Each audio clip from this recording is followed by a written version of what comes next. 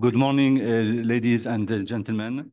Thank you for joining us today for this agenda item dedicated to cooperation and assistance. And we'll be very glad to listen to your statement regarding the item on enhancement of cooperation and assistance. As you know, we have started this discussion yesterday, and we will continue today our debate on this item. Please, if you could make your statements short to ensure that all delegation will take the floor, and to keep our schedule without major changes. So with this, I will open the floor, and we'll start with the first speaker on my list. Yeah, and now I give the floor to His Excellency, the Ambassador of UK. Please, you have the floor. Thank you, Mr. Chair.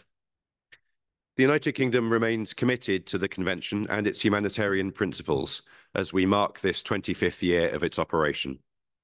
In this context, international cooperation and assistance remain as important as ever as we collectively refresh our focus and determination for the next 5 years of mine action. The UK works closely with other donors and national mine action authorities to deliver impactful interventions that reflect the priorities of affected states and benefit communities. In Ukraine, for example, where we remain resolute in our commitment to addressing the deadly consequences of Russia's illegal invasion, the UK is an active participant in the sectoral working group. We are also working closely with Dutch and Swiss colleagues through the UNDP to identify innovative finance mechanisms for Ukraine. Globally, we continue to support the sector through research projects to address evidence gaps, through our promotion of a sector-wide theory of change, and through our championing of innovative finance. The UK's main programme vehicle, the Global Mine Action Programme, GMAP, now in its 3rd iteration, is currently active in 11 countries, funding a country-specific mix of demining, risk education, and national capacity building. Since April 2022, GMAP3 has cleared and confirmed safe over 20.5 million square metres of land and delivered risk education messages to over 547,000 people living in mine-affected communities. This takes the UK's total investment in mine action since GMAP's inception in 2014 to over £210 million, an investment which has resulted in over 686 million square metres of land being cleared and confirmed safe, and over 5.3 million people reached by life-saving risk education. This financial year, GMAP's budget has risen to £23 million, a significant increase on recent years. This allows us to increase funding to our lead implementing partners, the Halo Trust and Mines Advisory Group, in all our active countries.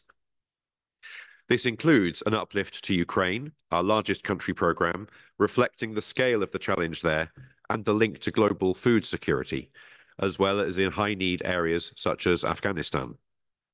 We are also including uplifts to support mine action efforts globally.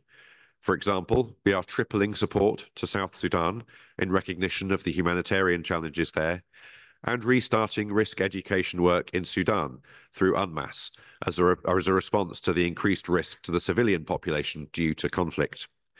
We are also scaling up our long-term support to Angola, Cambodia, and Zimbabwe as they work towards mine-free status. As well as this global commitment, the UK continues to invest in exploring alternative sources of funding in accordance with Action 42 of the Oslo Action Plan.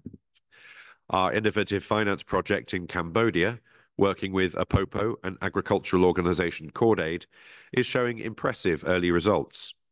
We intend to present on this at the 5th Review Conference in Siem Reap in November, and we are considering options for a second stage of this project, as well as looking for opportunities to establish new innovative finance pilots in other countries.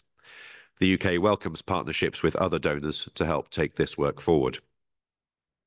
Ahead of the review conference, the UK will host a Wilton Park event with the mine action sector's largest donors and several key stakeholders later this month, focused on enhancing donor coordination to feed into the Siem Reap Action Plan. We look forward to sharing the event's outcomes with all. The UK remains committed in its support of the Convention, the ISU, and the President in this landmark year. I thank you. Thank you.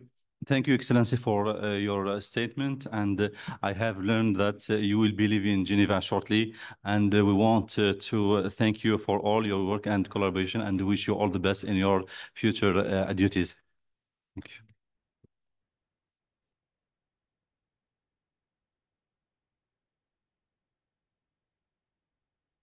And now I give the floor to His Excellency, the Ambassador of Germany to the Conference on Disarmament. Please, sir, you have the floor. Thank you, Mr. Chair. Coordination and cooperation are key for long-term success and through mine action. Germany is a firm supporter of international coordination and cooperation based on a partnership approach among donors with affected states and communities and with implementing partners.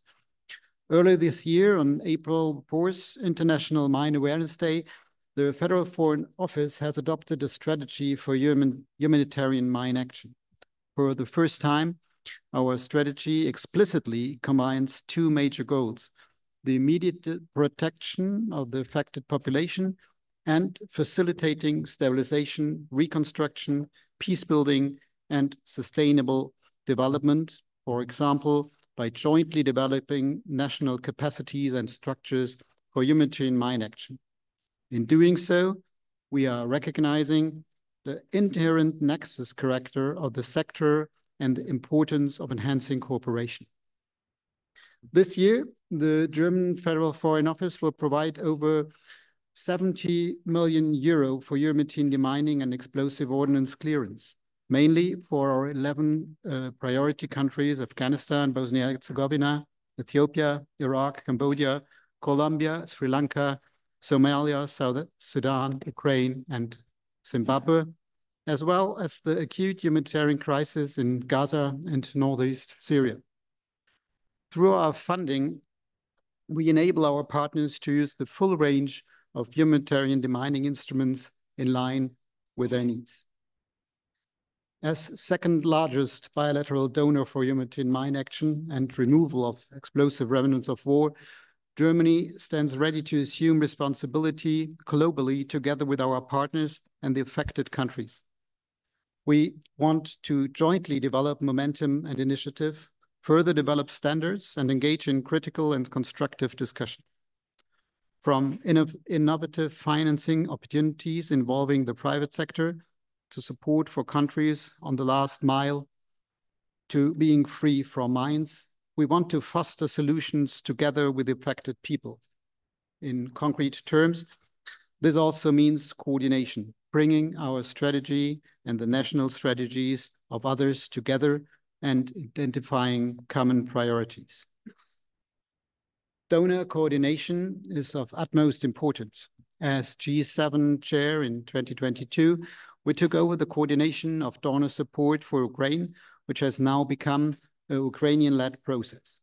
We have also done this at the Ukraine Recovery Conference in Berlin 2 weeks ago, with a panel on the importance of humanitarian demining for the civilian population, reconstruction, and human capital in Ukraine. We will continue playing that active role in the international community in the coming years. The world needs multi-annual financial support for humanitarian mine action by the international community, by affected countries, and also through private sector investments. Last, but certainly not least, I would like to highlight that none of our commitments would be remotely possible without the outstanding work of our humanitarian partner organizations. Their teams work on the minefield and increasingly in still ongoing conflicts to protect and ensure the safety of people around the world. They bring the states parties' commitments to life. They are the ones having direct impact every day. Thank you to all the colleagues. Thank you, Mr. Chair. Thank you, Your Excellency, for your statement. And of course, we appreciate highly the efforts made by Germany in the field of cooperation and assistance. And now I give the floor to the delegation of Italy. Thank you, Mr. Chair, and thank you for all the work you and the committee have done on international cooperation and assistance. 10 years ago, we gathered in Maputo, where we committed to the ambitious goal of achieving a world free of mines by 2025. Unfortunately, this aspiration is yet to be fulfilled. Enhanced efforts are necessary by all relevant stakeholders, and you can be assured that Italy is ready to contribute with a renewed endeavor towards this end. Italy has been proud to chair in 2023-2024 the Mine Action Support Group, which coordinates at global level the humanitarian mine action programs, harmonizes priorities, and increases donor support in the sector.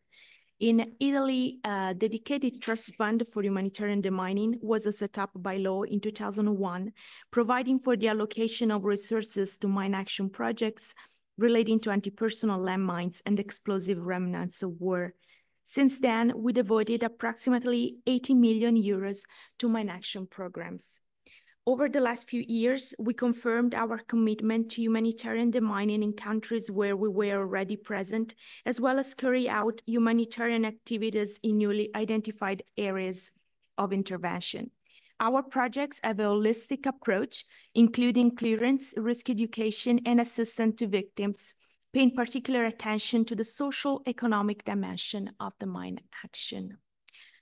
The Geneva International Center for Humanitarian Demining has been a long-standing partner of Italy for the implementation of activities related to explosive ordnance risk education, the strengthening of the Convention Implementation Support Unit, and more broadly, humanitarian demining, with a special focus on sustainable development, gender, and diversity. Over the course of last years, we consolidated our partnerships with the International Committee of the Red Cross, with projects in Mali, Somalia, Sudan, Afghanistan, and with the United Nations Mine Action Service in Syria and Iraq. Our funds contributed inter alia to the mining, training of humanitarian operators, and risk education activities. Following the illegal, unprovoked, and unjustified aggression by the Russian Federation, Ukraine is now one of the most contaminated countries in the world. The mining in Ukraine must be a top priority of the international community, and Italy is ready to contribute to the mining efforts in the country.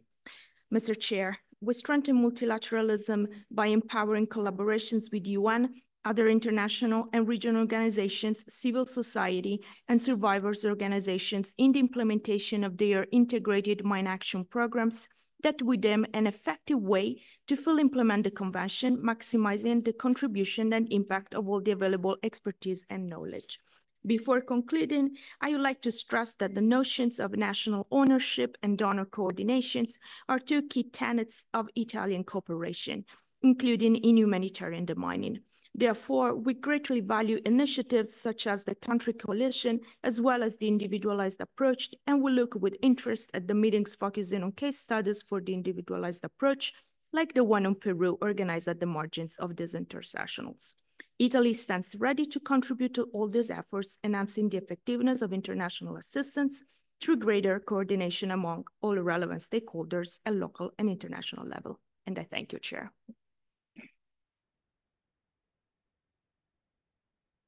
Thank you, distinguished delegate of Italy, and of course, we appreciate the efforts made by Italy in the mine action field, mainly as the coordinator of the MASC. Thank you. And now I give the floor to the representative of Australia. Sir, you have the floor. Chair, thank you for giving me the floor. Australia is committed to supporting international action towards a world free of landmines and other explosive remnants of war. Our commitment to demining has contributed to safety, livelihoods, and development.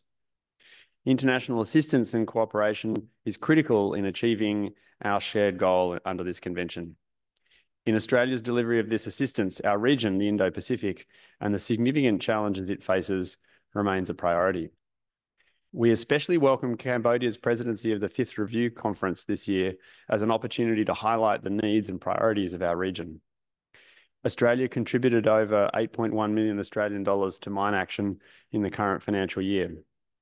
This includes a contribution of 3.5 million Australian dollars, approximately 2 million Swiss francs, towards the fourth phase of the Clearing for Results project in Cambodia.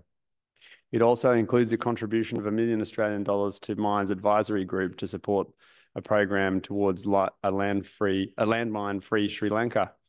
Australia has been a consistent supporter of mine clearance in Sri Lanka since 2009.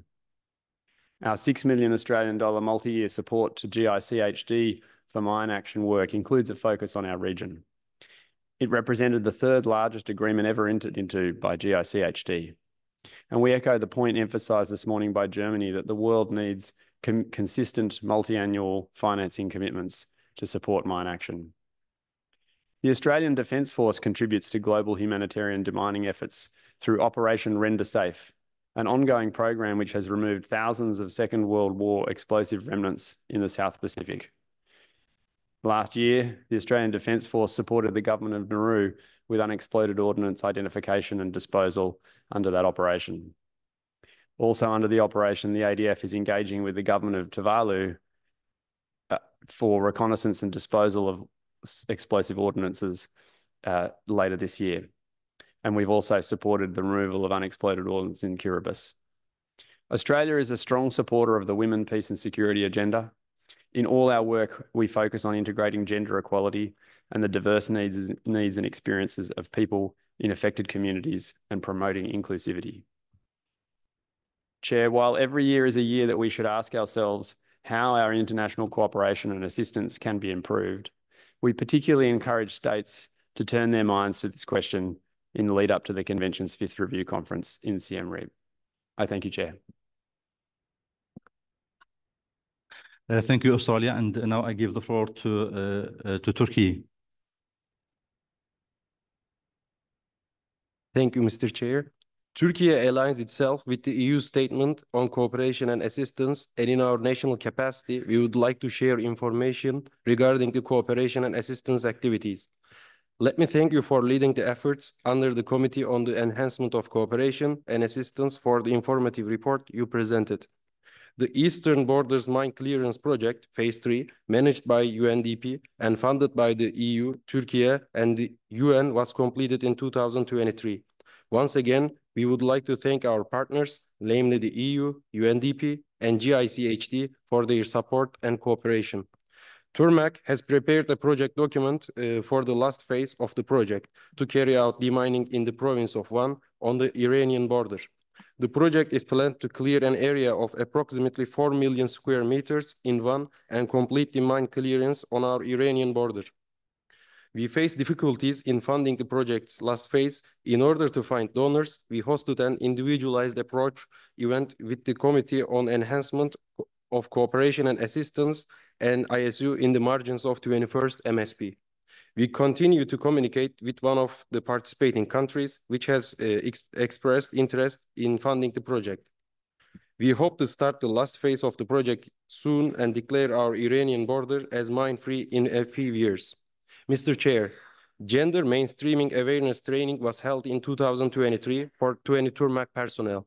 Turkey has sent 8 military demining teams and 4 EOD teams to Azerbaijan in December 2020 to support the mine clearance activities carried out by Azerbaijan. Since the beginning of 2023, our 4 military demining teams have been conducting military clearance in Azerbaijan. Humanitarian mine clearance training, mine improvised explosive devices awareness training, basic demolition techniques training, counter-improvised explosive devices training, improvised explosive devices neutralizing training, and explosive ordnance disposal were provided to Azerbaijan Armed Forces and Libya Armed Forces personnel. Our voluntary financial contributions to the functioning of this forum have been consistent over the years. This year, we also contributed to the ISU budget and the sponsorship program. We call for all state parties to contribute to mine action. On 10-11 June 2024, ISU Director visited Turmac to coordinate the preparations for the extension request that Turkey will submit by 21 March 2025. During the visit, our roadmap on the preparations for our extension request was determined. Additionally, in the facilities of the Gendarmerie General Command, manual mine clearing performance of mine detection dogs, and evacuation of injured people after accidents during mine clearing activities were demonstrated. And mechanical mine clearing equipment produced with domestic and national resources was introduced. Taking this opportunity, we would like to convey our gratitude to the ISU Director for his valuable cooperation and support. Mr. Chair, Turkey is honored to be a member of the Committee on Enhancement of Cooperation and Assistance and actively contribute to Convention's work. Upon request from the Committee on Enhancement of Cooperation and Assistance, Turkey declared itself a potential host state for exchange and study visits requested by mine-affected state parties through the Cooperation and Assistance Fund. Within the scope of the visit from Nigeria to benefit from CIF, TURMAC is ready to coordinate a study visit in Turkey to provide support in cooperation, training, and experience knowledge sharing in humanitarian mine activities. Thank you, Mr. Chair. Thank you, distinguished delegate of Turkey. And now I give the floor to Her Excellency Ambassador of Japan to the Conference on Disarmament. You have the floor. Thank you, Mr. Chair. Japan greatly appreciates the leadership by the President of the Fifth Review Conference and his team, and thanks all members of the committees and the ISU for their work in supporting states parties. Japan is committed to the implementation of the Oslo Action Plan and supporting mine-affected countries through various assistance programs. In the fiscal year 2023, which ended in March this year, Japan extended its assistance for mine action by providing assisting totaling approximately $67 million in 20 countries and regions through relevant international organizations and NGOs, including the UN Mine Action Service UNMAS and ICRC, as well as through bilateral cooperations via the Japan International Cooperation Agency, JICA. This represents an increase by more than 20% over the previous fiscal year. Japan attaches great importance to building the national capacities of mine-affected countries based on their ownership. Japan has consistently supported the Cambodian Mine Action Center, CIMAC, in enhancing its institutional capacity through the provision of equipment, various training programs, as well as in the area of development and research. In keeping with the progress in demining in Cambodia, Japan has also facilitated so-called South-South cooperation in partnership with CIMAC by sharing its experience and expertise with Lao PDR, Colombia, and other mine-affected countries. To date, more than 600 practitioners have benefited from trilateral cooperation through the JICA-CIMAC partnership. Since last year, Japan has also been implementing this initiative in Africa. Together with CIMAC and UNMAS, JICA organized a capacity building workshop in Nairobi last October for Ethiopia, Nigeria, Somalia, and South Sudan. This was followed by a study visit by senior government experts from these African countries to Cambodia in January this year. This study visit aimed to enhance national ownership, commitment, and capacity of affected countries to solve their own mine problems. The visit provided an opportunity for African governmental experts to learn from mine action governance and initiatives of CIMAC. Through these initiatives, Japan has reaffirmed the importance of strong national ownership, commitment, and capacity building for mine-affected countries.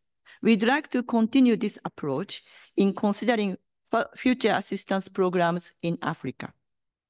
Regarding Ukraine, Japan launched a multi-component project for the State Emergency Service of Ukraine, SESU, in 2022. The pilot phase of this project consisted of the provision of advanced mine detectors developed by using Japanese technology and 2 training sessions in cooperation with CIMAC on the practical use of these detectors for Ukrainian deminers, one in Cambodia and one in Poland last year. Japan subsequently provided Ukraine with additional detectors through a grant aid project. Through technical cooperation project, Japan, in partnership with CIMAC, will continue to support Ukraine in the effective use of this equipment and also demining equipment that will be provided. Furthermore, I am pleased to inform this meeting that Japan has decided to host the International Conference on Ukraine Mine Action next year in Japan, following the second conference in Switzerland this year. Japan believes that this decision demonstrates its continued commitment to support reconstruction and rehabilitation of Ukraine. Finally, on the occasion of the fifth review conference, Japan, in partnership with Cambodia, which has been pursuing efficient demining through its capacity building effort, will highlight the value and benefits of cooperation among affected states. Japan will also showcase its technologies in mine action, in particular, efficient demining with the use of artificial intelligence, AI, as a new tool in achieving a mine-free world. Thank you, Mr. Chair. Thank you, Excellency, for your statement. And now I give the floor to Côte d'Ivoire to be followed by Sudan. Merci, Monsieur le Président. Ma délégation voudrait adresser ses vives félicitations au Cambodge pour son leadership dans le cadre des enjeux qui nous réunissent ce jour. À ces félicitations sont bien évidemment associés l'ensemble des pays membres du comité de renforcement et du comité sur le renforcement et la coopération et l'assistance, dont les réflexions ont été partagées au cours de la journée d'hier. Je voudrais souligner au nom de la Côte d'Ivoire l'importance cruciale du renforcement de la coopération et de l'assistance dans le cadre de la Convention sur l'interdiction des mines antipersonnelles. Mon pays reconnaît les effets dévastateurs et inhumains des mines antipersonnelles sur les civils, en particulier sur les populations les plus vulnérables. Mon pays salue à cet effet les progrès réalisés par la communauté internationale pour éliminer l'utilisation de ces armes et pour en venir aux aides aux victimes. Il est impératif que tous les États parties redoublent d'efforts pour renforcer la coopération internationale en matière de déminage, de destruction des stocks des mines antipersonnelles et d'assistance aux victimes. La solidarité et la collaboration entre les États seront essentielles pour atteindre les objectifs de la Convention d'Ottawa. La Côte d'Ivoire voudrait ainsi réaffirmer son engagement à contribuer à ces efforts, tout en appelant l'ensemble des États parties à intensifier leur coopération, à échanger des bonnes pratiques et à fournir une assistance technique et financière aux pays affectés par les mines antipersonnelles. Pour rappel, au sortir de la crise en Côte d'Ivoire, mon pays, bien que n'ayant pas connu l'utilisation des mines antipersonnelles, a décidé de détruire le stock découvert de mines antipersonnelles conformément aux engagements pris dans le cadre de la présente convention. Les autorités ivoiriennes ont également décidé d'inscrire au titre des priorités la problématique de la gestion et de la sécurisation des stocks d'armes et de munitions. Et c'est avec l'appui de ses partenaires bilatéraux et multilatéraux que la Côte d'Ivoire y est parvenue. Ceci est une preuve parmi tant d'autres qui nous rappelle que la coopération internationale fonctionne et sauve des vies.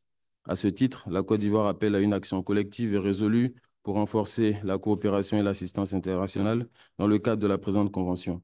Nous sommes convaincus que c'est ensemble, en unissant nos forces et nos ressources, que nous pourrons éliminer l'utilisation des mines antipersonnelles et protéger les civils des effets dévastateurs de ces armes. Je vous remercie.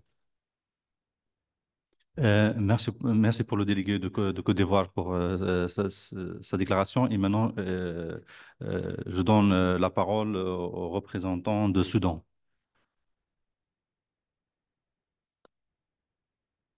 شكرا السيد الرئيس. المداخلة كاملة ستكون على موقع الاتفاقية. في البداية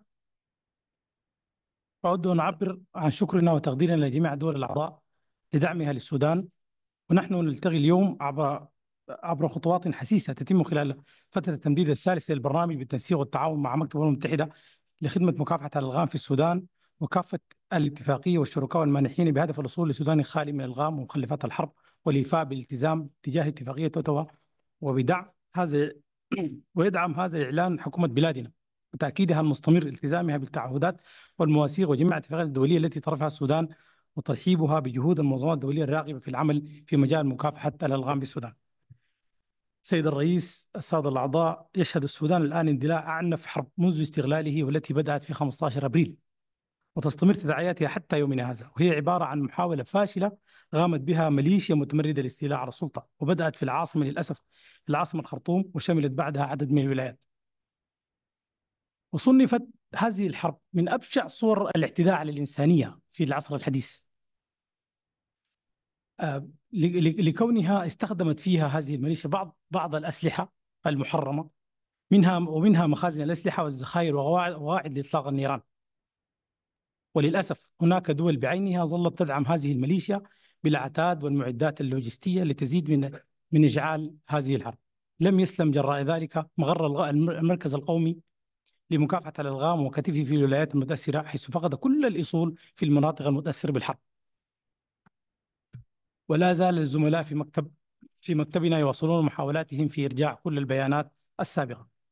لقد ظل السودان عبر مجهوداته الذاتية ودعم الشركاء يسير بخطى ثابتة في السنوات الماضية لنظافة المناطق الملوثة جراء الألغام ومخلفات الحرب، وتم إعلان مناطق كثيرة خالية ولم يتبقى منها سوى القليل، سعيا منه لإنفاذ اتفاقية أتوا وليفي بكل الالتزامات المطلوبة منه في هذا الصدد.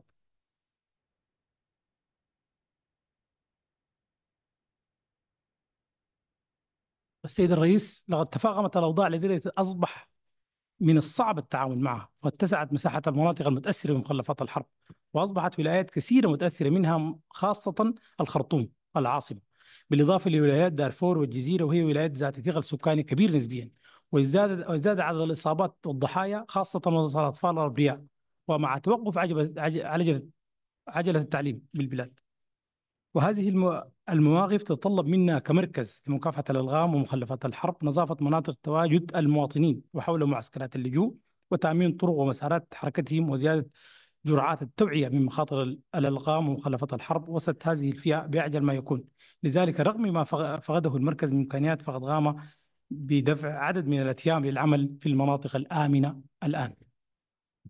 الإخوة الكرام، إننا بينكم الآن لتمليكهم الواقع الذي يمر به السودان، والذي يحتاج إلى المزيد من العمل من أجل حماية المواطن السوداني الذي تقتضي المهام الإنسانية التي نعمل لإنفاذها، ومن أجلها لإعادة رسم خطى المسار الصحيح بالمناطق الآمنة والمستقرة، والعمل في الشروع الفوري لنظافتها ليعود المواطن ويبدأ مسيرة الحياة الآمنة.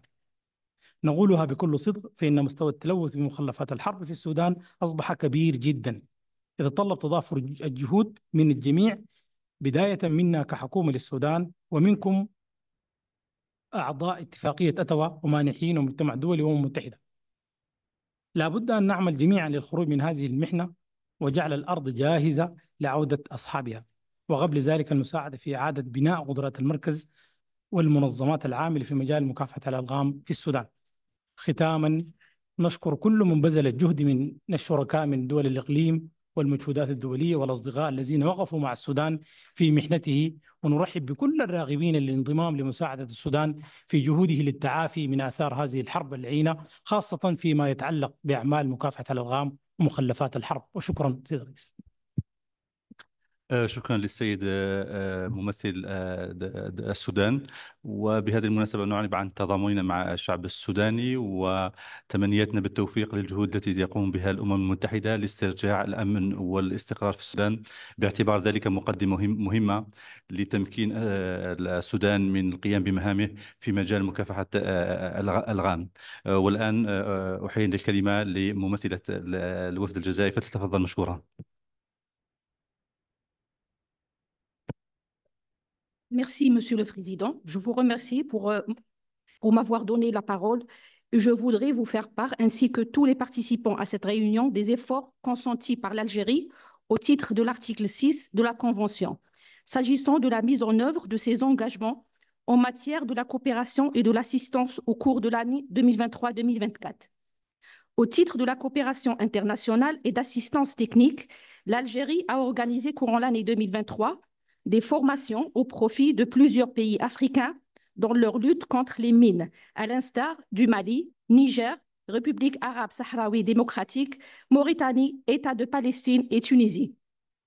À cela s'ajoute la participation d'experts algériens aux rencontres et exercices régionaux visant le partage d'expériences dans le domaine de déminage. Dans le cadre de son engagement sans faille et en faveur des objectifs humanitaires nobles de notre convention, l'Algérie assure la présidence du comité du renforcement de la coopération et de l'assistance pour l'année 2023-2024. Il est également important de rappeler que l'Algérie a organisé un séminaire international africain sur la lutte contre les mines antipersonnelles sous le thème « Pour une Afrique sûre et libre de mines antipersonnelles, l'expérience pionnière de l'Algérie » à Alger les 30 et 31 mai 2023, avec la participation de l'unité de soutien à la mise en œuvre de la Convention sur l'interdiction des mines antipersonnelles. En effet, ce séminaire régional a eu le mérite de contribuer d'une manière significative à explorer de nouvelles perspectives de coopération sud-sud, notamment avec certains pays africains, dont la Guinée-Bissau. Dans le cadre de la mise en œuvre des recommandations de ce séminaire, une délégation du comité interministériel chargé du suivi de la mise en œuvre de la Convention d'Ottawa a effectué le 27 mai 2024 une visite de travail au Guinée-Bissau. Cela a permis aux deux pays de jeter les jalons d'une coopération fructueuse dans ce domaine. Aussi, étant profondément convaincue de l'importance de la coopération interafricaine, l'Algérie a effectivement participé à la conférence régionale sur l'impact humanitaire des mines improvisées dans l'Afrique de l'Ouest et dans le Sahel, qui a été organisée du 13 au 15 février 2024 à Ghana. Je ne pourrai conclure mon intervention sans mentionner la coopération initiée cette année entre l'Algérie et le Bureau des Nations Unies pour les affaires du désarmement. Compte tenu de son expérience pionnière ainsi que son dévouement dans la lutte anti-mine, l'Algérie a été choisie par l'UNODA en 2024 pour être ainsi le premier pays africain et du Moyen-Orient qui va accueillir une visite d'étude du programme des Nations Unies sur le désarmement.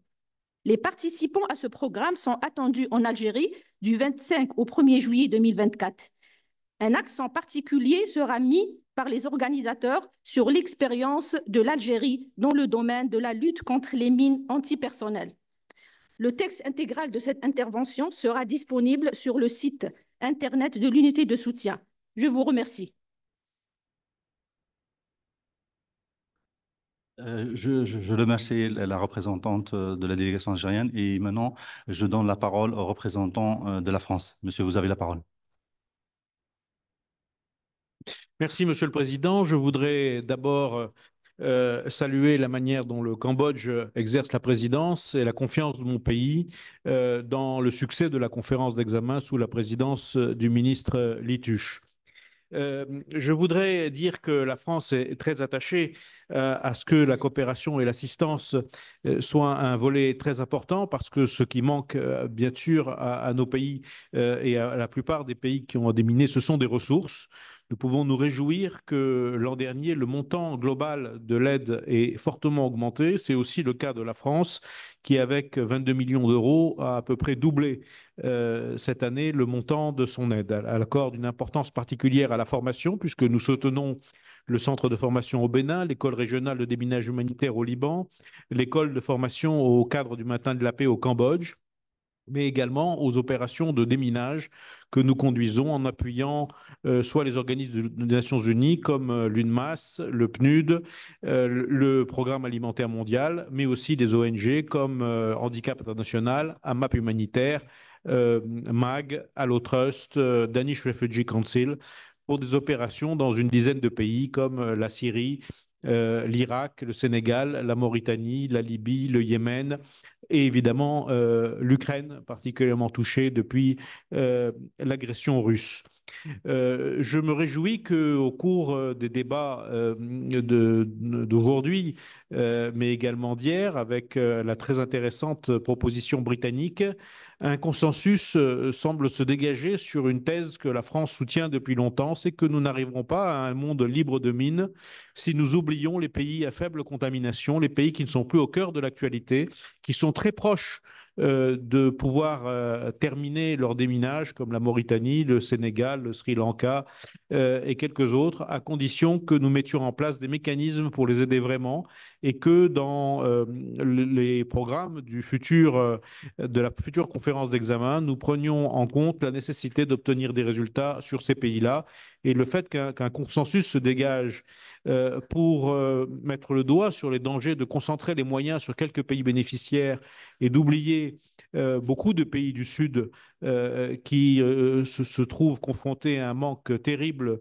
de moyens est une très bonne chose que ce consensus se réalise. Je vous remercie, Monsieur le Président.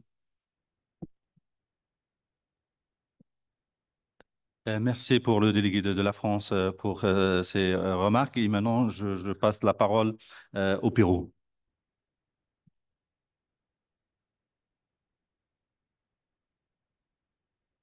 Gracias, señor presidente. La cooperación y asistencia internacional son de suma importancia para la implementación de la Convención, por lo que el Perú promueve diversos mecanismos, incluyendo los esquemas de cooperación sur-sur y triangular. Solo los esfuerzos conjuntos y coordinados entre estados afectados, estados donantes y organizaciones internacionales, regionales y no gubernamentales permitirán conseguir un mundo libre de estas armas letales. La relación bilateral entre Perú y el Ecuador se caracteriza por un alto nivel de confianza mutua, integración y cooperación. Gracias a esta decidida y ejemplar colaboración en el ámbito del desminado humanitario, se han registrado importantes logros, particularmente en la zona de frontera, lo que ha contribuido a que los dos países avancen de manera exitosa con la implementación de la Convención de Ottawa. En ese sentido, la cooperación sur-sur, las buenas prácticas y la voluntad de las partes han posibilitado desarrollar medidas de capacitación, entrenamiento, doctrina, planificación y ejecución de operaciones combinadas de desminado y asistencia recíproca en beneficio de las poblaciones de ambos países localizadas en las zonas minadas. Señor presidente, el 28 de marzo del presente año, nuestra misión permanente en Ginebra presentó ante el presidente del Comité de Implementación del artículo 5 de la Convención la solicitud de prórroga para el cumplimiento de las obligaciones del Estado peruano con la limpieza de los campos minados, teniéndose previsto realizarla en el periodo comprendido del año 2025 al 2029. En este contexto, el día de ayer, y gracias a las gestiones del Comité de Cooperación y Asistencia y a la Unidad de Apoyo a la Implementación, se realizó el evento en formato enfoque individualizado, denominado Acción contra las minas en el Perú, el camino hacia la conclusión, donde nuestra delegación tuvo la oportunidad de exponer ante la Convención los retos y desafíos, así como el planeamiento para la ejecución de las operaciones que permitirían culminar con éxito el proceso de desminado humanitario en nuestro territorio a fines del año 2029. El indicado evento se realizó con la finalidad de recurrir a la cooperación internacional, el correspondiente apoyo que permitiría al Perú reducir los plazos de cumplimiento de la solicitud de prórroga presentada en su oportunidad en la Convención. Señor presidente, el Perú renueva su compromiso con el objetivo y finalidad de la Convención y, por lo tanto, condena el empleo de las minas antipersonal por cualquier actor, en cualquier lugar y bajo cualquier circunstancia.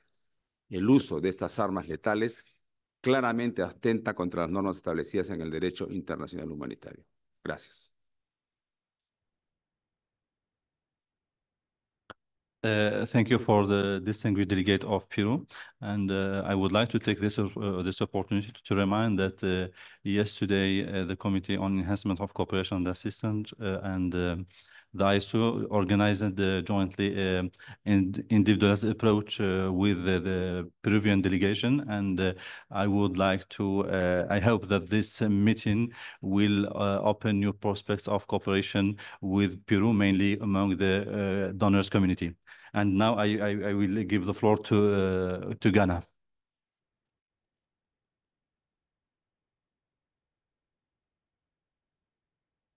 Thank you very much, Mr. Chairman, for the opportunity to make this statement.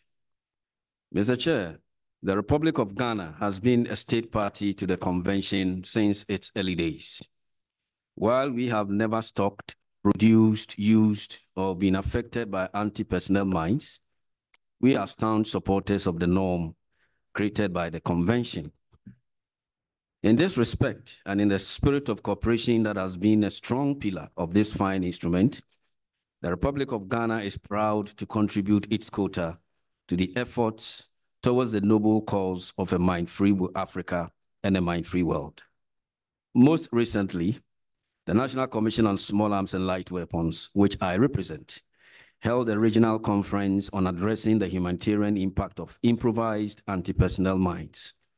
This was with the full support of the European Union and Implementation Support Unit, and I commend them highly for their assistance and cooperation. The regional conference took place in February and saw the participation of 27 state parties and 17 international and non-governmental organizations. The meeting showed a high commitment to a mine-free Africa, which was expressed by our leaders with the participation of the Vice President of the Republic of Ghana and Ministers of Defense and of the Interior and the Ministry of Foreign Affairs and National Security. In addition, we worked with our own local authorities, including those in border areas. The conference was a great opportunity for Ghana to re-enter into the work of the convention. For this, we are extremely grateful to the Implementation Support Unit for trusting the Commission with the organization of this event that saw more than 100 participants.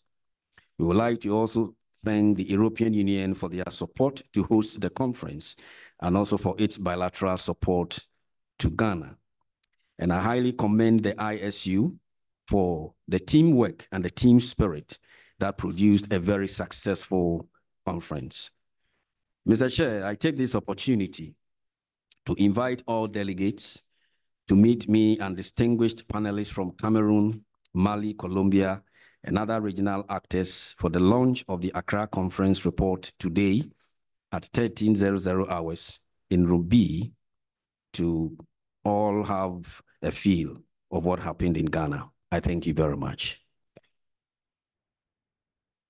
Thank you for this, the distinguished delegate of Ghana. And now I would like to inform you that the government of Yemen has submitted a written statement that will be published on the website of the ISU. And now, before to continue, I would like to ensure if there is any other delegation that would like to take the floor. Yeah. And now I give the floor to the delegation of Spain. Sir, you have the floor. Muchas gracias, señor presidente. Como mi delegación viene haciendo habitualmente, quiero subrayar en este foro la labor del Centro Internacional de Desminado de España, que colabora activamente con formación y asistencia técnica a varios Estados parte. Baste mencionar que desde 1999 el Centro Internacional de Desminado español ha formado a más de 1.300 operadores y formadores de 27 países, fundamentalmente en América Latina. Asimismo, de manera más específica sobre actividades y novedades acontecidas a nivel nacional desde la última reunión de Estados parte, me gustaría destacar que una serie de actividades e iniciativas realizadas por el Centro en el último año. En primer lugar, España continúa colaborando de manera muy activa con la Organización de Estados Americanos en cursos de desminado humanitario y desactivación de municiones convencionales, habiéndose celebrado nuevas ediciones de los cursos EOD niveles 2 y 3 en este año. Igualmente, España participa en el ámbito de la iniciativa 5+5 en su centro de adiestramiento sobre desminado humanitario, participando también en diversos comités científicos.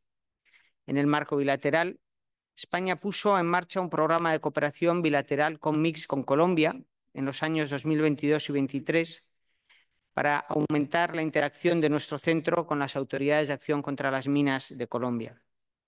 También España participa en las jornadas de actualización en zonas de operaciones de la misión de formación de la Unión Europea en Mali. Y especialmente quiero destacar las actividades de educación sobre riesgos y sensibilización que el Centro Internacional de Desminado pone a disposición de personalidades de la sociedad civil, organizaciones no gubernamentales o corresponsales de guerra, esenciales para asegurar su condición sobre el terreno.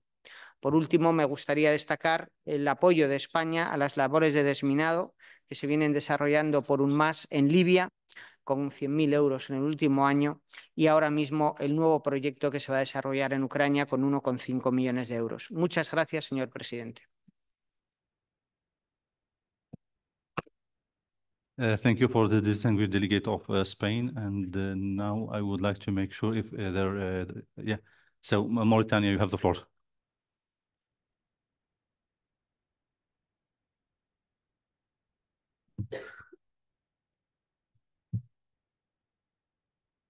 Bonjour. Bonjour, Monsieur le Président.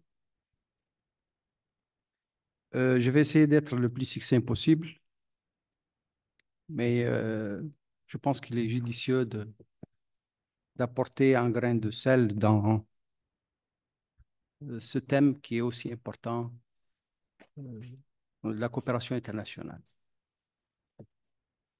La coopération internationale, de mon point de vue, est l'épine dorsale, la moelle épinière pour ouvrir la voie,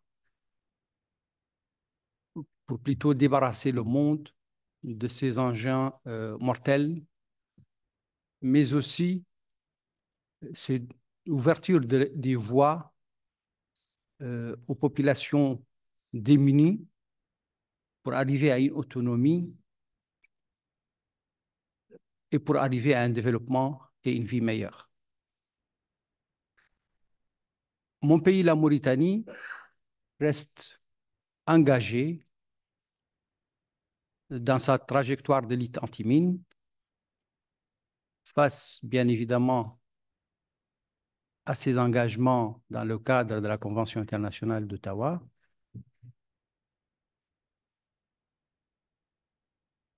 Nous continuons à souffrir de ces engins mortels, car nous souffrons des mines antipersonnelles, de la mine anti-char, des sous-munitions et des restes explosifs de guerre. Nous restons bien évidemment engagés dans cette lutte, mais vu les moyens dont dispose notre pays, je rappelle ici dans ce cadre que nous avions soumis une demande d'extension pour arriver à une Mauritanie sans mine à l'horizon 2026. Mais ici, je voudrais faire une précision qu'avec les moyens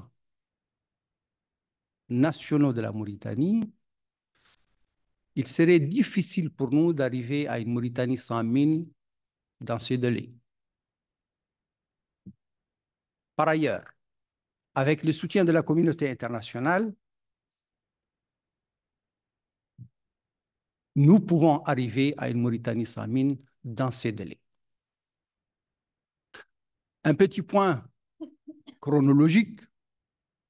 Avec les moyens de la Mauritanie, je sais qu'on va arriver à une Mauritanie sans mine, mais probablement dans plusieurs décennies. Avec un effort relativement moyen de la communauté internationale, je sais qu'au bout de 3 ans, 4 ans, nous pouvons arriver à une Mauritanie sans mine parce que nous avons ce qu'on appelle de la contamination résiduelle. C'est le cas de la Mauritanie, mais aussi c'est le cas de plusieurs pays ici présents. Je voudrais attirer à l'attention des participants et de la communauté internationale sur ce point. Je suggère la mise en place d'une table ronde pour discuter de ce point. Parce que, comme on dit, celui qui n'avance pas recule. De mon point de vue, il serait judicieux de penser à une table ronde pour voir un certain nombre de points, dont, bien évidemment, de mon point de vue, la coopération internationale et l'assistance dans le cadre de la lutte anti-mine.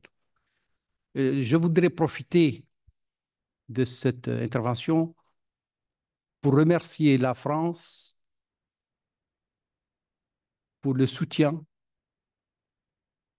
dans le cadre des déminages en Mauritanie et dans d'autres pays africains.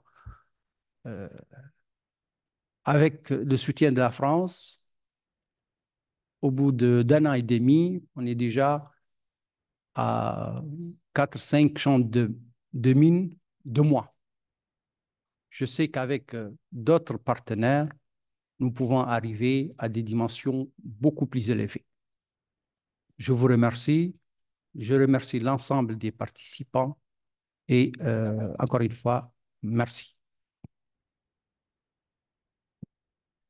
Merci pour le délégué de la Mauritanie pour avoir partagé avec nous ses opinions concernant la coopération dans le domaine de la lutte anti-mine. Et maintenant, je voudrais d'abord m'assurer qu'il n'y a pas une autre délégation qui souhaite prendre la parole.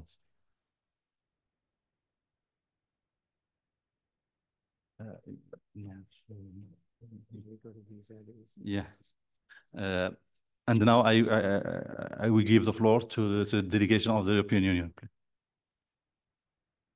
Thank you very much, Mr. Chair. I have the honor to speak on behalf of the European Union and the candidate countries Turkey, North Macedonia, Montenegro, Serbia, Albania, Ukraine, Republic of Moldova, and Bosnia and Herzegovina. Mr. Chair, the EU wishes to thank the Committee on the Enhancement of Cooperation and Assistance for its continuous efforts to strengthen the partnerships between states in a position to provide assistance, both financial and technical, and states parties requiring assistance, and to promote dialogue among all stakeholders. Mine action is critical to the peace and security agenda, humanitarian emergency response, and sustainable development, and positively contributes to stabilization and sustaining peace. Mine action is also fundamental for the implementation of the 2030 Agenda for Sustainable Development. We emphasize the importance of connecting the Sustainable Development Goals and development strategies in mine action. Mr. Chair, EU assistance covers the whole scope of mine action: clearance, stockpile destruction, victim assistance, risk education, advocacy, and capacity building, and is provided in the light of the Oslo Action Plan. The actions regarding reporting, whether legal obligations as foreseen in the Convention, politically binding as decided by the states parties during review conferences, or on a voluntary basis, as encouraged during meetings of states parties, should call for more attention. The EU calls for increased reporting as well as for an innovative, coordinated approach and a comprehensive program aiming at advocating, assisting, and promoting this reporting under this mandate of the President. The EU considers that this reporting should include contamination by anti-personnel mines of an improvised nature, as this type of contamination must be also addressed within the framework of the Convention, since some improvised explosive devices fit the definition of an anti-personnel mine. The EU directly supports the Implementation Support Unit with €2.7 million to assist mine-affected states parties to set up national dialogues on mine clearance and victim assistance. In line with Oslo Action Plan, these dialogues create a platform to strengthen coordination and dialogue with national and international stakeholders on progress, challenges, and support for the implementation of the Convention. We encourage parties responsible for the well-being of mine-affected communities and survivors to better address the challenges they face through strengthened dialogue and partnerships. In this context, the EU appreciates the excellent implementation by the ISU of the projects under the EU Council decision, and within its scope, the Regional Conference on Addressing the Humanitarian Impact of Improvised Anti-Personnel Mines within the framework of the Convention was organized in Ghana in February, which main objective was to discuss the humanitarian impact of improvised anti-personnel mines in West Africa and Sahel region, and the need to address this challenge under the Convention's framework. As we heard from our distinguished colleague from Ghana, a side event to share conclusions and recommendations from the conference will take place today in Room B, and you are all invited. The project also sponsored a dialogue in Zimbabwe to promote support for Zimbabwe's ambition to achieve its 2025 mine clearance goal, which will be followed by the first ever victim assistance stakeholder dialogue. Moreover, at the end of August, regional victim assistance dialogue will be hosted by Slovenia. Furthermore, the EU fully supports the individualized approach format that the committee implements in order to give a platform for interested affected state parties to present their specific challenges and needs to relevant stakeholders. Mr. Chair, assistance and cooperation requires commitments, evidence-based national plans, and ownership to ensure efficient and effective use of scarce resources. National ownership and evidence-based national plans continue to be key factors that facilitate progress in mine action, as well as cooperation and assistance from other states. Likewise, robust and continuous in-country conversations among stakeholders are an important component in facilitating progress in the implementation. We also recognize that international cooperation assistance should be gender, age, and disability responsive, and should also take into consideration the diverse needs and experience of people in affected communities, as well as climate change and environmental protection. In conclusion, let me reiterate that the EU and its member states remain committed to mine action and will continue to be dedicated to assist our partners in achieving our common goal of a mine-free world. Thank you, Mr. Chair. Thank you for the distinguished delegate of the European Union. And now I will give the floor to the representative of the GIC HD. Sir, you have the floor. Thank you very much, Mr. Chair. Mr. Chair, let me first thank all our donors, mine-affected countries, the ISU, and other partners for the invaluable support and collaboration. The Oslo Action Plan provided a solid framework to enhance cooperation and assistance under the APMBC, but its impact on increasing resources or promoting greater coordination is unclear. Despite all efforts and advances, funding for mine action remains low compared to other sectors and insufficient to support states with outstanding obligations. International assistance is also unevenly distributed, prioritizing countries in humanitarian emergencies and clearance over other mine action pillars. Resource-scarce countries in non-emergency contexts continue to face difficulties in deploying the necessary capacities to fulfill APMBC obligations. The fifth review conference can enhance cooperation and assistance meaningfully by strengthening existing mechanisms and encouraging the exploration of new ones. The individualized approach has helped several states to showcase progress, outline needs, and promote coordinations, but it seems to have been underutilized. Follow-up to these meetings has also been inconsistent, not always leading to greater coordination or enhanced contributions. Encouraging more affected states to use this mechanism and investing more in the follow-up process, especially at the national level, could help strengthen this established support mechanism. We welcome that the APMBC committees on Article 5 and on cooperation and assistance will work more closely to facilitate the matching of needs with international resources. Enhancing dialogue between the APMBC implementation machinery and informal mechanisms for donor coordination, such as the Mine Action Support Group, could also help to support countries with outstanding obligations. Since 2019, the sector has focused on the potential of innovative financing mechanisms in filling the funding gap. A recent study by GICHD and Siem Impact Limited analyzes how innovative finance mechanisms, notably front-loading mechanisms and thematic bonds, have been successfully employed in other sectors, such as humanitarian and development assistance, and illustrates how this may be applied to mine action. Finally, the suggested creation of a completion fund could also be explored. Looking at how similar models have been applied in other instruments, such as the Voluntary Trust Fund of the Arms Trade Treaty, could provide useful lessons, notably on the institutional setup and processes to manage and allocate contributions. Mr. Chair, the exchange of knowledge, good practices, and experiences are equally important aspects of international cooperation and assistance. Through its regional cooperation framework, The GICHD has helped to enhance local capacities by disseminating tools and standards into local languages and delivering training programs. For instance, on gender and diversity mainstreaming, information management, EID's risk management, and EURE.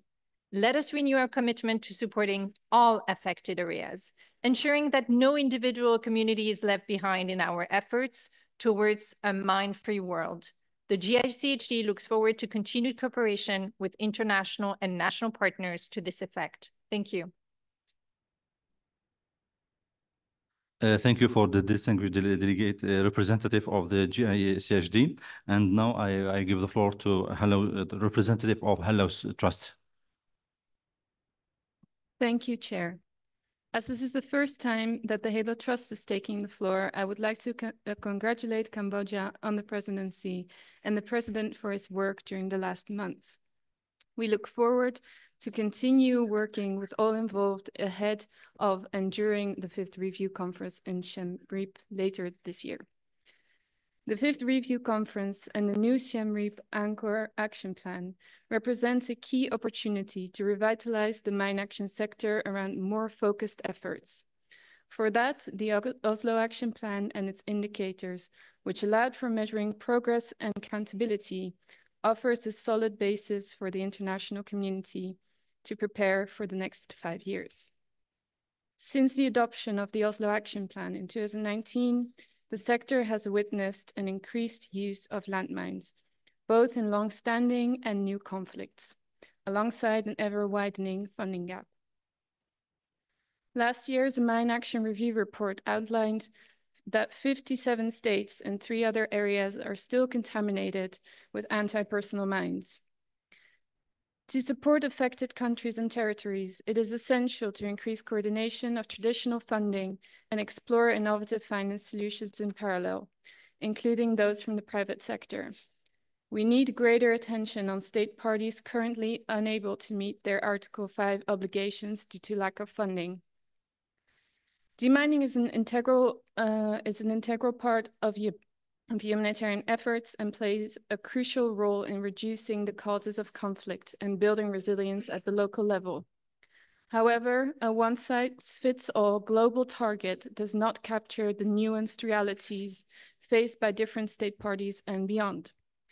Each affected country has unique challenges and capacities, requiring our sector's approach to reflect this diversity.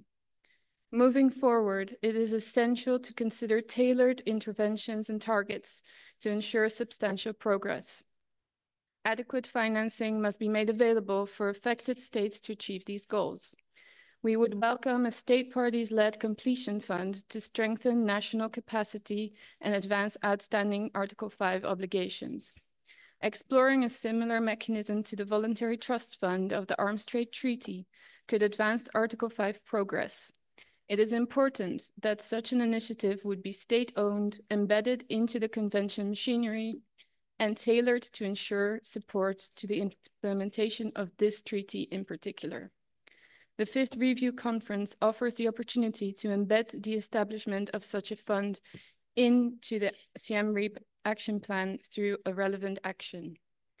HALO is an active member of the Gender and Diversity Working Group and the Environmental Issues in Mine Action Working Group. Therefore, we would like to reiterate that international cooperation and assistance should be responsive to gender, age, disability, and other diversity considerations, as well as climate change and environmental protection.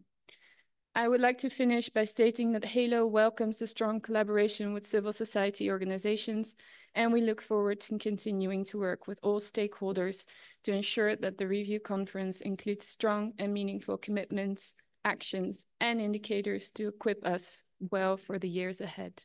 I thank you. Thank you for Hello Trust, and now I give the floor to the representative of ICBL.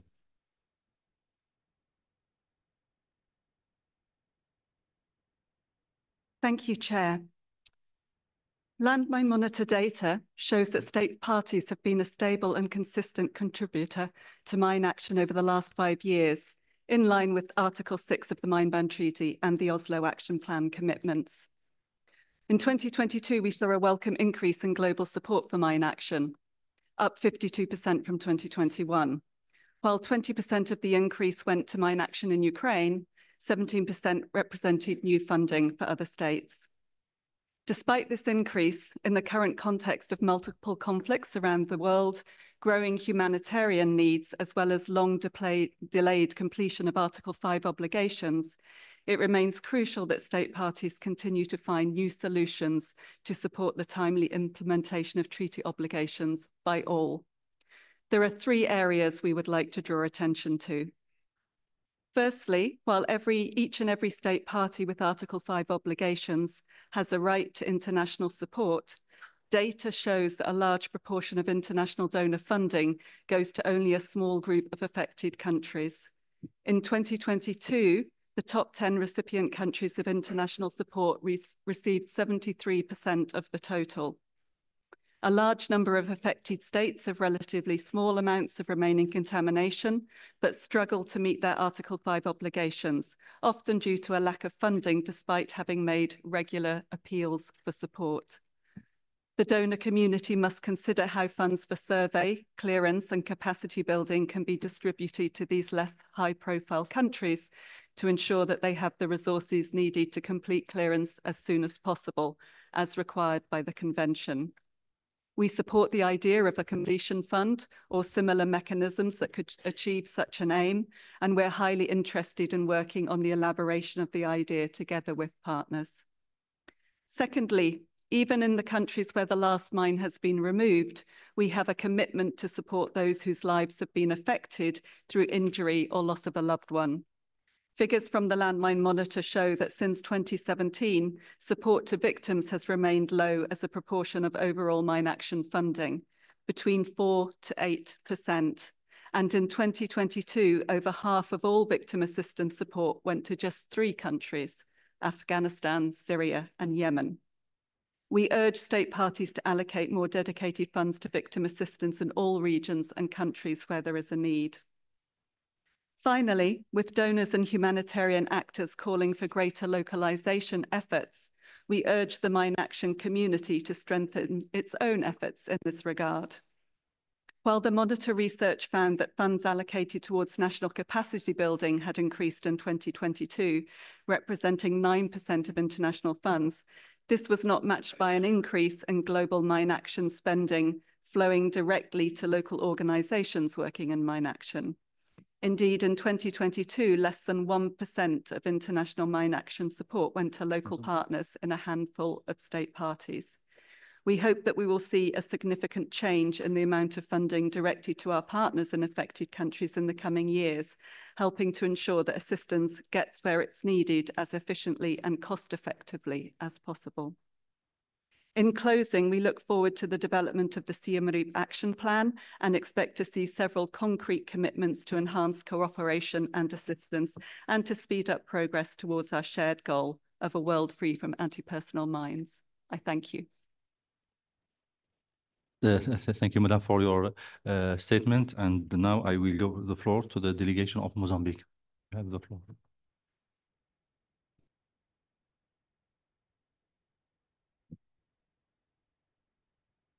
Thank you for the permission. I would like to congratulate the gains achieved within the scope of cooperation to achieve a mine-free world. Share Mozambique experience height that thanks to support of international cooperation, the country declared mine-free.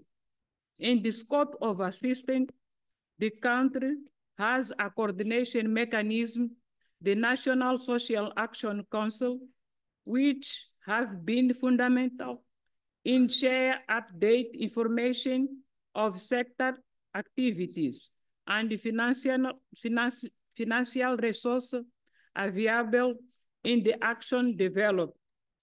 It is important to continue with cooperation efforts so that actions are effective in assisting mine assistance.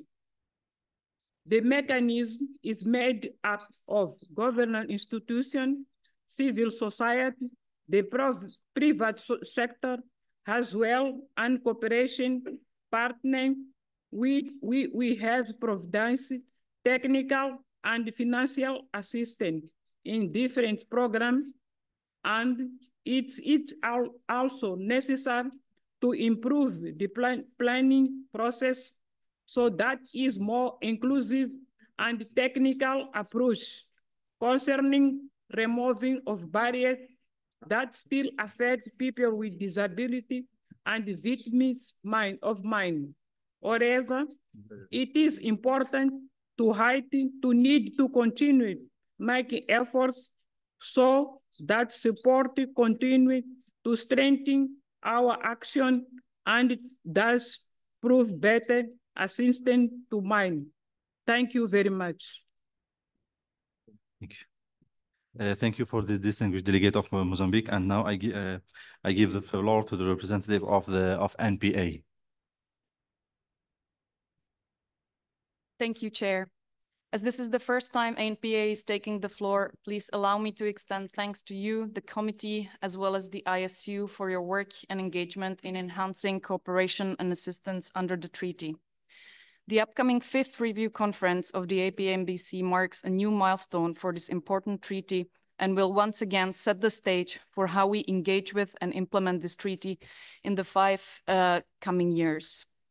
To ensure that the Siem Reap-Angkor action plan will be successful and implemented to its fullest, we must remember that the success of the treaty relies on meaningful cooperation and engagement by all state parties. This includes a clear commitment and engagement through funding opportunities, capacity development, exchange of knowledge and lessons learned, and most importantly, that we all work effortlessly towards the goal of actual completion of convention obligations. As we have previously highlighted, NPA is concerned about the growing list of countries with low contamination, which are close to completing their Article 5 obligations, but still do not manage to cross the finish line. The success of the convention lies in the full, not partial implementation of its obligations. We therefore wish to see more joint efforts by donor states to coordinate amongst each other to provide the necessary support to ensure completion, such as through forming completion initiatives with affected states, mine action platforms, and pooling conventional funding resources into a completion fund. Affected states should also do their utmost to provide detailed, time-bound, and realistic completion plans that allow for good cooperation between donor states and affected states with clear objectives for fulfilling the treaty obligations. We welcome and stand ready to support the extension request submitted by Peru and supported by Ecuador as an excellent example of what cross-border cooperation should look like. We hope that other affected states with cross-border contamination follow suit and that donor countries rewarded with sufficient funding. Such cross-border cooperation initiatives should be recognized, encouraged, and supported, as these are important efforts in fulfilling the Convention's obligations. We further emphasize that the solution to appropriate allocation of resources within our sector lies in pooling resources into conventional institutional funding. The most valuable outcome of the 5th Review Conference for the success of this treaty would be an actionable commitment to establish a completion fund under this convention with a functioning machinery up and running no later than by the meeting of states parties in 2025. We hope that next time we all meet in Siem Reap, states parties will champion the establishment of the completion fund through pledging resources to it.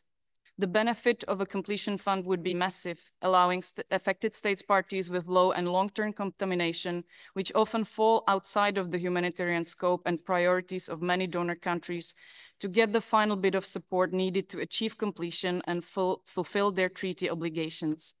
Thank you. Thank you for the representative of NPA, and now I will give the floor to the distinguished representative of UNMAS. You have the floor, Madam. Thank you very much, Mr. Chair. Good morning, colleagues. And just a word to the interpreter, I'm actually going to depart quite a bit from the statement we sent you, so please listen up. So I've got 8 key points. First, I wish to express my gratitude to all member states and other partners that work with the United Nations to enhance cooperation and assistance in mine action. Second, I would like to thank the 22 donors that contributed to the UN Voluntary Trust Fund for Mine Action in 2023. You can see the list of those donors on UNMAS annual report. As part of greening the mine action, we are not printing our annual reports anymore, but you can find them online. And you can also see the results and the impact of the 20 programs that you have supported. So some of these results include supporting peace processes, enhancing the safety of peacekeepers, protecting civilians from explosive ordnance, and enabling the response of humanitarian partners, providing food, shelter, health and education, and emergencies. Fourth, as global coordinator of the Mine Action Area of Responsibility, which is a UN NGO partnership coordinating mine action in 15 countries, I would like to highlight we have 200 partners working together for greater cooperation, and half of them are local partners. At the global level, the Danish Refugee Council is our co-coordinator, but in every country, we now have co-coordinators, and we're really pushing to have more local co-coordinators in order to give them more power, and also encouraging donors to try to channel more resources directly through local partners. Matching needs with resources is an increasing challenge in mine action in emergencies due to the increasing needs related to the escalation of conflict. But we need to find ways to get new donors to support our endeavor. Fifth, I wanted to mention the NDM. Every year we organize with the GICHD, the UN meeting of national directors. And I think this is a key moment in the year where everybody can share knowledge and expertise and strengthening partnerships. So please save the date for next year. It's 9 to 11 April 2025 in Geneva. And I thank Switzerland for its support for this important event. Six, I would like to thank countries that provide in-kind support, experts for the improvised explosive device threat mitigation team that we have deployed in Entebbe, and that's supporting many countries with training in IED threat mitigation across Africa. And also thank donors who provide us with information management capacity. This is a very critical skill, and we're lacking experts in that area. We need many more for all countries to be able to benefit from that. Seven, I would like to note the excellent cooperation we have with the ISU. I really appreciate being invited to some of the conference that they organized. Of course, the regional conference on IEDs in Ghana, but also the VA conference last year in Cambodia that really was very useful to hear the voice of many survivors and shape our victim assistance programs. Eight, I have a recommendation for affected states. Please do facilitate the work of international operators to speed up the work. Accreditation delays also have a cost. So the more you can accelerate the process, the best it will be for the operations. Yes, and last, I just agree with many of the comments that have been made. There's an urgent need to mobilize more resource for mine action. It's just the pie is just too small in relation to the needs we're seeing on the ground. Thank you. Thank you, distinguished representative of UNMAS. And with that, I think that we come to the end of the list of speakers. But I would like to ensure that there is, if there is any other delegation, would like to take the floor. No.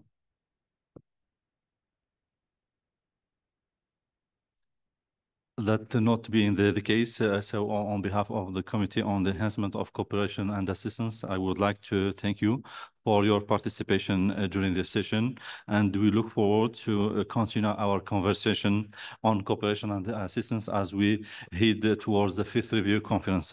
Thank you very much. And it is now my pleasure to invite the President and of the Committee on Cooperative Compliance and members of the committee. Please. Thank you so much for your kind attention. Thank you.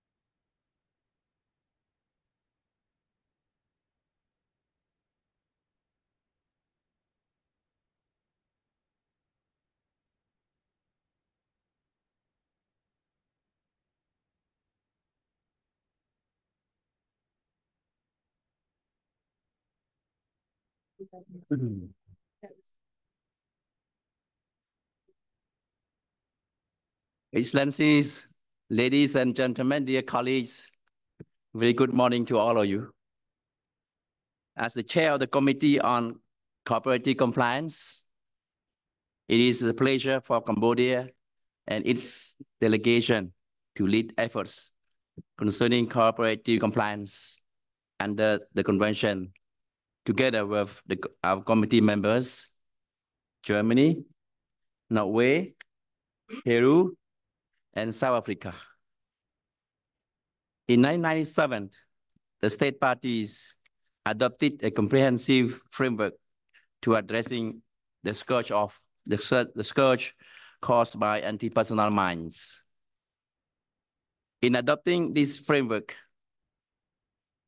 they also adopted several measures to ensure compliance with the provisions of the convention.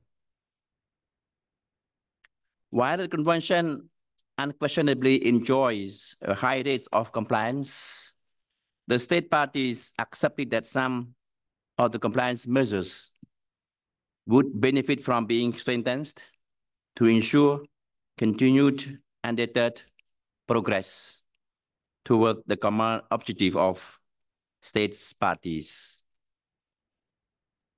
As many of you know, the 5th Review Conference took several measures and include several actions in Oslo Action Plan, which committed states in non-compliance with Article 1 to continue their efforts to ensure transparency in their efforts to address these matters, and that resolve these matters within the scope of Article 8.1. It also committed states to ensure compliance with their Article 7 obligations and highlighted those with Article 4, 5, and those retaining mines under Article 3. I must mention that reporting is a commitment by all states, not just those with Article 4 and 5, or retaining mines under Article 3. And finally, it committed states to ensure implementation of their Article 9 obligations to establish appropriate legal, administrative, and other measures to implement the convention and report on measures taken no better than by the 20th MSP. I believe we can all agree that compliance with the obligations of the convention is an issue that demands vigilance, and that is key to our success. Over the course of the first half of the year, we had the opportunity to meet and discuss our ongoing work on engaging in cooperative dialogue with states parties to ensure transparency in implementation and to raise awareness of outstanding obligations under Article 9. Dear colleagues, our intention is to continue these discussions in the lead up to the 5th Review Conference. Before I get started, let me offer the floor to the Convention's gender focal point, my good colleague, Angel Honor, from Peru, to say some brief remarks. Angel, you have the floor. Thank you.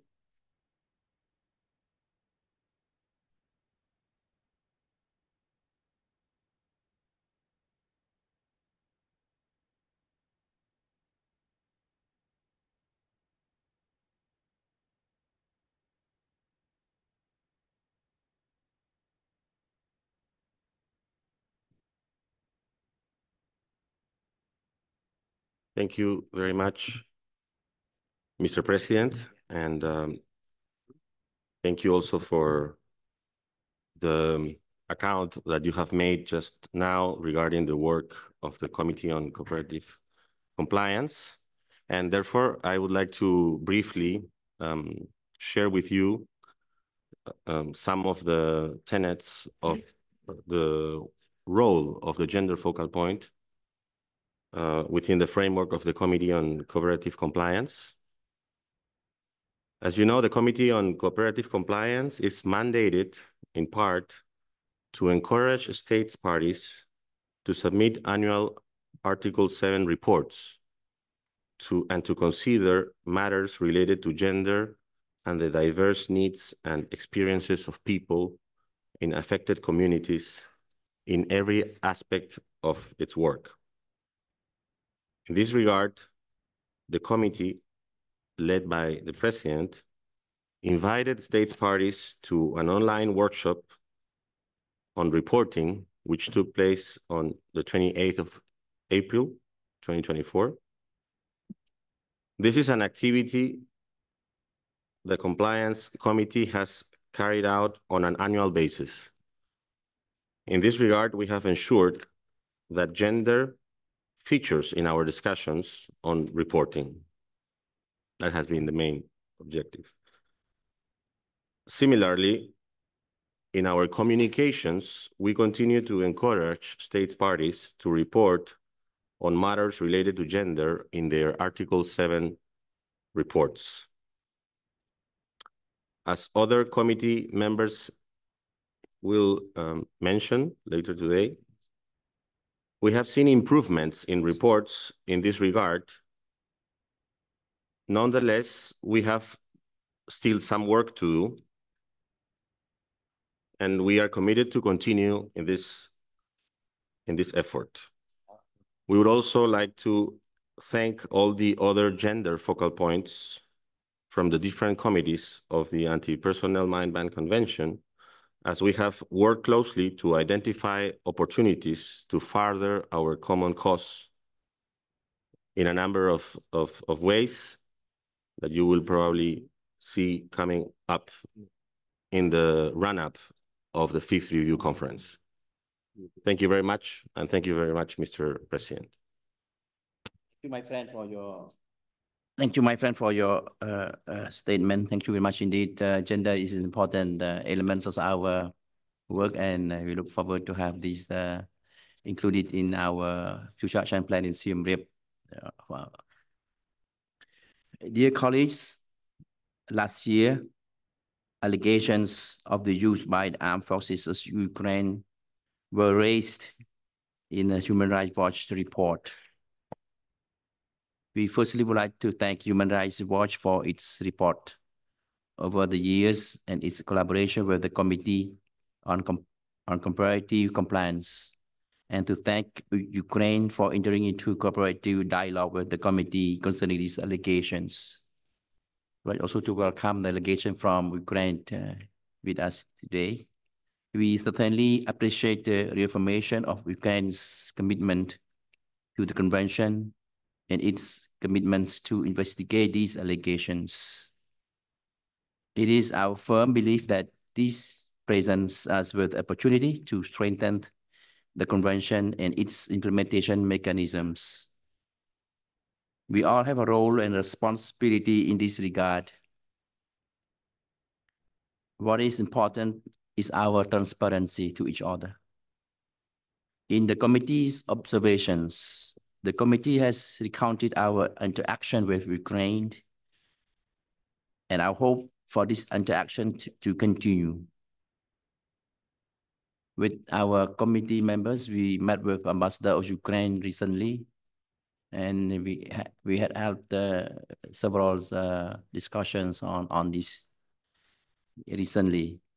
In addition to Ukraine, Sudan, and Yemen has also outstanding allegations and confirmed allegations respectfully or used in their respective countries. Since these allegations surfaces more than a decade ago, we have remained in contact. The place where these allegations took place have remained outside of the effective control of these states. We has not allowed for further physical investigation. No new allegations has been reported since. Now, allow me to begin by giving the floor to states parties addressing matters under Article 1.1 for an update on their situation. I would like now to offer the floor to our friends from Ukraine. Thank you. You have the floor.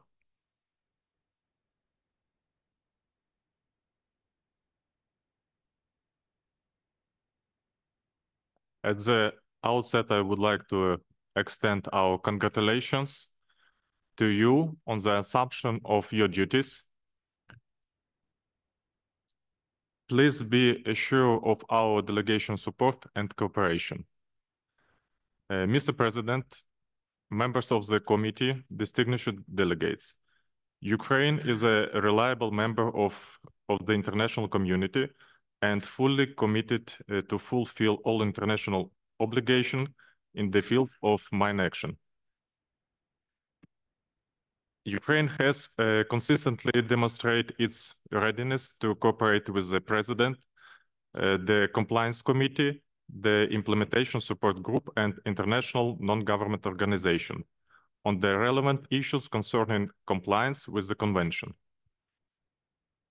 We highly value the constructive and open dialogue with the Committee of the Cooperative Compliance and well as fruitful discussions with non-governmental organizations during the last year and in the beginning of this year. Even during martial law, when Ukraine exercise its rights to self-defense against the illegal and brutal Russian aggression, Ukraine continued to fully comply with its international obligations, including Ottawa Convention. According to information from the database of the Secretariat of the National Mine Authority regarding incidents of mine and explosive remains of war among the civilian population since the onset of the full-scale invasion by the Russian Federation, 193 cases have been documented. Among these incidents, 188 civilians, including 17 children, were injured, and 41 civilians, including 2 children, were killed. Criminal proceedings have been initiated for each case based on the violation of law and customs of war by the Russian Federation. The Office of the Prosecutor General, at the request of the Secretariat of the National Mine Action Authority, included information into the Unified Register of Pre-Trial Investigations for 1,035 criminal offenses from February 24, 2022 to May 31, 2024. These offenses involve the use by the Russian armed forces of means of warfare prohibited by international law, including anti-personnel mines. We would like to emphasize that Ukraine from the beginning is taking all concerns of the non-governmental organization regarding the alleged use of anti-personnel mines by the Ukraine armed forces in the Siem, Kharkiv region seriously. We would like to share additional information on Ukraine's efforts that have been taken in these regards. The investigative department of the Security Service of Ukraine in Kharkiv region, under the prosecutorial guidance of the Kharkiv Specialized Prosecutor Office in the sphere of defense, is carrying out a pre-trial investigation in criminal case. These investigations concern the use of anti-personnel mines by unidentified military personnel of individual military formations in the territory of the city of Siem, Kharkiv region, and surrounding areas. Pre-trial investigations in this criminal procedure is ongoing. In conclusion, let me reiterate that Ukraine remains committed to norms and principles of the Ottawa Convention, and we will continue to be dedicated to our common goal of a mine-free world. I thank you.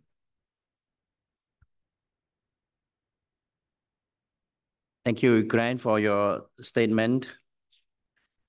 I think in this room, we all together send our prayers and sympathy to your people and to those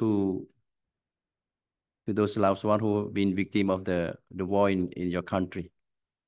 And of course, thank you much for your report. I think we look forward in the future to continue to have dialogues with Ukraine on this matter. At the same time, we want to let you know that while you are facing such a dear situation there, we want you to continue to be a role model with such situation with regard to the convention's requirements. And we keep going, and the presidencies, the ISU, and all the committees stand ready to support you in any way possible in your work. And we take your cooperation in this regard and to follow on these allegations so that we can engage the committee and with other partners and also include the Human Rights Watch. I think we need to work together to clear this matter once for all, and we move ahead. Yeah, we move forward together.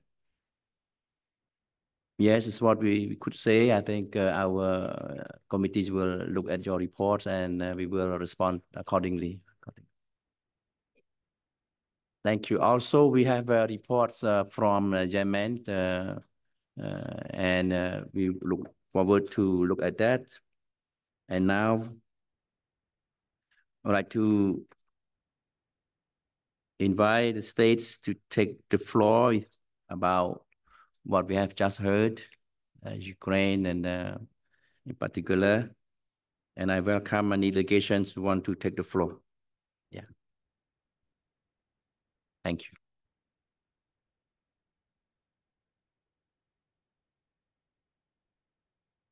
Yeah, thank you.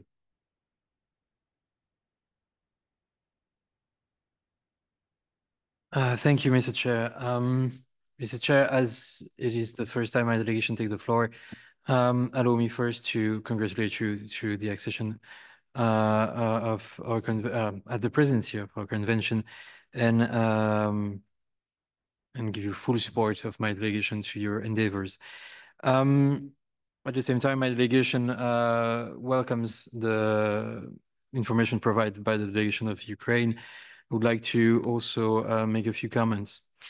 Mr. Chair, Excellencies, Belgium continues to be strongly committed to the full implementation and respect of the Interpersonal Mine Ban Convention in order to move towards a mine-free world as soon as possible, and firmly condemned the use of anti-personnel mines by any actor under any circumstances.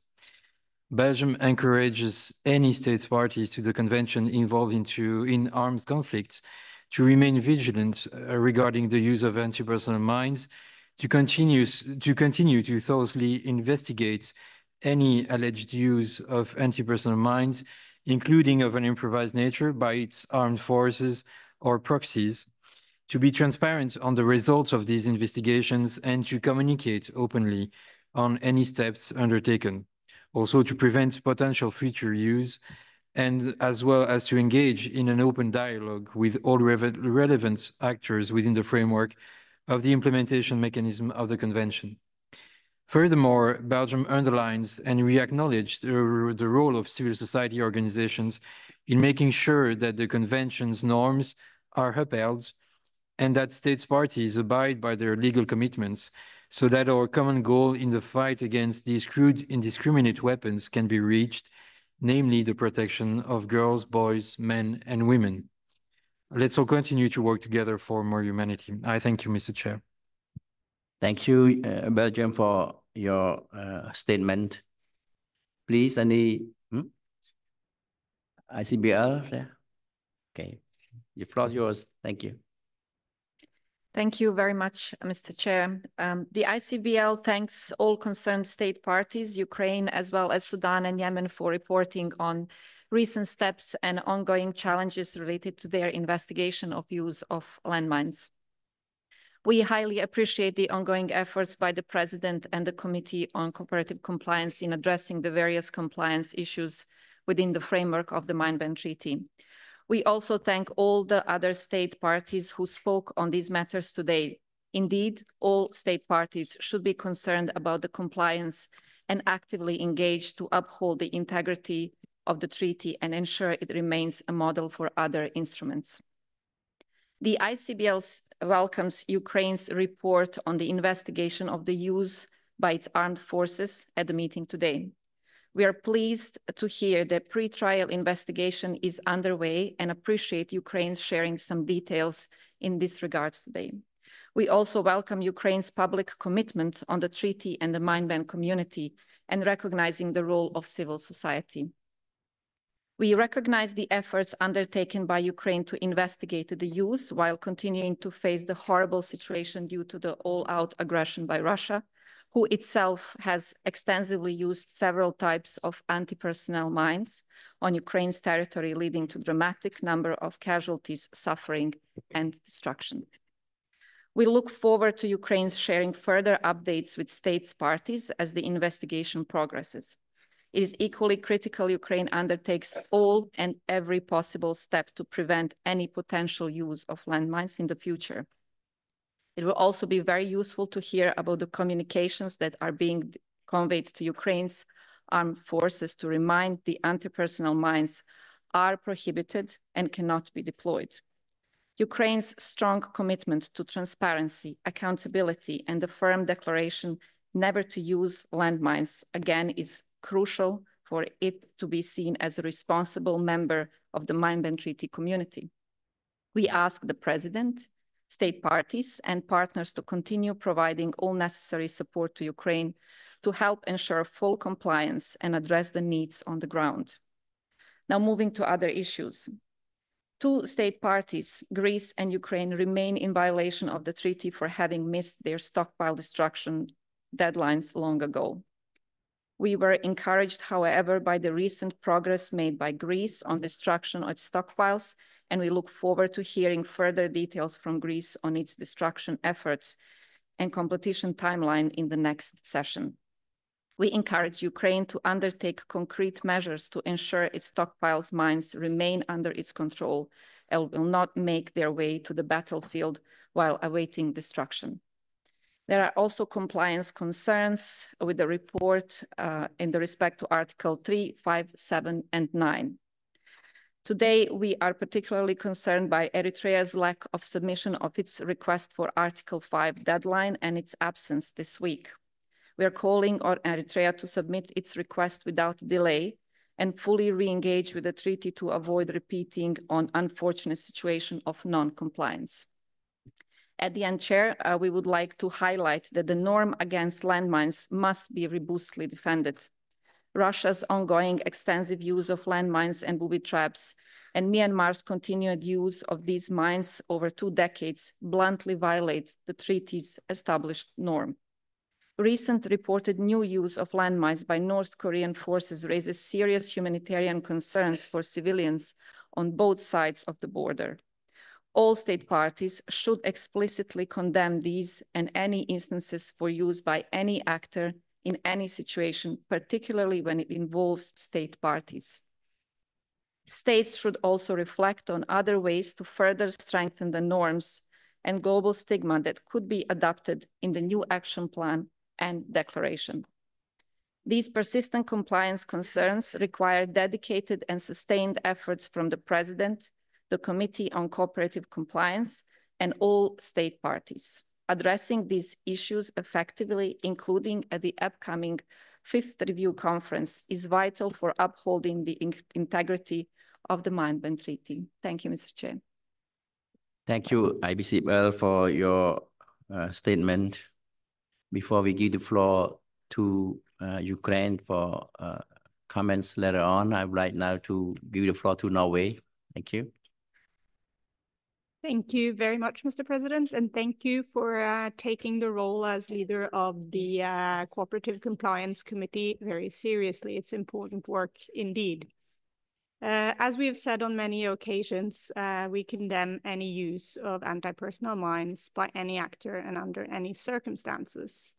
I would like to reiterate today our strongest condemnation of not only Russia's brutal war of aggression against Ukraine, but also their use of anti-personnel mines on Ukrainian territory. And Norway will, of course, remain strong in our support for Ukraine, including when it comes to mine action. At the same time, of course, we are concerned by the reports that we have heard on the alleged use of anti-personnel mines by Ukraine. However, unlike Russia, Ukraine is party to this convention, and that's important and that's very good. We welcome Ukraine's assurances today that they take their legal obligations under the convention seriously. We appreciate the updates given today. That's an important sign of cooperation and transparency. We appreciate that. And we note that Ukraine is committed to investigating the alleged use and report on its findings in a transparent manner. We encourage Ukraine to continue this dialogue with the committee and with all partners to ensure that the investigations can be finalized as soon as possible, and we look forward to further updates in the future. And because I will only take the floor once during this agenda item, allow me also a few words on other cases. So although much of the current attention may be on Ukraine, our focus is on compliance by all states parties. So we therefore also encourage Sudan and Yemen to continue their efforts to investigate the claims of possible use in the past without delay as soon as the security situation allows. And finally, although raised under a different agenda items, we do hope that Eritrea will submit its Article 5 extension requests so that they remain in compliance with their obligations under Article 5. I thank you. Thank you, Norway, for your statement. Thank you very much indeed. And I'd like to invite my action review to take the floor.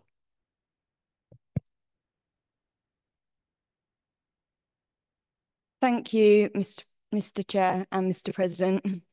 There is justifiably a huge amount of goodwill and support for Ukraine as it faces Russian aggression, including the massive use of anti-personnel mines by Russia, which should be unequivocally condemned. But this does not in any way excuse Ukraine's serious violation of the Anti-Personnel Mine Ban Convention through its use of anti-personnel mines.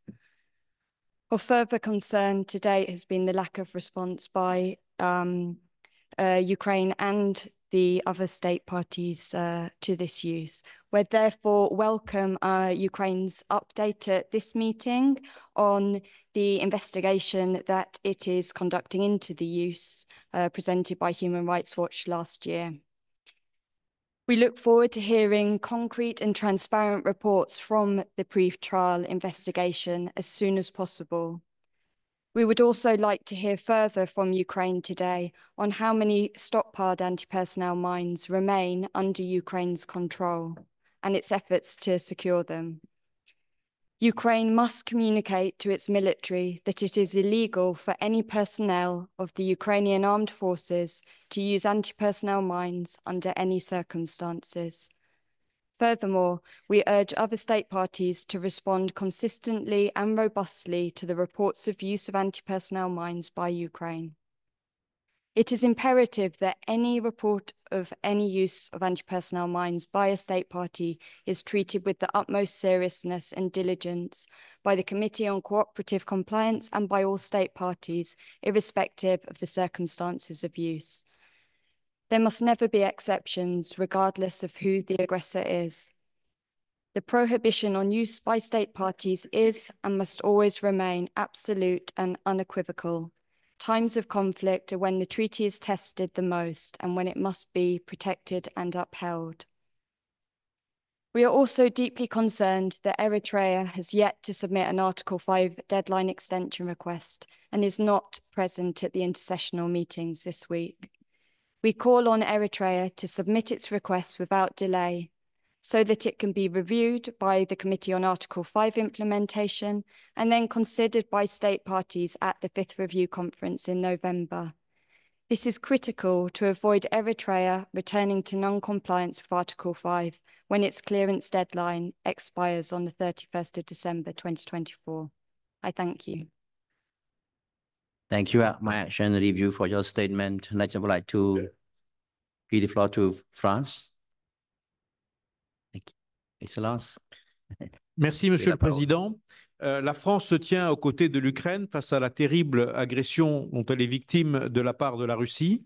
Je voudrais, comme d'autres intervenants avant moi, dire que la France, naturellement, condamne l'usage des mines par tout acteur en toutes circonstances. Et je voudrais me réjouir de la qualité de la déclaration du représentant ukrainien qui réaffirme son engagement à l'égard de la Convention et le féliciter de la précision des informations qui ont été portées à notre connaissance. Et mon pays ne doute pas que l'Ukraine continuera à faire preuve de transparence dans la communication des résultats de l'enquête au fur et à mesure de son avancement. Je vous remercie, Monsieur le Président. Merci, Excellence, pour votre allocation. Merci bien. Next, I would like to give the floor to Norwegian 8 people, NPA, to the floor. Thank you, Mr. President. We are at a point in time where we see increased politicization and securitization of the humanitarian space, with double standards jeopardizing the very point of the principled application of humanitarian law. The APMBC is a cornerstone of IHL and a landmark humanitarian disarmament treaty that came out of the immense humanitarian harm caused by anti-personnel mines. By outlawing these weapons, the convention has saved millions of lives and limbs over the decades, not only by creating the weapons already used, but also preventing all anti-personnel mines from ever being used. putting a stop to meaningless vicious circle of contamination, clearance, and subsequent recontamination. The success of the convention must not be taken for granted, and as with any international convention, as well as norms of international humanitarian law, it exists and fulfills its purpose by states defending it, speaking up against violations, and protecting the rule-based humanitarian order we all want to be part of. In the Oslo Action Plan adopted at the fourth review conference in Oslo in 2019, measures to ensure compliance are clearly included with 3 strong actions to promote compliance with the convention, in particular action number 48. NPA welcomes the update presented by Ukraine on the launch of the pretrial investigation concerning the use of anti-personnel mines and compliance with Article 1 of the Convention, as per the Human Rights Watch report. And we very much look forward to hearing more details about its progress once the investigation proceeds further. NPA is, however, deeply concerned about Eritrea's lack of engagement with the treaty, which requires urgent response to this issue to ensure that compliance is upheld. We note with great concern the developments in the world today of increased use of anti-personnel landmines, including those of an improvised nature. This increased use has also led to a growing number of casualties. We strongly condemn the use of anti-personnel mines by non-state parties, Myanmar, Russia, North Korea, and by non-state armed groups. Anti-personnel mines are pointless weapons that have no use in advancing military strategies, but kill and maim civilians, block humanitarian access, prevent return of displaced populations, and hinder reconstruction and development. There is no point to use these illegal weapons with an established norm and stigma, apart from maliciously harming civilians for decades to come, and this is unacceptable. The convention is a cornerstone of the international humanitarian law and requires that principled compliance with all its articles is ensured without exception. Thank you. Thank you, Norway, for your statement. Right, to also encourage other delegates to speak if you want to. Is there no other request for speaking? I would like to give the floor to Ukraine delegates if you want to respond to previous statements by our colleagues.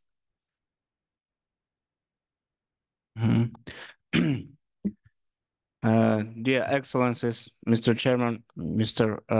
Director of Committee, I would like once more time to emphasize that Ukraine remains committed to following and implementing all of the articles of the Anti-Personnel Mine Convention. And after now, I would like to emphasize and focus on our efforts, which we have already done in stockpile destruction after Ukraine has ratified Anti-Personnel Mine Convention in 2006. Ukraine has successfully fulfilled its obligations under Article 4 of MBC Convention by destroying more than, let us say that at least 400,000 PM and 2 mines, more than 230,000 POMZ anti-personnel mines, 8,000 PMD6 mines, and 3,500 OZM 4 mines, about as well as about 150,000 mines of POM2, which were used as remotely guided lines. Despite the Russian aggression that has already begun in year 2014, Ukraine continued to increase its efforts to destroy stockpiles. Thus, as a result of the contract concluded between the Ministry of Defense of Ukraine and NATO NSPA agencies signed on February 1st, 2013, about 2.5 million PFM1 and PFM1 S mines were destroyed. The contract expired in 2020. NSPA was holding an international tender to identify a contractor to destroy the remnants of anti-personnel mines but unfortunately, work in this direction was stopped by a new wave of full-scale Russian aggression. Your Excellencies and delegates, before the full-scale invasion by the Russian Federation, there were more than 3 million PFM-1S mines and 605 OZM-4 mines in the storages of the armed forces of Ukraine, including mines on the territory of the temporarily occupied Autonomous Republic of Crimea. Russia's full-scale illegal war has made adjustments to stockpile destruction plans. Today, all the resources of Ukraine, as well as the support of our international partners, are directed on repelling Russian aggression and preserving Ukrainian statehood and independence. At the same time, our stocks and warehouses of the armed forces of Ukraine, where anti-personnel mines of the PFM type are stored, were subjected to repeated air and missile strikes by the aggressor. Ukraine is now under constant threat of airstrikes by Russian missiles. Starting from February 24, 2022, the Russian Federation launched at least 9,239 missiles of various types and 6,218 unmanned aerial vehicles of the Shahed type at densely populated cities of Ukraine, including those which located outside the combat zone, and included those areas where our facilities with anti-personnel mine storages are kept. The warehouses located in the occupied territory were subjected of the uncontrolled withdrawal of ammunition by the military formations of the Russian Federation. Under these circumstances,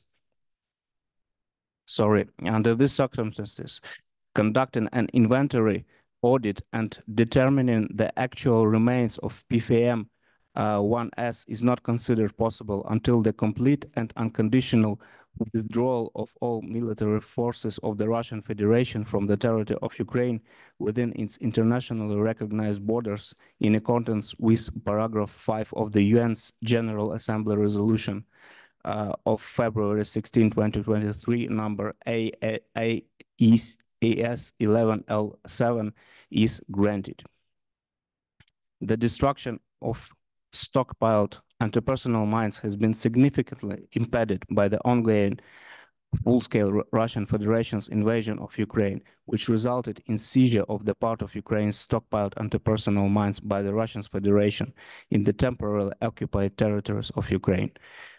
Nevertheless, in conclusion, we would like to emphasize once again that Ukrainian side, along with Ukrainian Armed Forces and Ministry of Defense of Ukraine, which is chairing the National Mine Action Authority of Ukraine and is the main coordinator of all mine action and humanitarian demanding efforts in Ukraine, demonstrated and continues to demonstrate its readiness to cooperate within the framework of its obligations under Convention.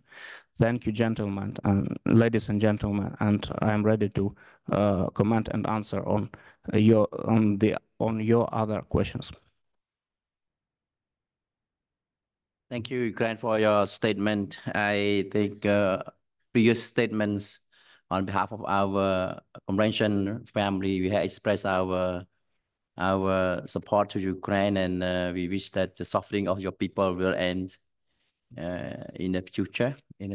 And at the same time, our colleagues here from the Convention community would like Ukraine to take appropriate action with regard the allegations that raised, and we thank Ukraine for being very cooperative on this. Thank you. We wish you good. We wish you peace and well-being. Thank you.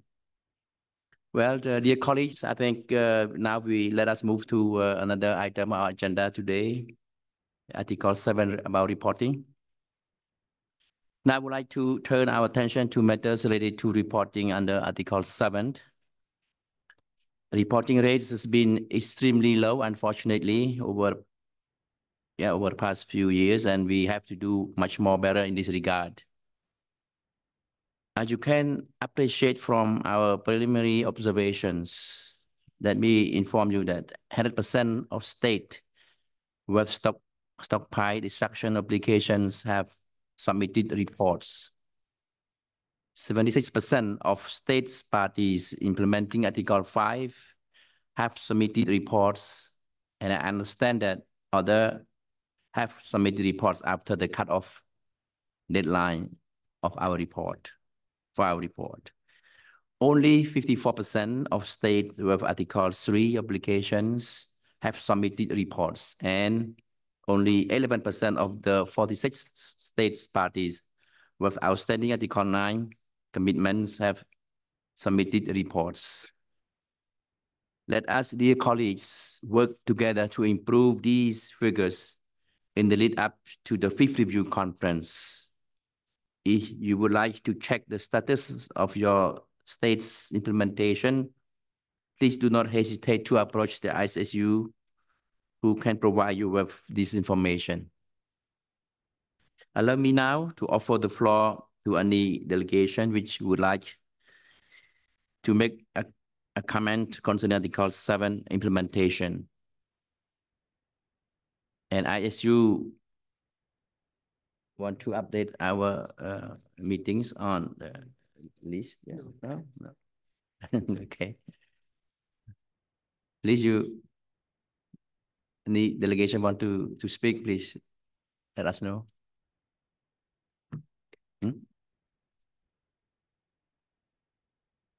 Okay, I think we can move to another item of our agenda of the day. Thank you. Now allow me to turn our attention to Article 9 matters. We have indeed made some progress on Article 9 on this in the last years. However, it's been slow progress. We have done our best to continue raising awareness about the status of Article 9. At the 4th review conference, there are a total of 53 states parties that had not yet reported having either adopted legislation in the context of Article 9 applications, or that they considered existing laws were sufficient to give effect to the convention. Since this time, the number has been reduced to 46 states parties that has not yet reported having either adopted legislation in the context of Article 9 applications, or that they consider existing laws to be sufficient. Dear colleagues, we are thankful for the progress made, but there is a lot of work to do. We all know the importance of having national legislation in place to criminalize the use of anti-personnel mines. This is a key implementation safeguard, and we look forward to working with you to support your efforts in compliance with Article 9. And also, the ICRC is also well placed and ready to support your efforts in this regard.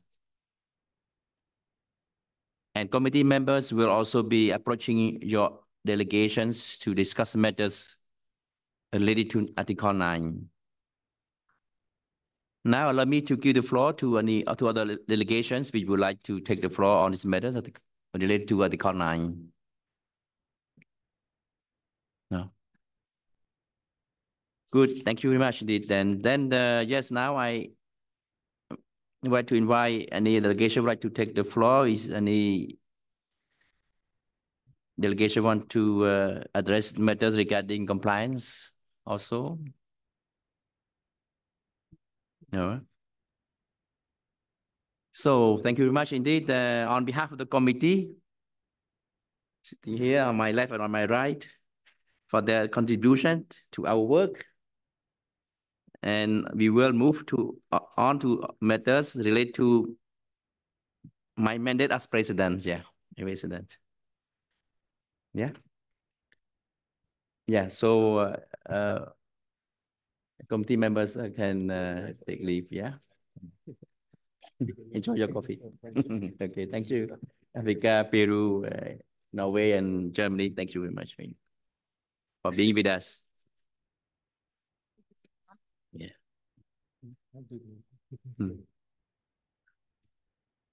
Thank you, Gregory. Thank you.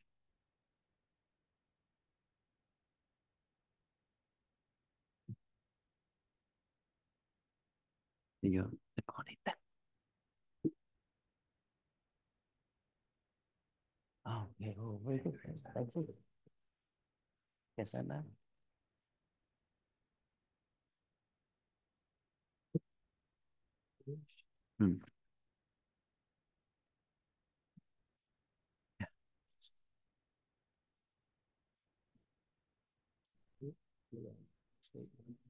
Okay. Okay. Dear colleagues, now we move to another agenda. Matters related to the mandate of the president. Very serious one. Yeah. Dear colleagues, in 1997, 153 states determined to put an end to the suffering and casualties caused by anti-personnel mines, decided to commit to a total ban of anti-personnel mines by signing the Anti-Personnel Mine Ban Convention, including Cambodia. Now, the convention has 164 states parties implementing its provisions, placing it amongst the most universal humanitarian disarmament instrument. Yet there are still 53 states that remain outside the scope of the convention. Pursuing universal adherence to the convention and acceptance of its norm is essential to fulfilling the promise of the convention. Our aim is during this year is to work on the truly amazing job carried out by my predecessor, Ambassador Thomas Goebbels from Germany, to bring the convention to the attentions of states not party and encourage them to accede or to take concrete measures to support the objectives of the convention, such as a review of their landmines policies and or the establishment or renewal of moratorium on use and production of anti-personnel landmines and the destruction of any stockpiled anti-personnel mines these states may have. I'm also very pleased to see that a number of states, not parties, join us today, and we hope to hear from you. I reviewed the registration list and has seen registration from Armenia, Azerbaijan, India, the Republic of Korea, Laos People Democratic Republic, Morocco, Myanmar, and the United States of America. We are all here as observers. You are all here as observers, and we welcome wholeheartedly your participation. And we want to hear from you. How will you support your efforts to put an end to the suffering and casualties caused by these weapons? But we also know that some of you have been supporting Article 5 Convention, mine clearance all over the years and globally. And we are thankful for that. And most of you have also voted in support of the principles of the convention, our resolution in New York regularly. And we are very much appreciative of that. Our aspiration cannot be met without universalizing the convention. In this regard, I would encourage all of you to take the floor and inform us of your challenges and how we can support your state in taking the decision to join our efforts. I will certainly do my best to use every opportunity that I have to promote the convention along with our team, our colleagues, and engage states not party, including my encouraging states to not yet party to join us at the Fifth Review Conference at the end of this year. Our hope is that we have 2 or 3 new states parties in the very near future. We hope And I'm very much grateful to all of you for reaching out to those states not parties, reaching out to them to invite them to join our peace-living community, peace-loving communities, families of the convention. Right now, to give you a brief update on my activities on your behalf related to the universalization so far. One of my first priorities was to continue the efforts of my predecessor, Ambassador Thomas Campbell, in strengthening our unionization efforts by continuing to call for a coordinated approach through the informal unionization coordination group headed by Belgium. Yesterday, the Ambassador of Belgium, Mark, hosted a roundtable working lunch with a few nations that we would like to invite them to join our family, namely Mongolia, Nepal, Laos, PDR, and Vietnam. I'd like to thank Ambassador of Belgium for such a platform. Thank you.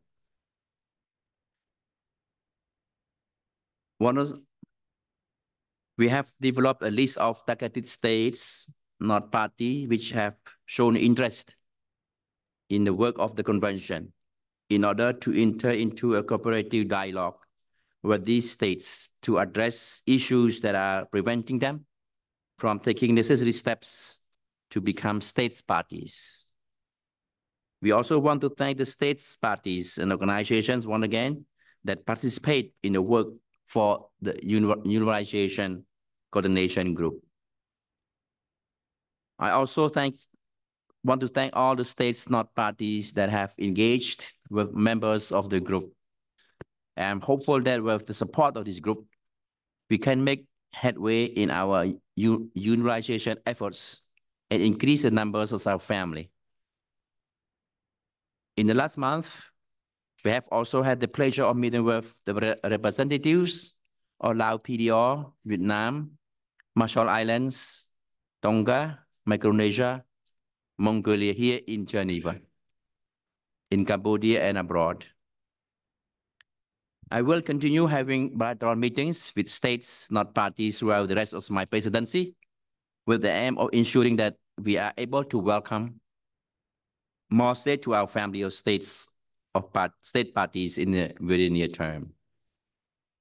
And during these meetings, I was updated on the position of these states with regard to the convention. I took the opportunity of emphasizing the importance of adhering to the norms of the convention with a view to ultimately ratifying or acceding to it. I also encouraged these states to participate at a high level in the Fifth Review Conference.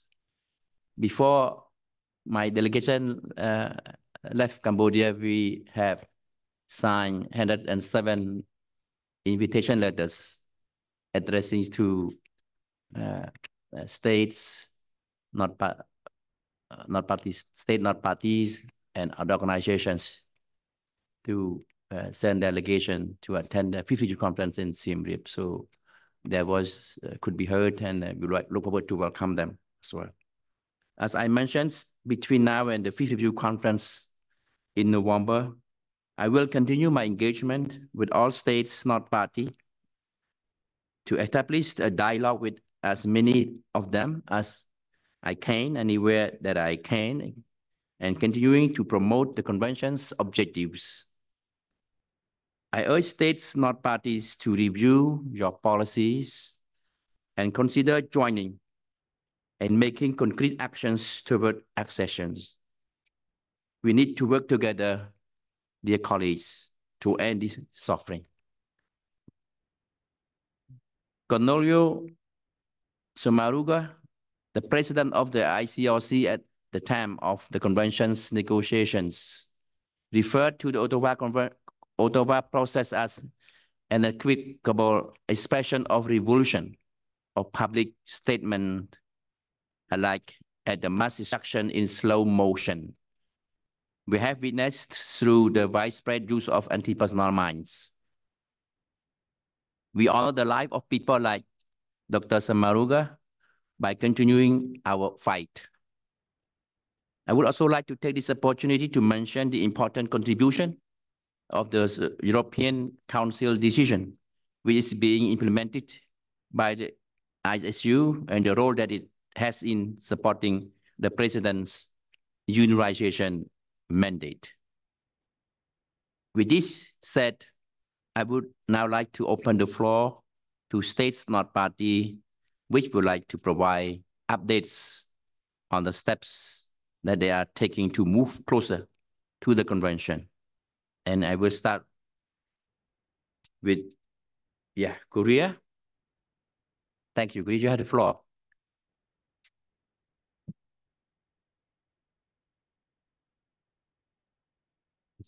Thank you, Mr. President. I would like to begin by congratulating you on assuming the presidency of the 5th Review Conference of the Convention this year. The Republic of Korea is pleased to participate in the Intersessional Meetings of the Anti-Personnel Mind Ban Convention as an observer. As we have already shared our position on the convention by responding to the President's universalization outreach, we fully share the humanitarian objectives of the convention and remain concerned about the humanitarian impact of the indiscriminate use of anti-personnel mines, despite the fact that the Republic of Korea has not yet acceded to the convention due to its unique security situation on the Korean Peninsula. My delegation would like to update you on our efforts to mitigate the suffering caused by anti-personnel mines. The Republic of Korea has been on a steady path of anti-personnel mine clearance where possible. In 2023, we removed 767 anti-personnel mines by adhering to the core principles of the International Mine Action Standards. We have also been exercising strict control over anti-personnel mines and since 1997 have maintained an indefinite extension of the moratorium on their export. In a similar vein, the Republic of Korea has not installed any mines for several years.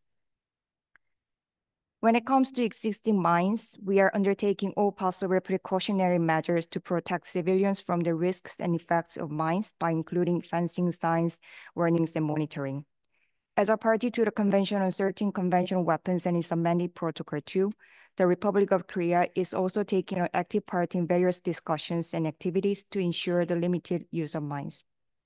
In addition, the Republic of Korea has also made efforts to institutionalize mine clearance activities. The law on mine response activities, including mine clearance, was enacted in February 2024. In accordance with this law, the Ministry of National Defense, MND, will establish a basic mine action plan every 5 years and form a mine response activity committee to deliberate on matters related to mine action activities. The law also allows qualified companies or organizations to conduct mine detection and clearance activities alongside the MND. We believe that this law will provide a solid legal basis for mine action and contribute to strengthening the relevant institutional framework. In accordance with the Special Act on the Support for Mine Victims, the government of the Republic of Korea provided more than $1.4 million in compensations and subsidies to persons and their surviving families affected by mine accidents between 1953 and 2012. The Republic of Korea has also been actively taking part in international cooperation efforts to assist mine victims through bilateral and multilateral channels, including the UN Voluntary Trust Fund for Assistance in Mine Action, the International Trust Fund for Enhancing Human Security, and the Korea International Cooperation Agency. Since 1993, the ROC government has contributed over $90 million to support global mine action activities. Our assistance programs include the provision of humanitarian demining training and equipment, rehabilitation and capacity building of the affected populations and communities in countries in various regions. Experts from our Ministry of National Defense have also participated in these efforts by providing technical assistance. The Republic of Korea would like to reiterate its support and commitment to the objectives and purposes of the Ottawa Convention. I thank you, Mr. President. Thank you, Korea, for your statement of support and goodwill. Thank you very much indeed, Korea, amongst other nations not parties, which are really great friends of the convention. Thank you. Next, I would like to give the floor to Azerbaijan.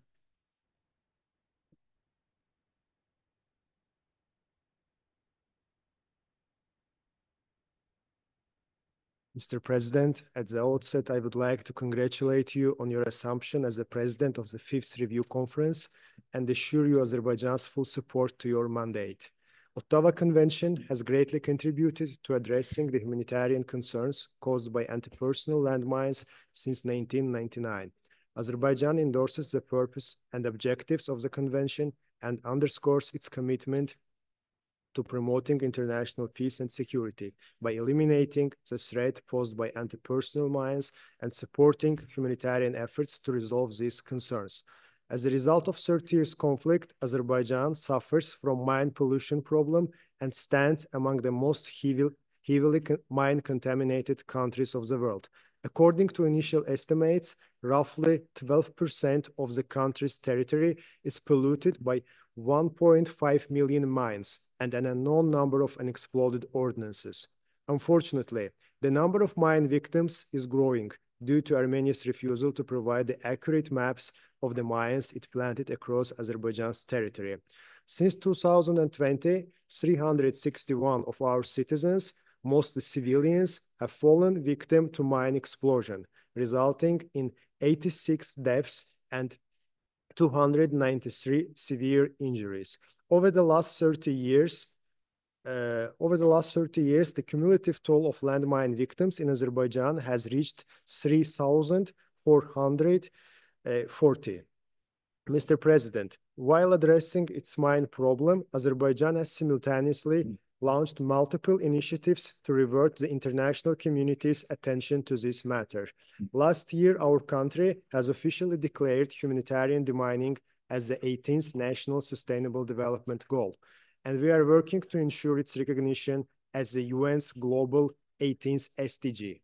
In the meantime, Azerbaijan, in its capacity as the chair of the non-aligned movement, has launched an initiative to establish a special contact group on humanitarian demining within the NAM. The contact group has begun operating since the last September. Mr. President, we are grateful for assistance provided to Azerbaijan, and we are eager to collaborate with potential donors, international organizations willing to support demining operations in the country. We believe that the United Nations and its specialized agencies, such as UNMAS, could also play a role in mobilizing international support for demining operations in Azerbaijan. Challenges we face also hinder our development and recovery efforts, creating serious obstacles for the return of 800,000 formerly displaced people. We would appreciate practical assistance for demining efforts of Azerbaijan. Given Azerbaijan's relatively developed institutional capacity and training frameworks, the most critical form of assistance needed at this juncture is direct financial donations to amplify the scope of operations. Other priorities include mine victim assistance, technical surveys and feasibility studies, data management and technological advancements, implementing geospatial methodologies and technology layering to refine clearance needs, support for female demining teams, mechanical demining enhancement, mine detection dogs training, demarcation and fencing, and explosive ordnance risk education. We would like to call on all state parties to support Azerbaijan's mine action effort as a matter of human solidarity. Mr. President, in conclusion, Azerbaijan has always attached importance to humanitarian concerns arising from the use of anti-personnel landmines and stands ready to support international efforts contributing to this important goal. I thank you. Thank you, Azerbaijan. On behalf of the convention, the community would like to commend your government and people's efforts and commitment to clear all those weapons from in your country. Thank you for your statement. Next, I'd like to give the floor to Morocco. You have the floor. Thank you.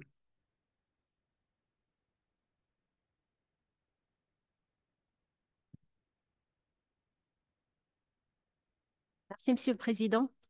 Tout d'abord, ma délégation souhaite vous féliciter, Monsieur le Président, pour votre désignation à la présidence de la 5e conférence d'examen de la Convention sur l'interdiction des mines antipersonnelles et pour la conduite exemplaire des travaux de cette réunion.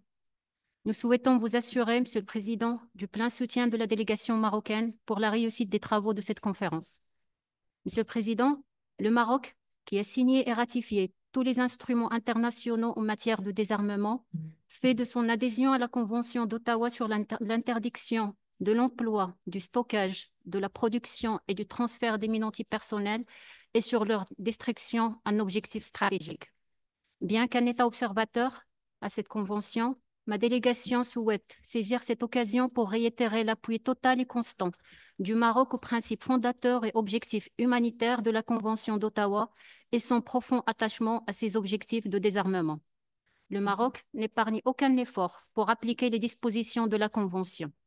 En effet, le Maroc n'a jamais produit, exporté ou transféré des mines antipersonnelles.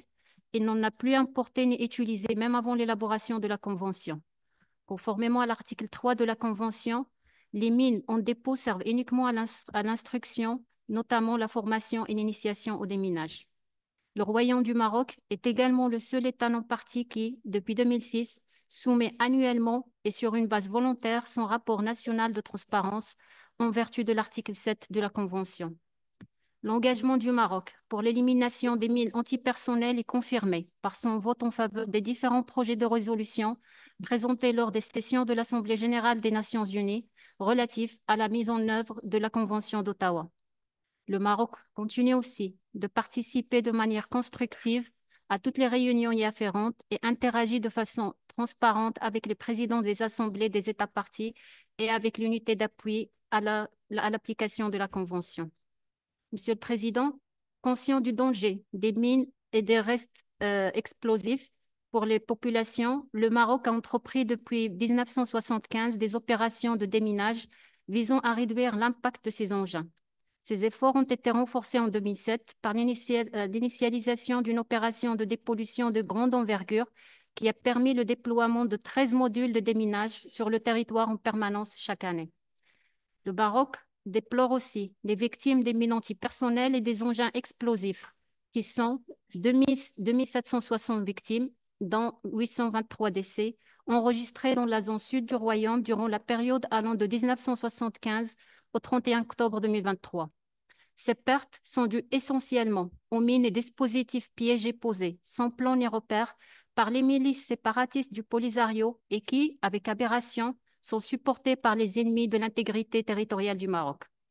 Afin d'y remédier, le Maroc, conformément à son programme humanitaire de déminage et de destruction, met en œuvre un programme multidimensionnel de sensibilisation et de prise en charge décliné en 4 actions principales.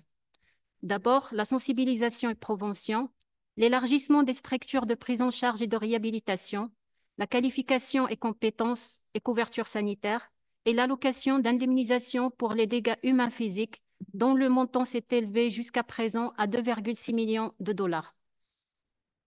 Des projets socio-économiques dans les régions infectées par les mines terrestres et les restes explosifs accompagnent également les activités du déminage qui sont du nombre de 410 détachements de déminage. Je vous remercie, Monsieur le Président. Merci bien, le Maroc, pour votre rapport, et notre appréciation pour vos efforts pour le déminage dans votre pays. Merci bien. Next, I would like to give the floor to La PDO.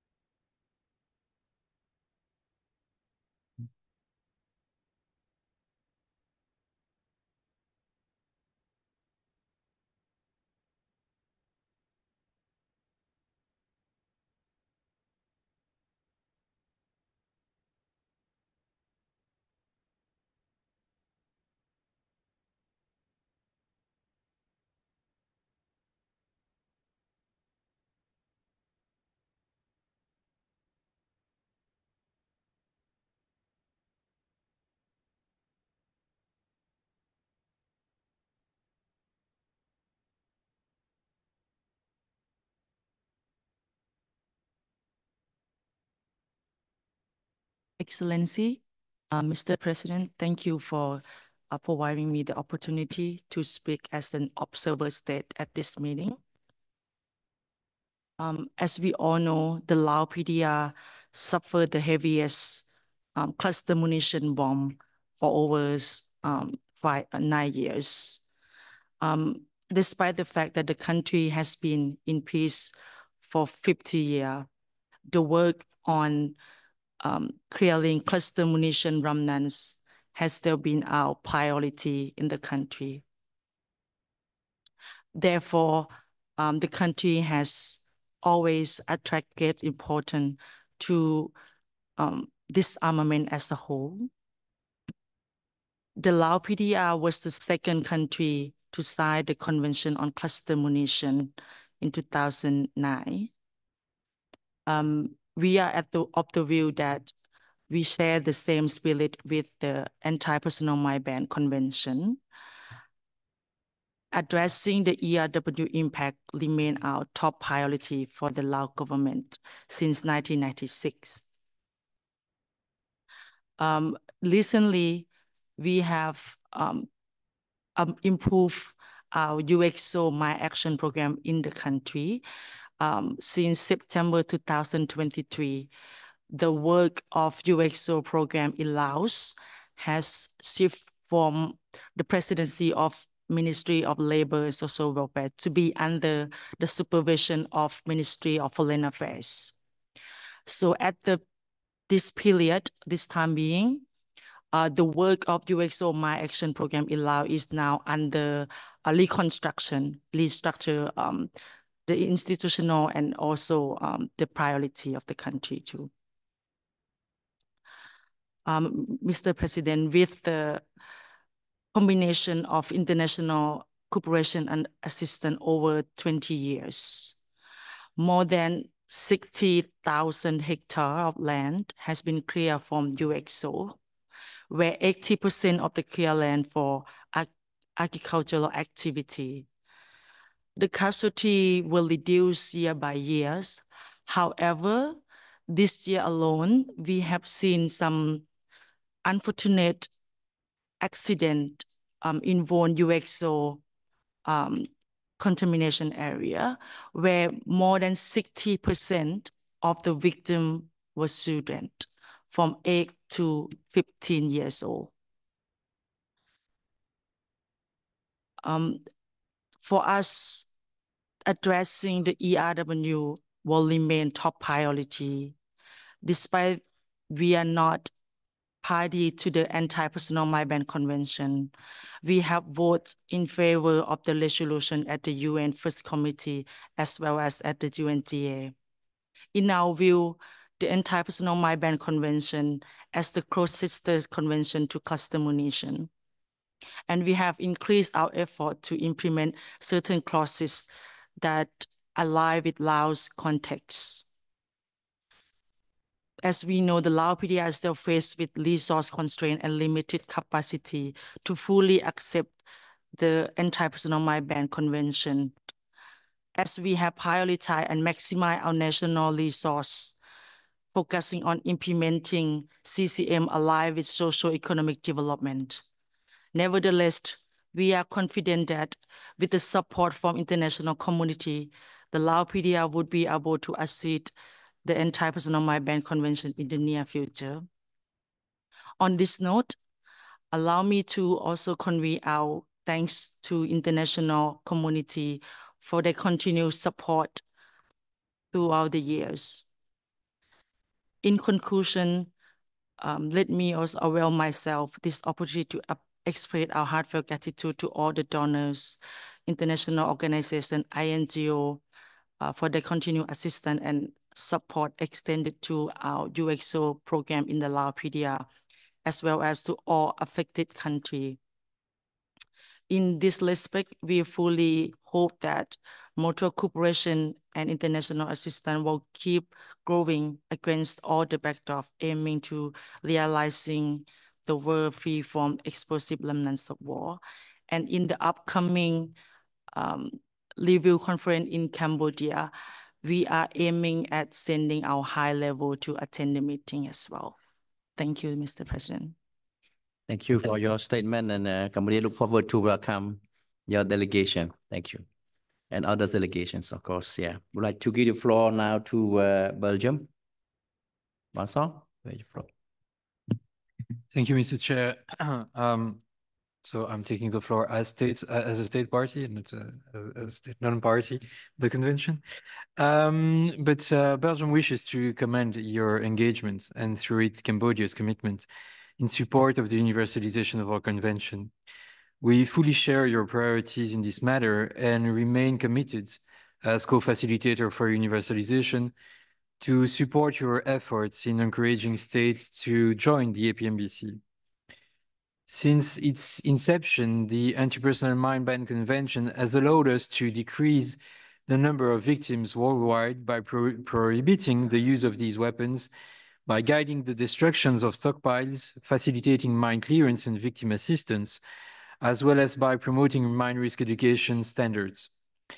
In a time where the rules-based international order is threatened and urgently needs strengthening for the sake of humanity, my delegations remain convinced that the accession of any new state party to the convention would represent a major step for the promotion of the international norm against these weapons and would contribute to reinforce the global rules-based order.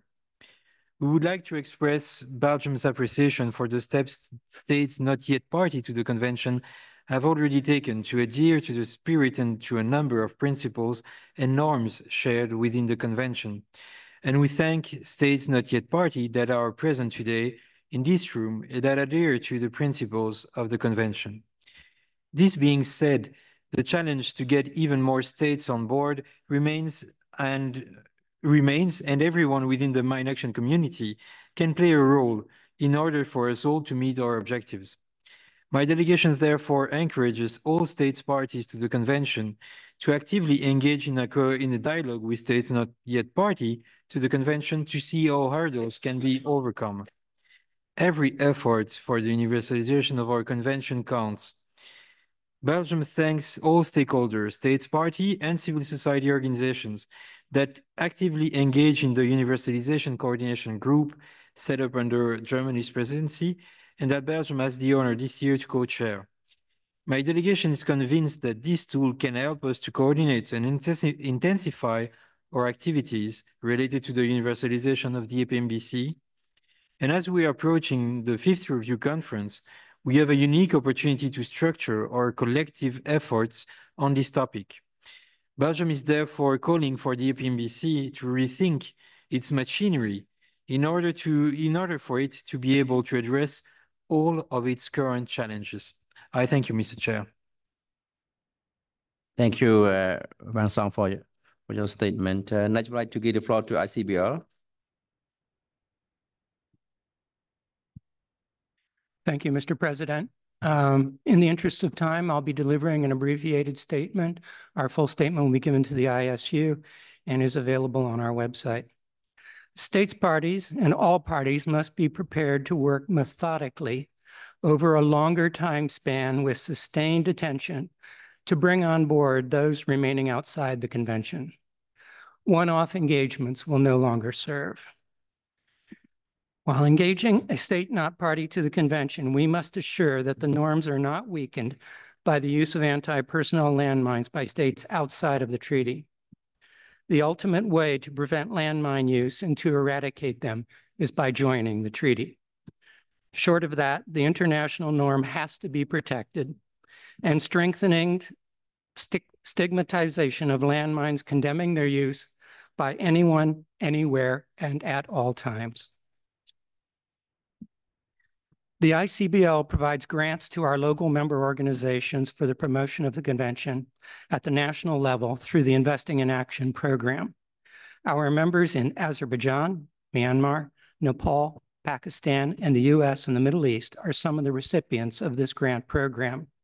If you intend to reach out to the authorities of those countries and promote adhesion to the convention, please consider collaborating with the ICBL local members who can assist you and further follow up. In closing, we would like to applaud the immense universalization outreach carried out by you, President, over the past months. At the same time, we encourage other states parties to act on their commitments from the Oslo Action Plan to use all available avenues to promote ratification and accession of the convention by states not party. Thank you. Thank you, ICBL. On behalf of the convention, we'd like to express our appreciation to you, to all your companions. Very outstanding work has been done by your people. Thank you very much indeed, ICBL. Next, I'd like to give the floor to European Union. Yes, EU. Thank you, Mr. President. I have the honor to speak on behalf of the European Union and aligning countries, North Macedonia, Montenegro, Serbia, Albania, Ukraine, Republic of Moldova, and Bosnia and Herzegovina. The EU and its member states acknowledge the engagement of Cambodia in support of the universalization of the Convention. We commend your able leadership, Mr. President, and we fully support the priority of the presidency to universalization. We remain committed to support your efforts in encouraging states to join the Convention. The EU is united in support of the Convention. All 27 member states are states parties to the Ottawa Convention, support the implementation of the Oslo Action Plan, and are strongly united in banning the use, stockpiling, production, and transfer of anti-personnel mines. We fully stand behind Actions 11 and 12 of the Oslo Action Plan, which requires states parties to use all available avenues to promote ratification of accession to the Convention by states not party, including by encouraging their participation in the work of the Convention, and by promoting universal observance of the Convention's norms and objectives, condemn violations of these norms, and take appropriate steps to end the use, stockpiling, production, and transfer of anti-personnel mines by any actor, including by armed non-state actors. At our end, we consistently support the universalization of the Ottawa Convention and call on the remaining 33 states not yet parties to the Convention to adhere as soon as possible. As an interim step, states are also encouraged to pronounce a self-declared policy of non-use. In the current deteriorated security environment, which also comes with new challenges to the global non-proliferation and disarmament architecture, our resolute collective engagement in preserving the Ottawa Convention and promoting its universalization is all the more important. We reaffirm the strong commitment to upholding the norm against anti-personnel mines and supporting the universalization of the Convention. The European Union is the world's second largest donor in mine action. In this framework, it allocated €2.7 million to the implementation support unit to promote the Convention with states not party in the period between 2021 and 2025 to contribute to the full implementation of the Oslo Action Plan and its concrete actions, including a variety of universalization efforts under the President's mandate. The EU and its member states regret the lack of progress in the universalization of the Convention since 2017, with 33 states remaining outside. Despite our numerous workshops carried out at either national, sub-regional, or regional levels with relevant ministries or institutions of the target states. In this regard, we would like that the upcoming review conference of the Convention uses as an opportunity to review progress, reaffirm commitments, and promote further universalization and strengthened implementation of the Convention.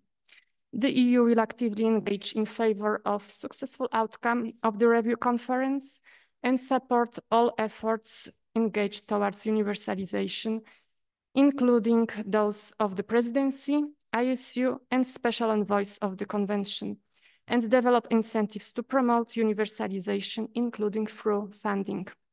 We also continue to sponsor relevant delegates from target states to attend Convention meetings. This would ensure that state parties can follow up with target states and that Convention meetings remain on the target states' radar. The EU encourages other states parties to join our outreach efforts, to underline the benefits of joining the convention, and to use all available avenues to promote accession and universal observance of its norms and objectives. I thank you, Mr. President. Thank you, EU, for your statement, and on behalf of the convention, once again, to express our appreciation to the EU for supporting our conventions and affected countries globally to clear landmines all over here. Thank you very much indeed. Now, as the meeting to move to another item is about stockpile destruction and mines retained under Article 3. Let's now move on to that matters related to stockpile destruction. The elimination of all stockpiles anti-personnel mines is critical to preventing additional suffering and casualties caused by these weapons. In this regard, I would like to now give the floor to Greece to speak. Thank you. You have the floor.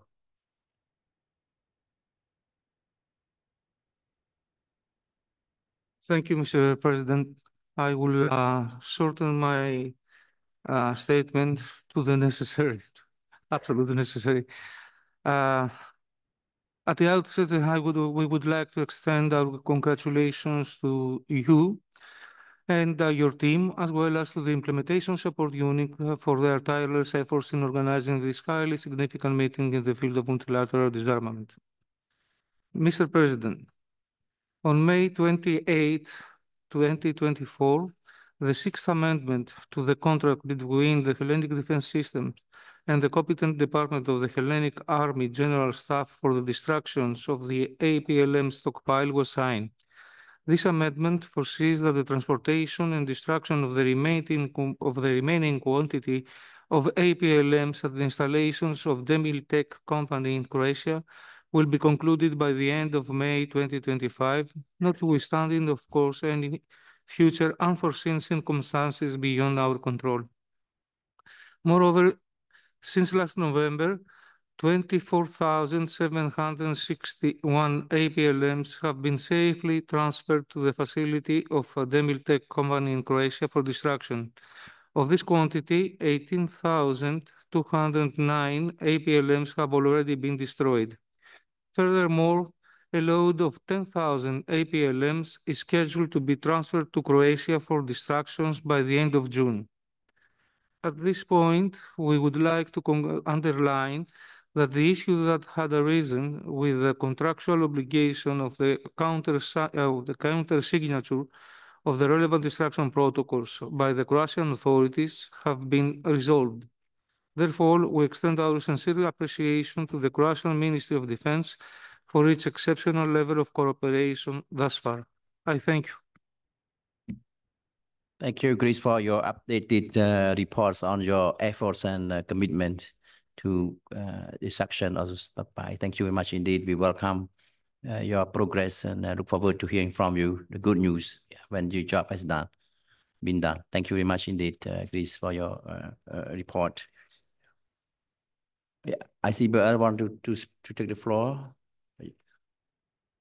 You have the floor. Thank you.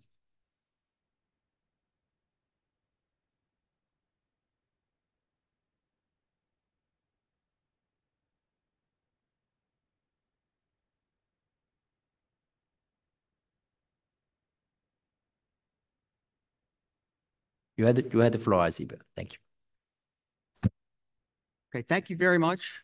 We very much appreciate the update just now from Greece and the progress that they are making toward destroying all of their stockpiles. Given the time, we'll submit our full statement to the ISU and just make a couple of remarks regarding mines retained for training. There's a growing consensus that live mines are unnecessary for research and training. However, 66 states parties still retain mines, with 25 of them holding over 1,000 mines each. According to transparency reports, as of June 14th this year, 2024, only 9 states have reported destroying any retained mines in 2023. The ICBL reiterates its concern about the large number of states parties retaining mines without using them for permitted purposes, suggesting they are simply being stockpiled. These states should either use the mines for the allowed purposes or better still destroy them promptly. Thank you. Thank you, ICBL. I think we have heard from Ukraine as well this morning, and we encourage Ukraine to continue its efforts to address its stockpile mines as soon as possible. And also, we look forward to hear from Greece once again when you have completed your program on this. And for Article 3, we have two speakers, Benin and Sri Lanka.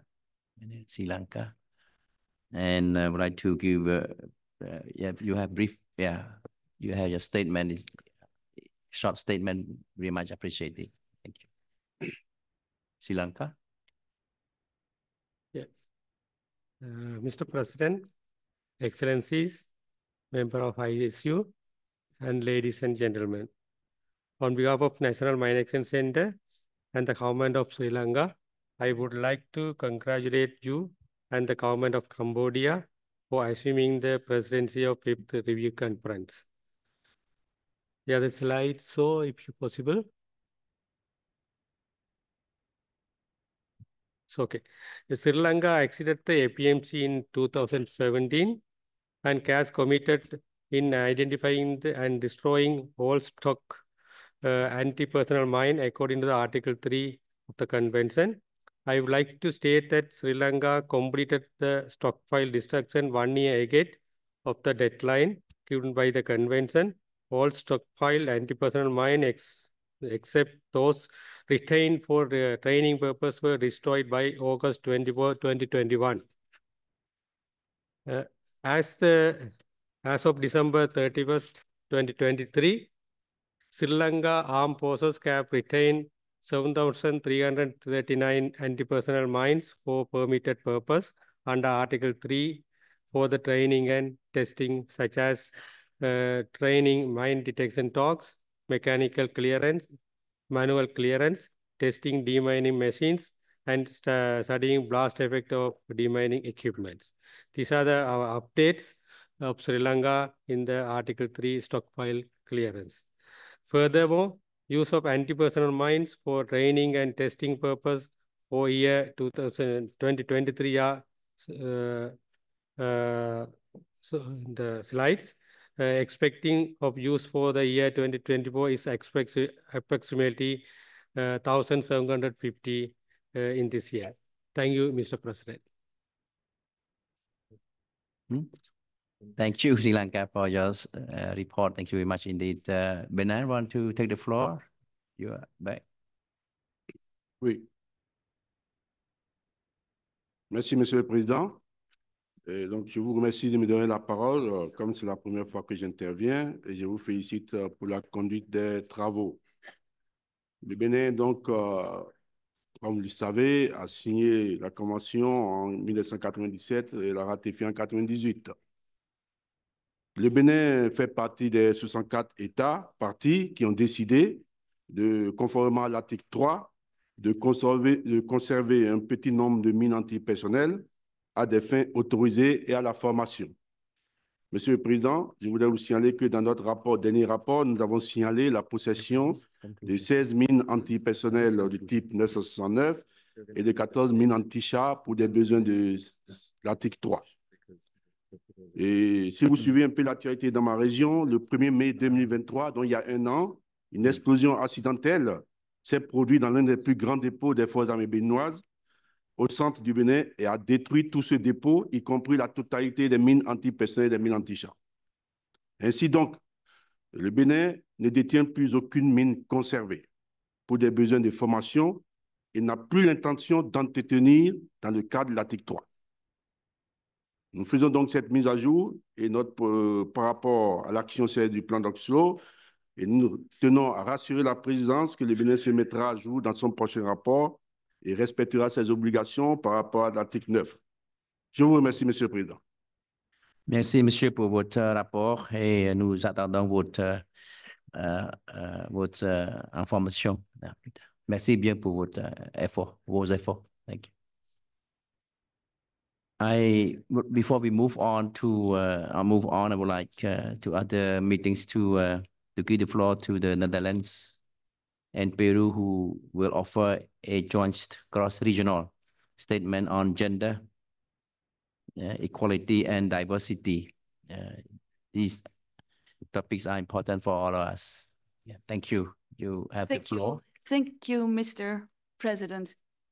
I am honored to deliver this statement on behalf of Albania, Austria, Belgium, Brazil, Bulgaria, Cambodia, Canada, Chile, Colombia, Costa Rica, Croatia, Cyprus, Czech Republic, Denmark, Ecuador, Finland, France, Germany, Greece, Ireland, Italy, Latvia, Luxembourg, Malta, Mexico, Moldova, Montenegro, Mozambique, North Macedonia, Norway, Panama, Philippines, Poland, Portugal, Romania, Slovenia, Spain, Sweden, Switzerland, and Japan, Peru, Thailand, and my own country, the Netherlands, who are also serving as APMBC gender focal points this year.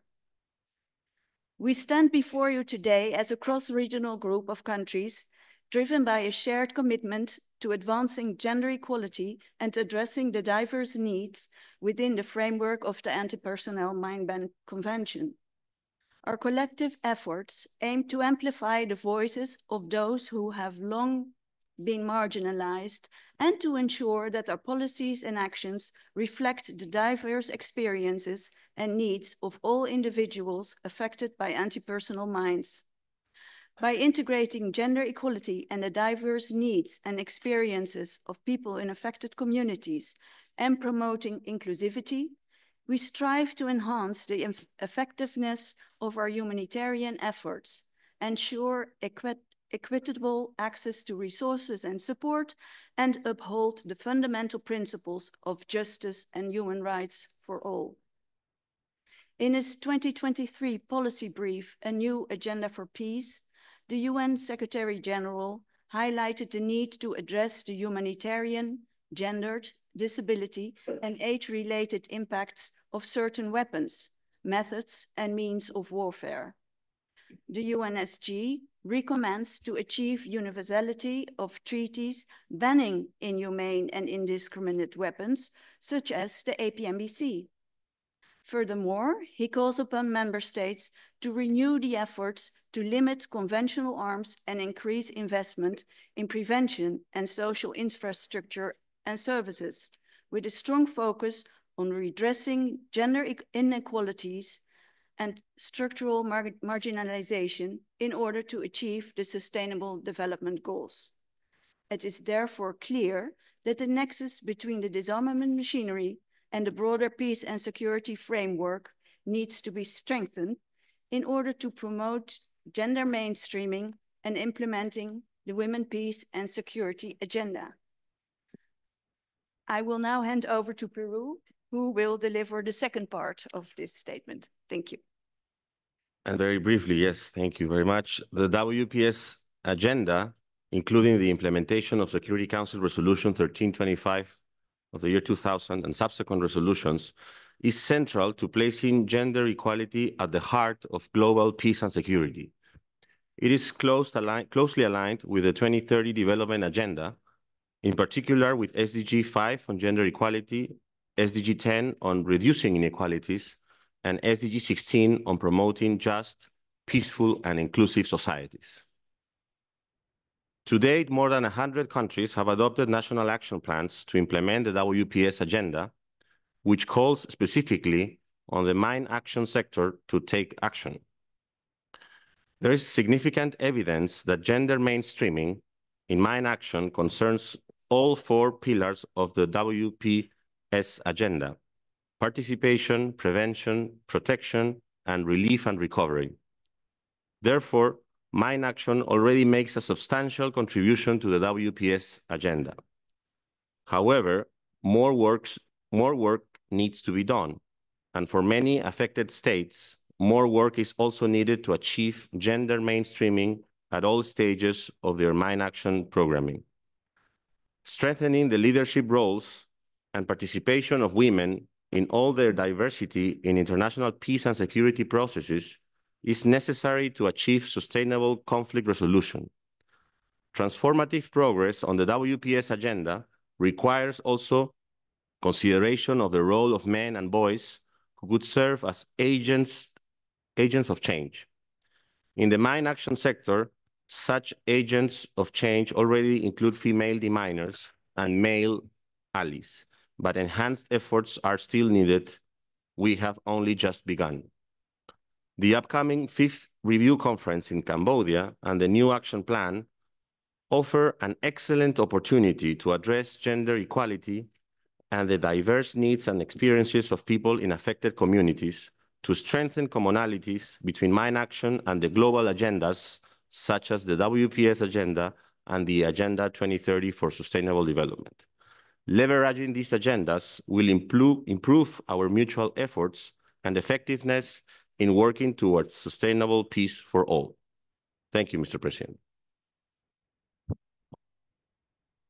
Thank you, Peru, for your statement. I think we like to inform our delegates that we will lose our interpreters, but allow us to continue in English. Information Support Unit will provide its report in writing and distribute it. We will have to continue now our closing in English. Once again, on behalf of all the committees and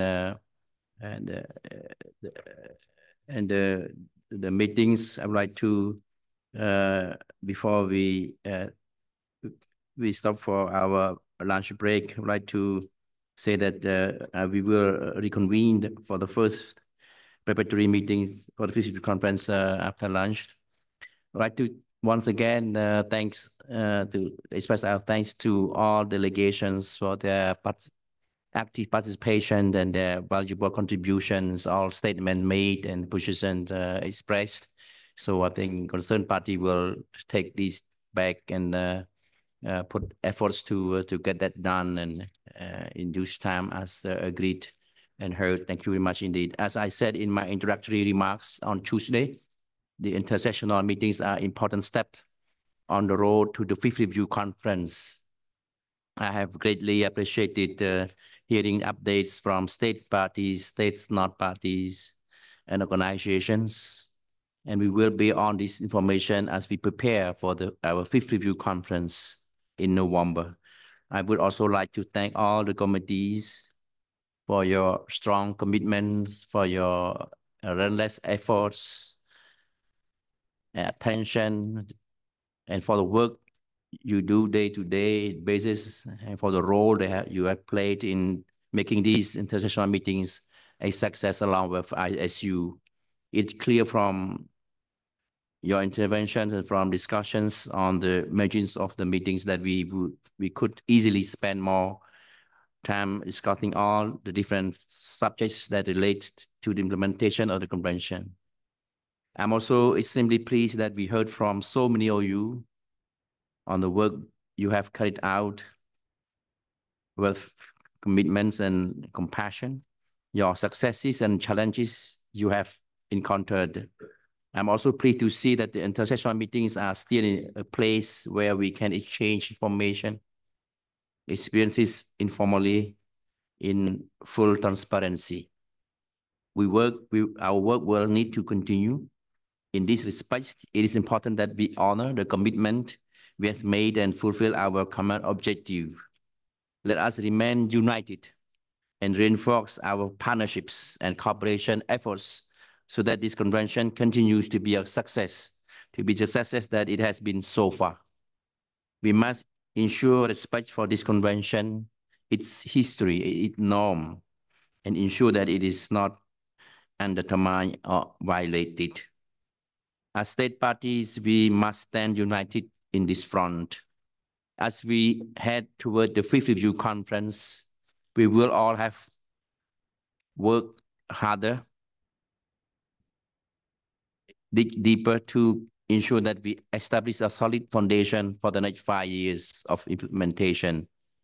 And this will require all of us like to thank the ICSU for its unwavering support, and at the same time, I'd like in return to ask you to continue to support ISU and its team. As president, I have witnessed how much ISU is important to the ongoing work of our conventions. So your contribution to support ISU is really crucial and important for our convention. Its machinery as well, and I also like to thank Switzerland for as our host, for its hospitality, for supporting the cost of these meetings, and to the staff of the conference team of the GICHD for their support to the administrative arrangements related to these meetings, as well as supporting sponsored delegates. Once again, it's an honor for me, for Cambodia, for my team from Cambodia to preside over this convention along with all of you. I'm encouraged by all this progress made in implementing this life-saving convention. With continued and strengthened political commitment and strong joint efforts by all state parties, I believe strongly that we can further accelerate the implementation and reach our convention goal. Before I conclude, I would like to invite all of you, state parties and states not parties, to vote to support the resolution in October in New York. The convention will introduce a resolution in New York, and we would like to get all your votes. We know that state parties and state not parties have really a love affair with our convention principles and aims, and I would like to get each one of you a vote in November, in October in New York this year, and we will reach out to you so that you will not forget that day, that the vote will be very important and counted. Thank you very much indeed. And with that, I would like to close our declare on your behalf the 2024 Intersessional Meeting is closed, and I will see you after lunch break. And before we say goodbye, I would like to give the floor to Director Carlos for technical announcement. Thank you. Thank you, Your Excellency.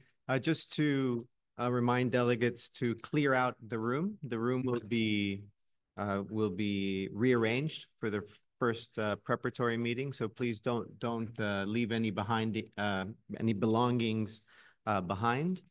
And if you're an observer delegation and do not see your nameplate, it's because of space, and there will be an overflow, I believe, if I'm not wrong, in C1.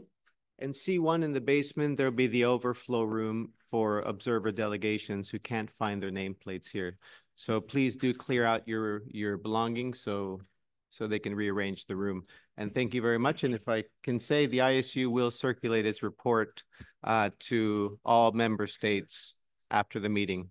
Thank you. Thank you.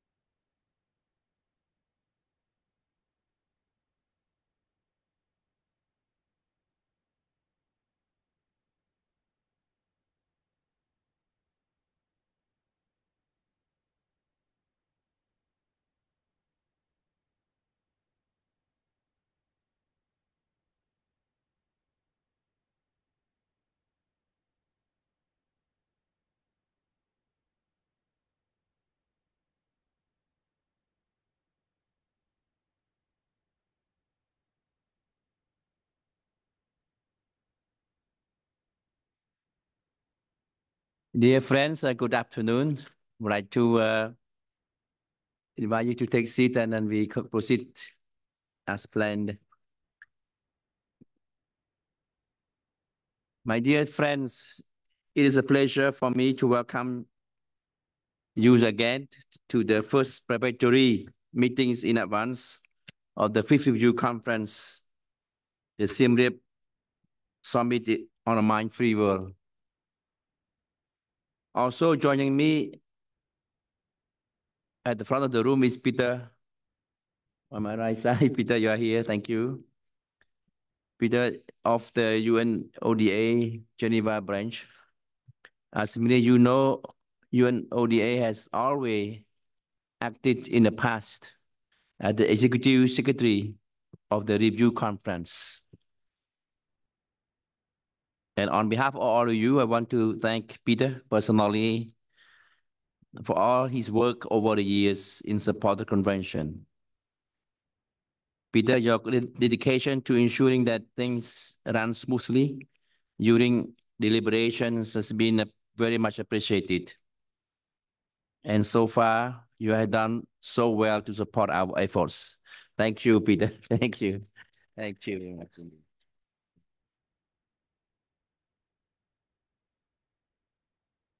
Also, I am joined by the Director of Implementation Support Unit, my left side, Dr. Carlos, in keeping you with past practice as served as the President Executive Coordinator. You are more than the coordinator, you are my President. I want to thank Carlos, and please join me to thank Carlos and his team. Wonderful work, wonderful work. Wonderful. Very good. Thanks so much. Thanks all of you so much. As is you. I'm also joined with my colleagues, my team from Cambodia, my Secretary General, Reap-Angkor, and my Vice President, and the whole team. And this trip also joined by the private sector representatives from Cambodia. We held a side event on to share our experience on private sector engagement to support mine clearance in Cambodia yesterday, and I thank them for being with us this time.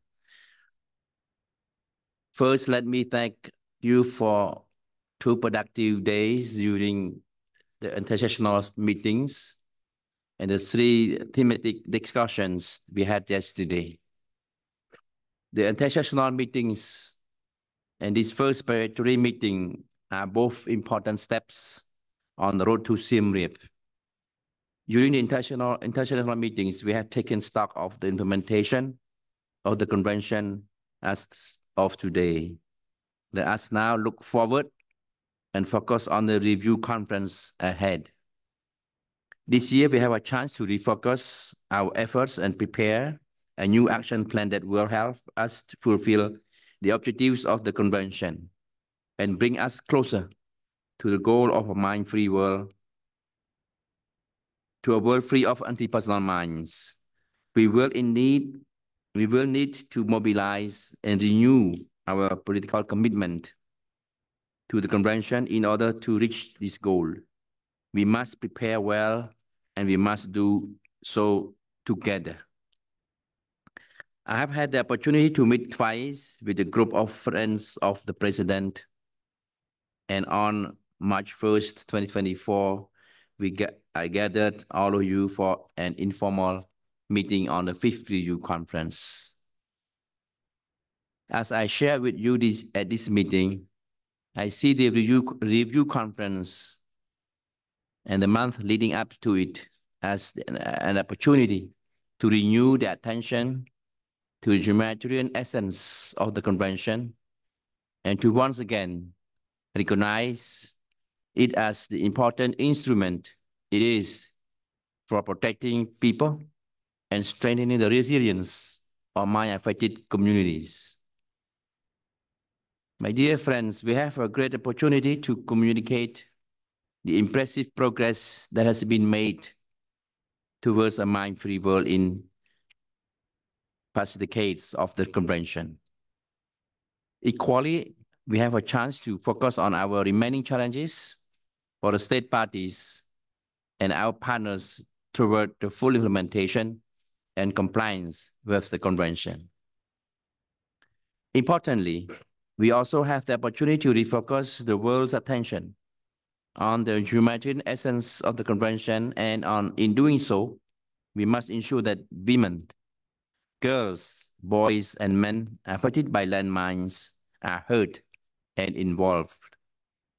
We also have an opportunity with the Siem Reap-Angkor Summit to reinvigorate national implementation and compliance efforts, enhance national ownership, and promote the international norm created by the convention that any use of anti-terror mines is prohibited and unacceptable. The road to Siem Reap also involves a few procedural steps. Once these are taken, we can move full speed ahead toward the development of meaningful and substantive outcomes. Dear friends, this preparatory meeting is about both these aspects. Our first aim this afternoon is to be able to recommend the agenda for the fifth review conference and share information with you on how we intend to proceed with the organization of our work at the review conference. Doing so will enable us to take the next steps in preparing an actual program of work and bring the conference to life. I will also share with you information that will allow you or help you to plan your participation in the review conference. We will be launching a website shortly. We will also be of good help to you. Once it is ready, we will circulate it and encourage all of you to visit the website. Our second aim is to present how we plan to develop the key substantive documents for the review conference and to seek your input on the direction and substance of these documents. As time is limited this afternoon, I will proceed straight to the first matter of the business. Adoption of the agenda of the first preparatory meeting. Our first task is to adopt the agenda for this meeting. Before doing so, however, I wish to mention that in keeping with the practice used in advance of the previous review conferences, I intend to proceed on the basis of rules of procedure used at the second review conference in 2009. With that said, you will have seen that an agenda for this meeting has been distributed and it has been made available by the Secretariat in the 6 languages of the convention on the convention's website. The agenda should be largely self-explanatory. Under point 8 of the agenda, labeled under matters, we will hear updates on the sponsorship program and on the development of a proposal for office holders and meetings of the convention in 2024 and beyond, not precluding any decisions that could be taken at the review conference. In addition, on the basis of discussion papers that I disturbed earlier and are on the convention websites, we would have an exchange of views on preparations leading to the substantive outcomes of the fifth review conference. So I would like to now call for adoption of the agenda for this meeting. And the document is in front of you, I guess.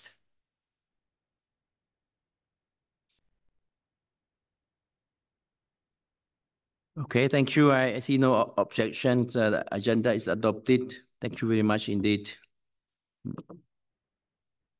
So, thank you. I learned to be president, and my president is next to me. Thank you very much indeed. So now I'd like to move on. Next agenda is consideration on a draft agenda for the 5th Review Conference. Dear colleagues, we have prepared a draft agenda for the 5th Review Conference for your consideration and a provisional program of work. These documents have been made available to all delegations. As you can see, this is a fairly standard agenda, including all the points that a review conference normally goes through. Now, allow me to go through the agenda. We have, of course, the opening and various procedural steps, including adoptions of the agenda, elections of vice presidents, confirmation of the Secretary General, and organization of work. Some of you may ask why there is no point on the agenda called general exchange of views. We have decided to not include such a point because we want the discussions to be as substantive as possible. However, we have included an agenda item called renewing the political commitment to the convention. These agenda points should accommodate the contributions normally given under the general exchange of views, but with a clearer aim.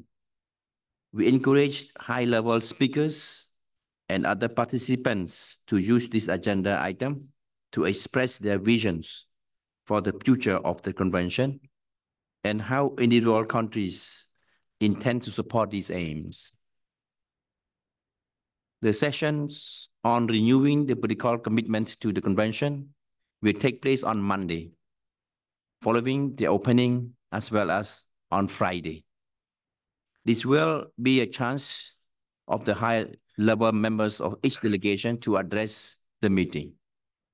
Ideally, reaffirming commitments and expressing support for high-level declaration, which we hope would have been informally agreed to in advance. The bulk of the 5th Review Conference will be dedicated to thematic discussions in the context of our review of the operation and status of the convention. This agenda item 8 discussion will be held on the basis of draft documents submitted in advance of conference. That is, addresses to the conference and general statements would be discouraged during this agenda item. In keeping the organizing method that has served us well, we will have thematic discussions on the main pillars of the Mine Ban Treaty, universalization, stockpile extraction, mine clearance, and victim assistance, as well as on other matters essential for achieving our aims, such as cooperation and assistance, transparency, measures to ensure compliance, and implementation support. The purpose of these sessions is to share views and experiences as concerns these topics and to remark on relevant portions of the review and the Siem Reap-Angkor action plan. At this review conference, time is short. The nature of these discussions would be different from how they are handled at meetings of the state parties. At meetings of states parties, detailed national updates on various areas of implementation are called for and provided. At the review conference, however, any news on national implementation should be briefed, an assessment of the convention over the past 5 years and what lies ahead. It is important for us to maintain a forward-looking perspective throughout the summit, including on these matters. Considering and taking action on requests for extension under Article 5 will, of course, be another important part of our work. This is contained in Agenda Items 7 and 11. It has become the practice that requires The requests are presented early in the meeting and then formally considered after delegations had sufficient time to consult and review. And this practice has served us well in the past. Therefore, I am proposing that informal presentations of requests and the analysis of them take place at the end of the day on Monday, 25th November, and that will return to formal consideration on Thursday, 28th November. The review conference will also consider work plans and budgets of the implementation support unit. I would like to draw your attention to the fact that on this occasion, there will be two separate documents presented by the ISU for approval. A 5-year work plan and budget for the period up until the next review conference, as well as the ISU work plan and budget for 2025. This is contained in agenda item 10. By the end of Thursday, 28 November, our aim would be that we agree to recommend for adoption of the final documents.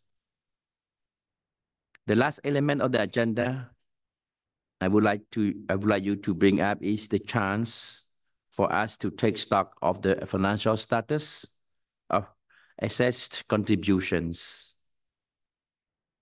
This is now a topic that features in our meetings, in all our meetings, and it is certainly deserve our attention at the review conference as well.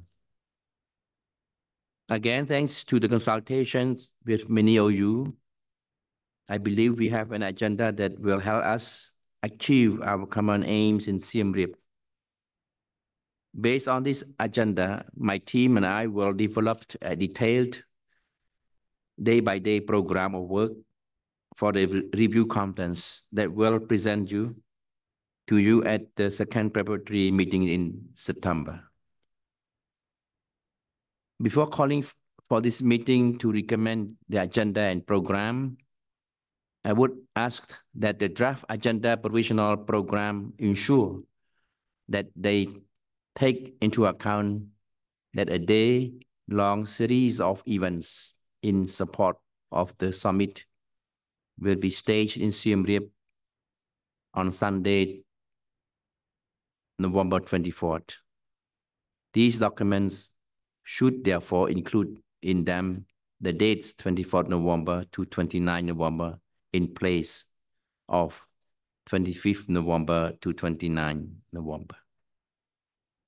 With that said, I would like to now call this meeting to recommend the draft agenda and provision program of work for the 5th review conference. With document in hands, I would like now have you to speak. Please let me know you want to take the floor on this. So I see no objections. I can say the program of work has been amended and recommended. Yeah? Thank you very much indeed for your attention. Now, let us move on the next item, Vice Presidents of the 5th Review Conference. We will now proceed on the matter of the Review Conference Vice Presidents. I would propose that in keeping with a practice that we have used in the past, the senior members of the 4 committees be designated as Vice Presidents of the 5th Review Conference, namely Algeria, Colombia, Japan, Norway, Slovenia, South Africa, Sweden, and Zambia. I would like to now call for this meeting to recommend that these states be designated Vice Presidents of the 5th Review Conference. Thank you. I see no objections, so it is agreed. So thank you very much to the senior chairs, your support to Cambodia in the lead up and during the meeting. will be indispensable. I look forward to having you next to me, and thank you very much indeed. We will work closely with you. Next item, a change of views on the preparation of documents for the fifth review conference. Dear friends, now let us move on to the substantive part of the review conference work. As you know, there will be three key substantive documents that will be adopted at the review conference. Today, I intend to provide you with a brief update on the status of these three substantive documents, present our vision and plans for each of the documents, and the process ahead. More importantly, I will give you the chance to provide your comments and input. And I hope we can have a good exchange of views on substantive issues today. At our March 1st informal meeting, we distributed a concept note for the three substantive documents. This concept note is still what guides us in the development of the documents. On the screen behind me, you will see the timeline for the development of the documents contained in the concept note. Please take note of the deadlines for providing inputs. As we move closer to the review conference, keeping these deadlines will be important to ensure that preparations can go ahead without delay. The review conference will adopt three key substantive documents. First, a review document detailing the status of implementation since the last review conference in Oslo. Second, the Siem Reap-Angkor action plan for the years 2024-2029, and third, a political declaration. We aim for the three substantive documents to be clear, concrete, and concise. They should focus on overall global analysis and seek to respond to trends and challenges through concrete actions and commitments. The documents should reflect today's realities and remaining challenges. We are developing the documents through a process that allows us to draw on each document in the development of the next. This means that the first document to be developed is the review document, followed by the Siem Reap-Angkor action plan, and finally, the political declaration. I would like to stress that the road to Siem Reap is a process that involves all state parties, international organizations, and civil society you are proudly representing. I intend to ensure that the substantive preparations are as inclusive as possible. We welcome and encourage ideas, analysis, and input from all stakeholders to the documents we are developing. You can always email us. We will continue to consult state parties and other stakeholders extensively towards the review conference. In addition to the three substantive documents mentioned, the review conference is an opportunity to review all implementation mechanisms of the convention. You would have received a short analysis of how our machinery has served us since the last review conference 5 years ago. You will need to consider any relevant amendments. An amendment, however, we will come back to a discussion on this topic in lead 2 and at the second preparatory meeting in September. Finally, the review conference must reflect on and possibly adopt decisions on a future meeting program. On this matter too, we will come back to a discussion on this topic in the lead 2 and at the second preparatory meeting in September. Dear friends, before continuing, let me underline that the convention itself remains the best and most important tool for implementation, and that the purpose of any documents from the fifth review conference is to provide additional guidance to improve implementation and compliance of the convention. With your permission, let me now turn to the three substantive documents. First, review of the operation and status of the convention 2019-2024. A very first draft of the review document was distributed and placed online. I hope you have received it and had a chance to have a first read. I would like to thank the committees as well as all those states and organizations that kindly shared their ideas and analysis for the review document with us. I would also like to thank the ISU and my team for putting this first draft together. The review document aims to analyze progress made in fulfilling convention obligations since the fourth review conference in Oslo 2019. It contains a global analysis rather than country-by-country analysis, seeking to capture and reflect the reality the convention is facing today. The review document should give us a good and shared understanding of where we are to guide where we need to go. So it's very important for the next our next action plan in Siem Reap. We need to know where we are and also where we need to go.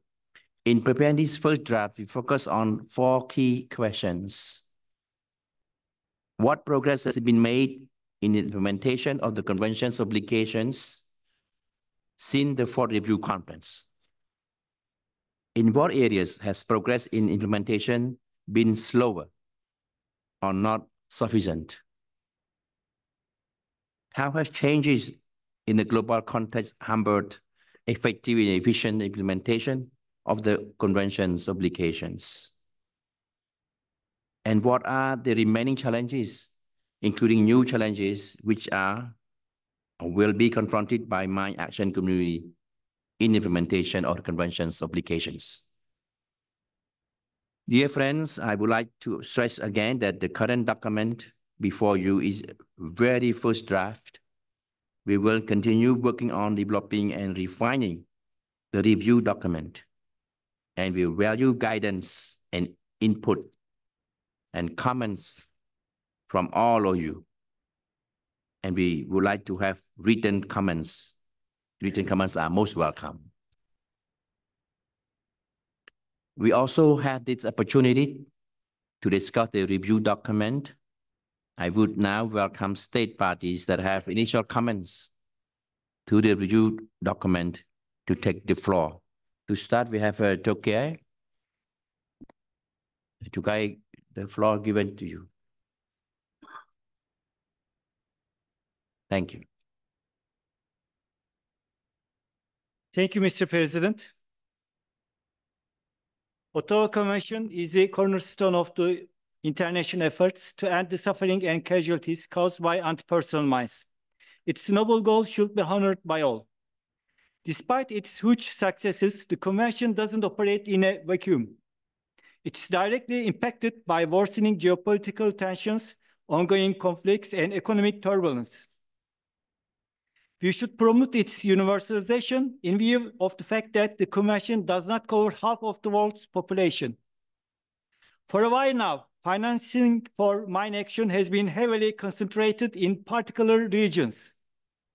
Financial and technical assistance should be distributed fairly for maintaining the momentum. Mr. President, we convened our initial views on review document on and Siem Reap-Angkor action plan.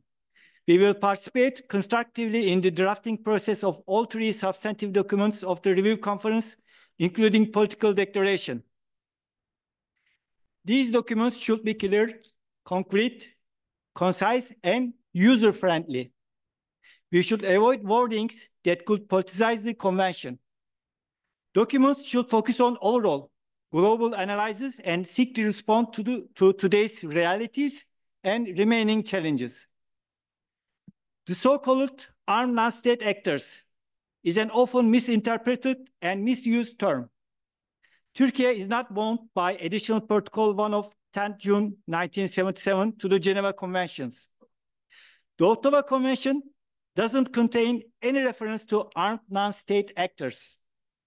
This term is too vague and obscure as it doesn't make any differentiation between internationally recognized terrorist organizations and other actors.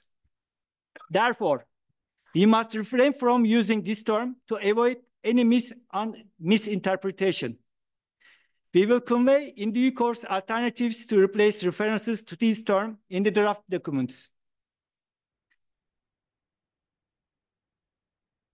The efforts within the Convention on the Rights of Persons with Disabilities, CRPD, should not be duplicated.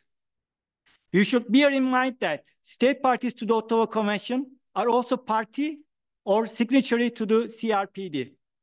CRPD requires its state parties to ensure that persons with disability, including survivors of explosive ordnance, have access to healthcare, rehabilitation, employment, social protection, and education. As a member of the Committee on Enhancement of Cooperation Assistance, Turkey has been actively engaged in implementing the Convention. Our support to you, Mr. President, will continue in the lead up to the 5th Review Conference. Thank you, Mr. President. Thank you, Turkey, for your statement. We also keep being engaged with you. Thank you very much indeed for your statement. And I'd like to give the floor to Norway. And then Argentina. Thank you very much, Mr. President. We're very pleased to see Cambodia's leadership towards the next review conference. And as president of the last review conference, we know exactly how much work goes into preparing these documents. So thank you for the work that you put into those. So on the review document, I'll be very brief. Indeed, it seems to be a very comprehensive document and a good starting point for our discussions. At this point, I also have comments on the action plan and the political declaration.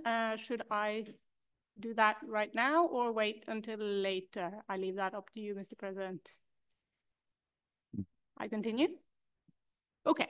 Yeah. Excellent. So at the risk of sounding self-congratulatory, I realize, we do believe that the Oslo Action Plan gives us a good starting point for the next review conference and that we should build on the strengths of that document and develop it further for the Siem Reap-Angkor Action Plan.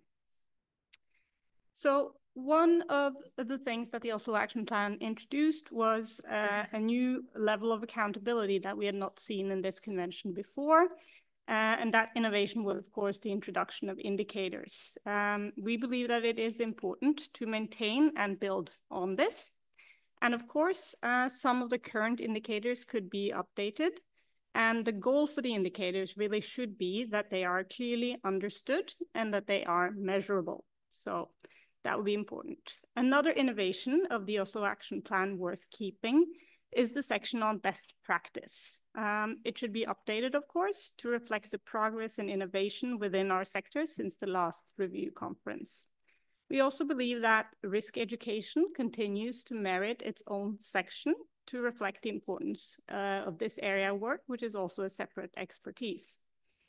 Gender considerations and gender responsive programming run through the Oslo Action Plan, and we're pleased to see that the presidency also prioritizes this. And we believe that we should build on this in the next action plan. We also believe that we must continue to ensure that diversity is taken into account in all of our work. We also support the presidency's focus on climate change, and we look forward to seeing that reflected in the next action plan. And finally, let's keep in mind that what the overall goal of the new action plan really should be. It should be to give us a roadmap which focuses our attention on effective implementation of all parts of the convention, and one that allows us to measure progress on concrete measures. Briefly, finally, on the political declaration, we support your idea of having a short declaration and a clear statement. And it should really recommit political support for strengthening the norm that this convention has established. The declaration should reiterate that states parties condemn the use of anti-personnel mines by any actor anywhere, as previous declarations have also done. And the declaration should also note the progress that we have made till date and the remaining challenges, committing us to jointly work to overcome them. So these are our comments at this stage. Thank you very much. Thank you, Norway, for your statement. And on this occasion, right, also to express on behalf of our member states our appreciation to the host of a port review conferences for the third, second, and first. Without all of you, hosting those important review conference, I will not be here. Cambodia won't be able to lead this work. Thank you very much indeed. Next, I think Argentina, you have the floor. Thank you. Gracias, señor presidente.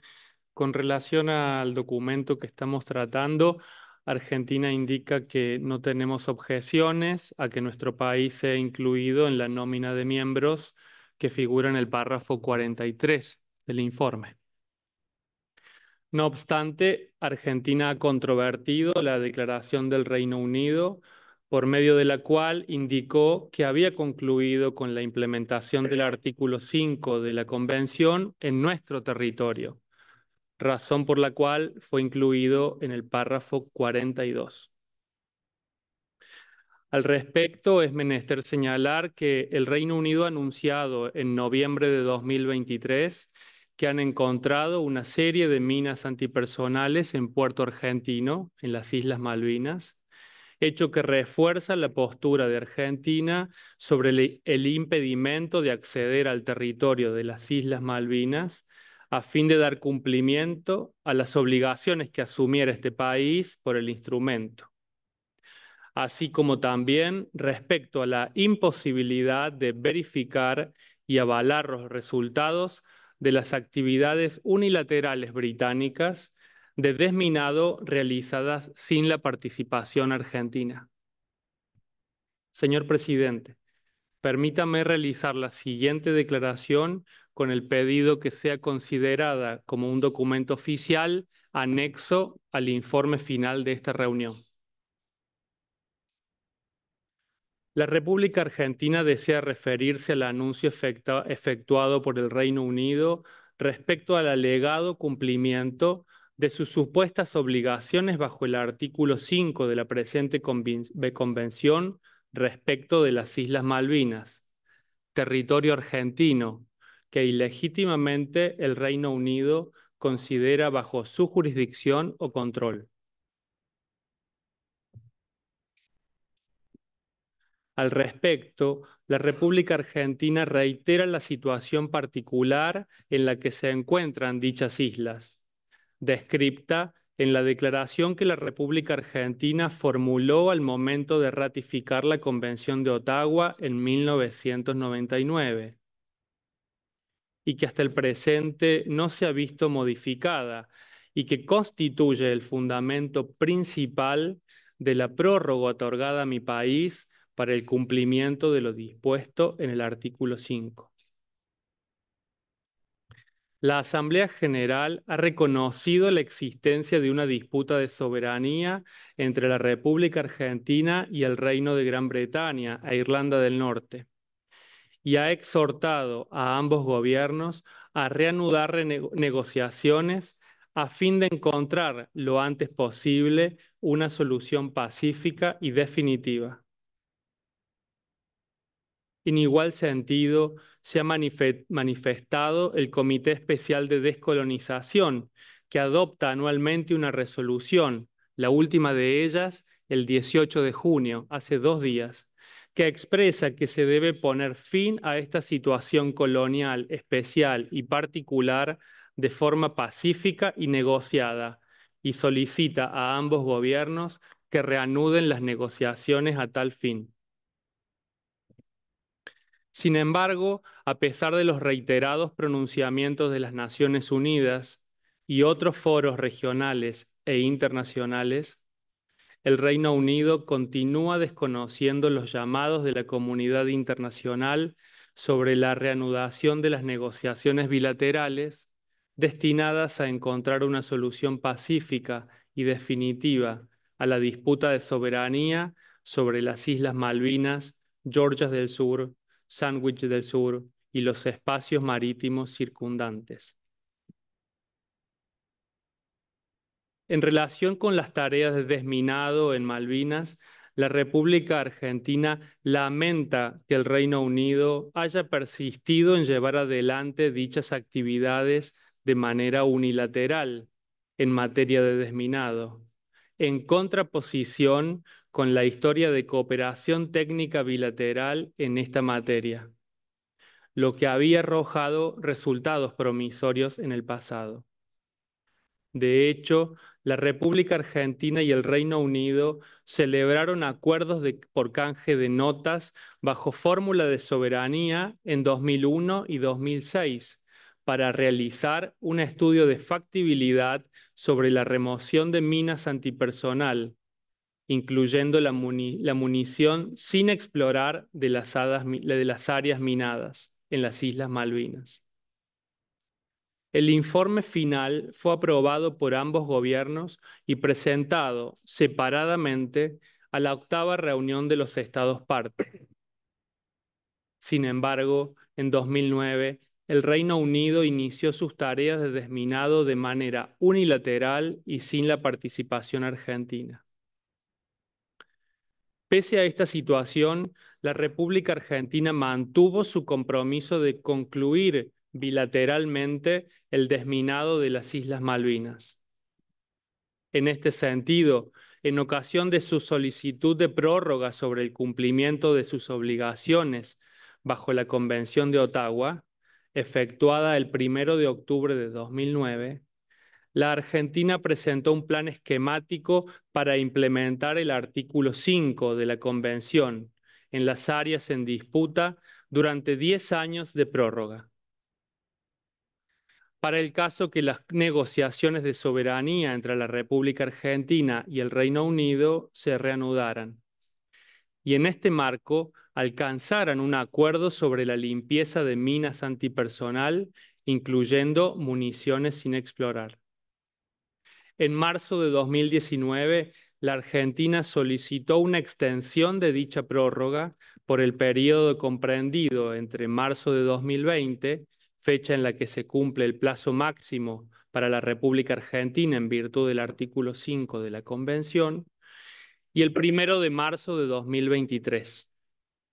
En ese contexto, se propuso al Reino Unido realizar en forma conjunta, bajo fórmula de soberanía y con fines estrictamente humanitarios, el desminado de las Islas Malvinas.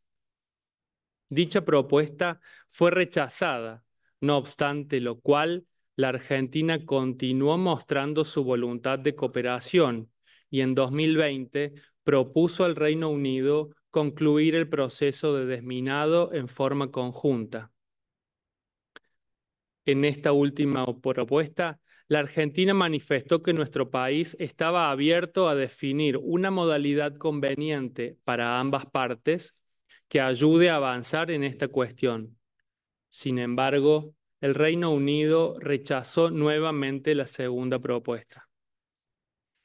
El 22 de abril del corriente año, la República Argentina ha remitido nota SEMAS 11/2024 a la Embajada del Reino Unido de Gran Bretaña e Irlanda del Norte en la Argentina, donde expresa las obligaciones emanadas de la Convención de Ottawa a los Estados parte y cómo este instrumento es una herramienta para la cooperación entre ambos países. En este sentido, se expresó al Reino Unido el interés de que ambos estados negociemos bilateralmente, tomando en consideración las proposiciones realizadas en los años 2019 y 2020 para culminar el proceso de desminado de manera conjunta. Dicha proposición no recibió respuesta por parte del Reino Unido. Al respecto, para la República Argentina resulta esencial que para aquellos casos en que se presentan dificultades en el proceso de desminado, por estar involucrados territorios sujetos a disputa de soberanía y que tal condición es reconocida por Naciones Unidas, se deben priorizar la cooperación y el carácter técnico y humanitario de las tareas vinculadas al proceso de desminado para poder lograr un desminado rápido y efectivo. En virtud de lo expuesto y en relación con el alegado cumplimiento de las supuestas obligaciones del Reino Unido bajo el artículo 5 de la Convención de Ottawa respecto de las Islas Malvinas, que junto con las Islas Georgias del Sur y Sandwich del Sur y los espacios marítimos circundantes se hallan ilegalmente ocupadas por el Reino Unido y son objeto de disputas, la República Argentina rechaza las actividades unilaterales británicas alegadas en dichos espacios que son objeto de esta disputa de soberanía y se ve imposibilitada de verificar los resultados de tales tareas. Para concluir, la República Argentina reafirma sus derechos de soberanía sobre las Islas Malvinas, Georgias del Sur, Sandwich del Sur y los espacios marítimos circundantes que forman parte integrante de su territorio nacional. Finalmente, teniendo en cuenta la naturaleza provisoria de este informe, aseguramos que la Argentina remitirá comentarios escritos para que sean recogidos por usted, señor presidente, en la versión final del documento. Muchas gracias. Thank you, Argentina, for your statement. We appreciate your country's commitment and efforts in support of the convention and Article 5. Yeah.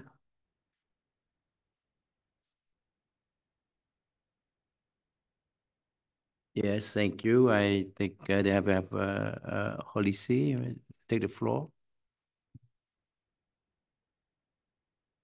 Thank you, Mr. President. At the outset, I would like to express the Holy See's appreciation for the intense work that Cambodia has been undertaking in preparation for the 5th Review Conference. We look forward to a successful and outcome-oriented meeting in Siem Reap later in November. Recalling the 25th anniversary of the entry into force of the Convention on the Prohibition of Anti-Personnel Mines, Pope Francis recently reiterated his closeness to the many victims of these insidious devices that remind us of the dramatic cruelty of wars and the price that civilian populations are forced to bear. Mr. President, amidst the tragedy of ongoing conflicts, anti-personnel landmines and victim-activated explosive devices continue to be used by some states and armed groups. With great concern, we continue to observe the indiscriminate spread of such weapons in the context of the conflict in Ukraine and also in Syria and Myanmar. Conflicts in and of themselves already represent a failure of humanity to live as a single human family, as fellow travelers sharing the same flesh, brothers and sisters all. A failure to preserve the dignity we have received as a loving gift from God. To that failure, anti-personnel landmines add an additional sense of fear that disrupts livelihoods and prevents reconciliation, peace, and integral development, with civilians always bearing the brunt of the suffering. For these reasons, the Holy See strongly urges all states that have not yet done so to accede the convention, and in the meantime, to halt the production and use of landmines without delay. The human cost of landmines is staggering. Without most concern, we know that there has been an increase in the number of victims. We do not need new victims. Men, women, and children are being killed or maimed. Children lose their limbs. Parents lose their children.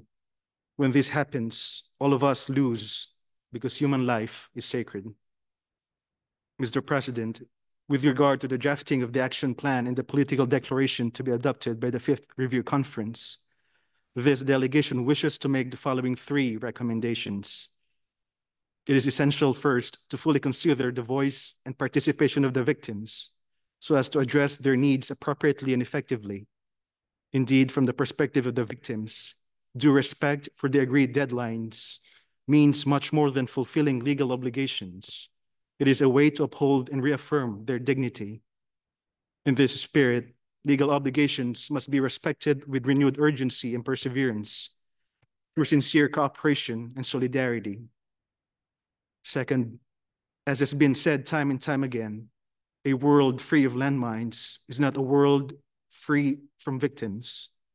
It is fundamental to continue placing the human person at the center of our joint efforts, and thus guarantee a form of assistance which is integral. In order for such assistance to be fit for purpose, it must take into account the multiple needs and varying contexts of victims, including their full rehabilitation and socioeconomic reintegration, as well as the psychological and spiritual care. Among such various needs, this delegation proposes to consider including commitments to making prostheses more affordable for victims through innovative partnerships and international cooperation. Third, it will be important to adopt language and actions that are clear and concrete rather than employing vague terminology such as the expression gender and diversity, which lacks an agreed definition and has proven to be non-consensual terminology in several other fora. In this regard, we appreciate your intention of implementing an inclusive approach in the process of developing the key substantive documents that will be adopted by the 5th Review Conference. Mr. President, there is a strong connection between demining, assistance to victims, development, and peace building. Therefore, the Holy See wishes to echo Pope Francis's appeal to combat the throwaway culture and to promote instead a culture of integral inclusion by forging and consolidating the bonds of belonging within society based on the universal and inalienable dignity of every human person with its rights and duties. Such bonds become even stronger when victims are not simply passive receivers, but they take an active part in the life of society as agents of change. For this to be effective, it is important that at the national level, there be clear policies for and coordination of the various aspects of the victim's assistance. It is likewise necessary to support civil society, including faith-based organizations, since without their networks of solidarity, in many places, people would be left to themselves. Thank you, Mr. President. Thank you, Holy See, for your statement, and please convey our convention community's appreciation and gratitude to the Pope for being so caring about the well-being of our humanity. And we look forward to welcome delegation from Holy See to Siem Reap. Thank you very much indeed. Next, I'd like to give the floor to the EU. Thank you, Mr. President. I have the honor to speak on behalf of the European Union, the candidate countries, North Macedonia, Montenegro, Albania, Republic of Moldova, the EFTA country, Iceland, member of the European Economic Area, aligned themselves with this statement. At the outset, we would like to seize the opportunity to commend your able chairmanship and thank you for your personal engagement. The EU appreciates your efforts leading us towards the 5th Review Conference of the Convention in Siem Reap later this year. We know the suffering of Cambodia in its history due to its massive exposure to mine contamination. We are impressed by Cambodia's commitment to share its experience in mine action with other countries, in particular Ukraine, and we can only appreciate the crucial role Cambodia intends to play in safeguarding the norm and strengthening the convention. The upcoming review conference will give us an opportunity to review progress, reaffirm commitments, and promote further universalization and strengthened implementation of the convention. The EU highly appreciates the preparatory work carried out by Cambodian presidency and the documents presented to states parties, the draft review of the operation and status of the convention, the concept note on the conference substantive documents, and matters to consider in developing the Siem Reap-Angkor action plan, as well as feedback tool on the action plan. On 27th May 2024, the Council of the EU adopted conclusions on an EU position on strengthening the ban against anti-personnel mines in view of the 5th Review Conference. The Council conclusions outlined the EU's common objectives for the outcome of the Review Conference. They were presented to the Cambodian presidency in June and will be submitted as an input to the conference documents. The EU reiterates that universalization should remain at the center of our attention and will continue to engage in identifying incentives for countries to join, including through funding. We will also further promote the full implementation of Article 5, encourage efforts from all concerned states, including those affected by improvised explosive devices that meet the Convention's definition of an anti-personnel mine and fall under the obligations of the Convention.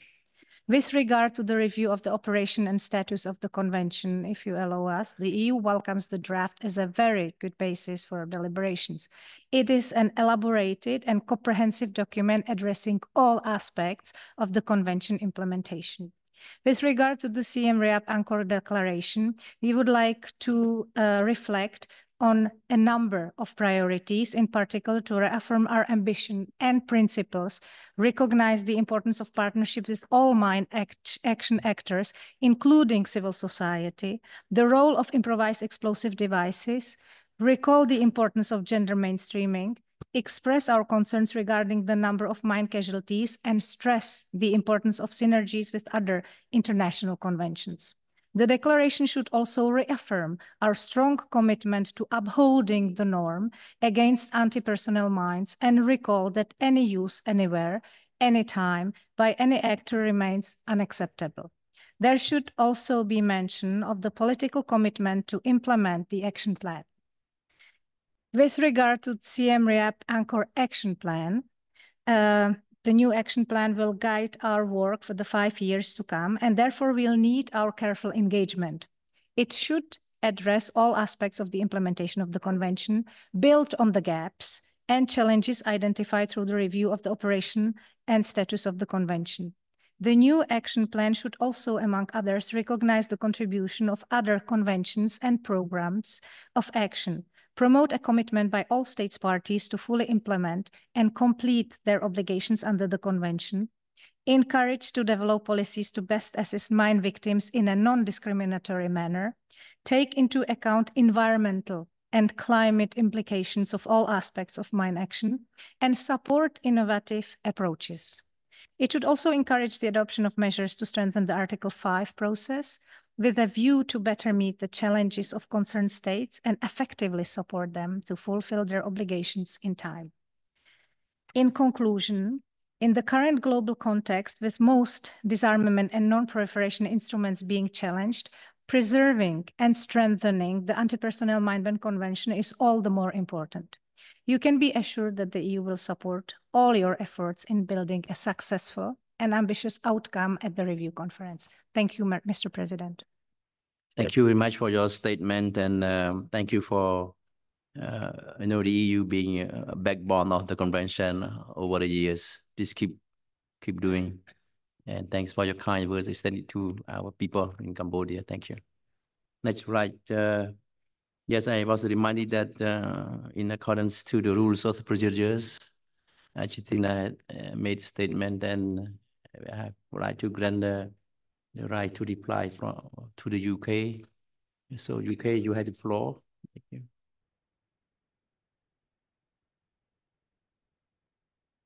Thank you, Mr. President, and we look forward to working with you at the review conference later this year. Just wanted to take the floor as a right of reply to the statement made previously by Argentina. The United Kingdom has no doubt over its sovereignty over the Falkland Islands and South Georgia and South Sandwich Islands and the surrounding maritime areas, nor do we have any doubt about the principle and the right of self-determination for the Falkland Islanders as enshrined in the UN Charter and in Article 1 of the 2 UN Covenants on Human Rights, by virtue of which they are freely determine their political status and freely pursue their economic, social, and cultural development. A small number of mines were recently discovered on Hell's Kitchen Beach near Stanley. These were swiftly cordoned off and cleared in March 2024. The island-wide demining programme cleared all known and suspected minefields, but there always remains a possibility that mines may be discovered in unmarked areas or washed up. These will continue to be dealt with effectively and swiftly, as in the case of the discovery of the mines at Hell's Kitchen, in accordance with guidance on previously unknown mined areas laid out during the Ottawa's Treaty's 12th MSP, and as per Action 26 of the Oslo Action Plan. The UK acknowledges the receipt of a letter from the Argentinian MFA on the 22nd of April 2024, which greatly differs from the statement delivered today. We are hoping to work constructively with the government of Argentina on the cooperation in the South Atlantic. Thank you. Thank you very much for your statement from the UK. I think, yes, I know both of you are peace-loving people and supporting global mine clearance all over the years, and would be very much pleased to have positive development in the future between both sides. I now would like to grant the right to replies from Argentina. You want to take the floor?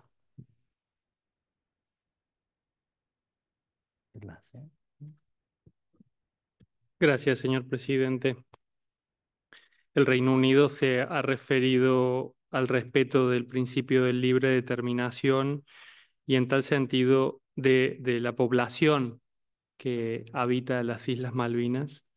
Y en tal sentido, Argentina reitera que el principio de libre determinación de los pueblos, elemento en el que el Reino Unido funda su negativa a reanudar negociaciones sobre soberanía, resulta inaplicable a la controversia entre los dos países sobre la soberanía de las Islas Malvinas, Georgias del Sur, Sandwich del Sur y los espacios marítimos circundantes. La Asamblea General de Naciones Unidas adoptó en 1960 la Declaración sobre la concesión de independencia a los países y pueblos coloniales. Esta fue la resolución 1514 y que es muy importante para muchos de los miembros que estamos en esta sala, que rige los procesos de descolonización. Dicha resolución, a la vez que enuncia el principio de libre determinación de los pueblos, advierte que todo intento encaminado a quebrar la integridad territorial de un país es incompatible con los propósitos y principios de la Carta de Naciones Unidas.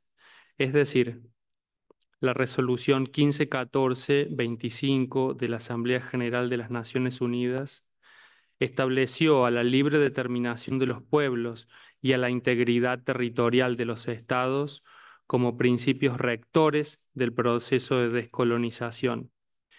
Y la libre determinación no es un derecho absoluto, en tanto que encuentra su límite en el respeto al principio de integridad territorial, conforme lo estableció la resolución 1514-25. El principio de libre determinación de los pueblos no es aplicable en este caso y las Naciones Unidas jamás han establecido que los habitantes de las Islas Malvinas sean titulares del derecho a la libre determinación.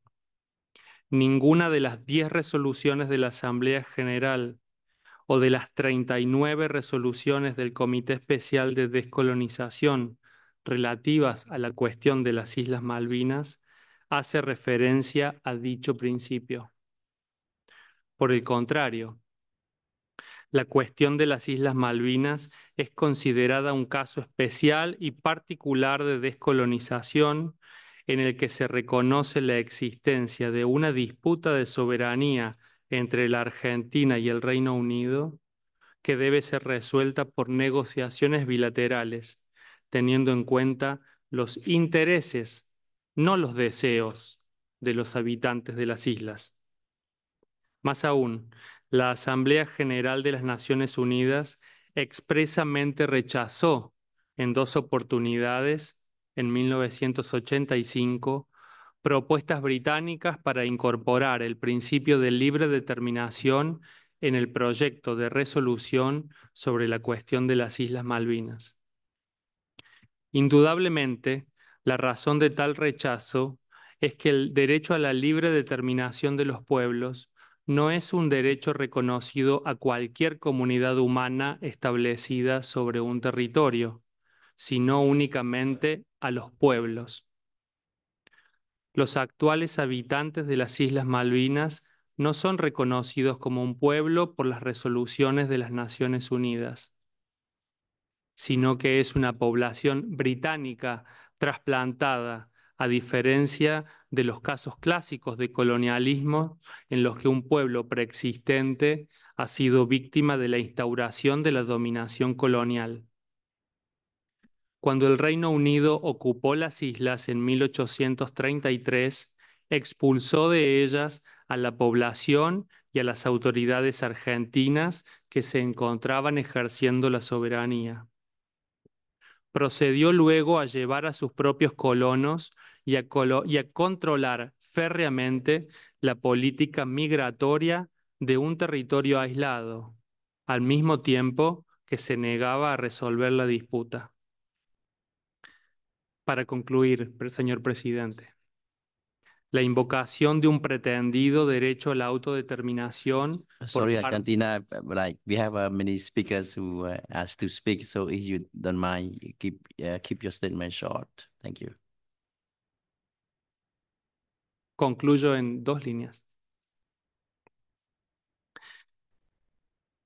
La invocación del pretendido derecho de autodeterminación por parte de la población de las islas es inaplicable para esta cuestión. Muchas gracias.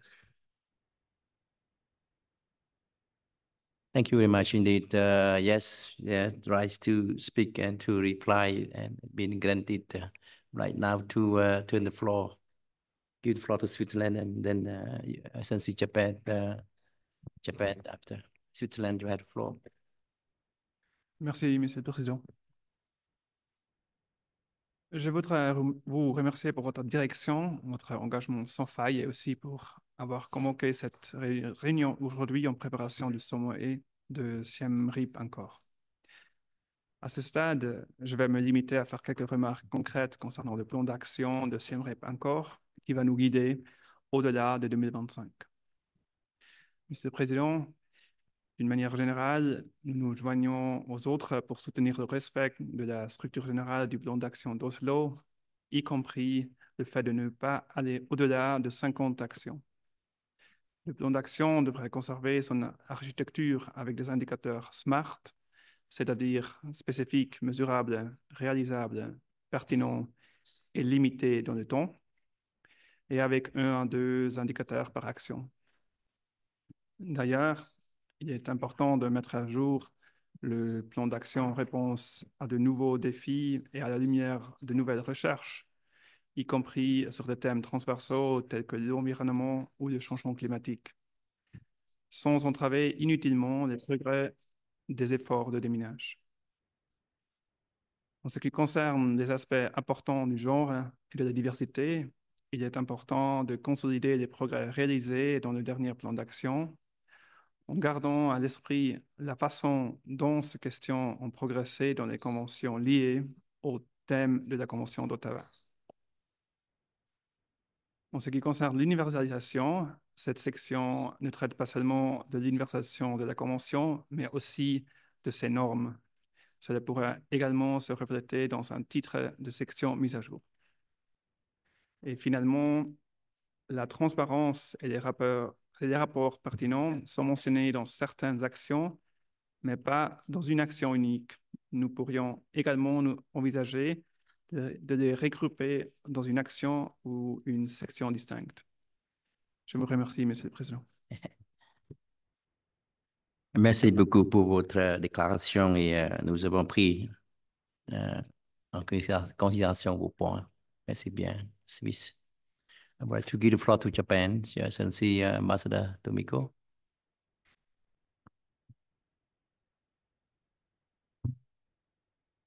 Thank you, Mr. President. Japan would like to thank you and your team for the strong leadership and preparation as the President of the Fifth Review Conference. I assure you of the full support and cooperation of my delegation. As a member of the Troika, I look forward to continuing to work closely with you and your team to ensure the success of the Fifth Review Conference. I'd like to take this opportunity to provide our brief comments on the three documents. First, the review document. I would like to thank the President and the ISU for preparing the draft review document of the Oslo Action Plan. Japan sees the first draft as comprehensive based on the facts and the progress made in the implementation of the Oslo Action Plan.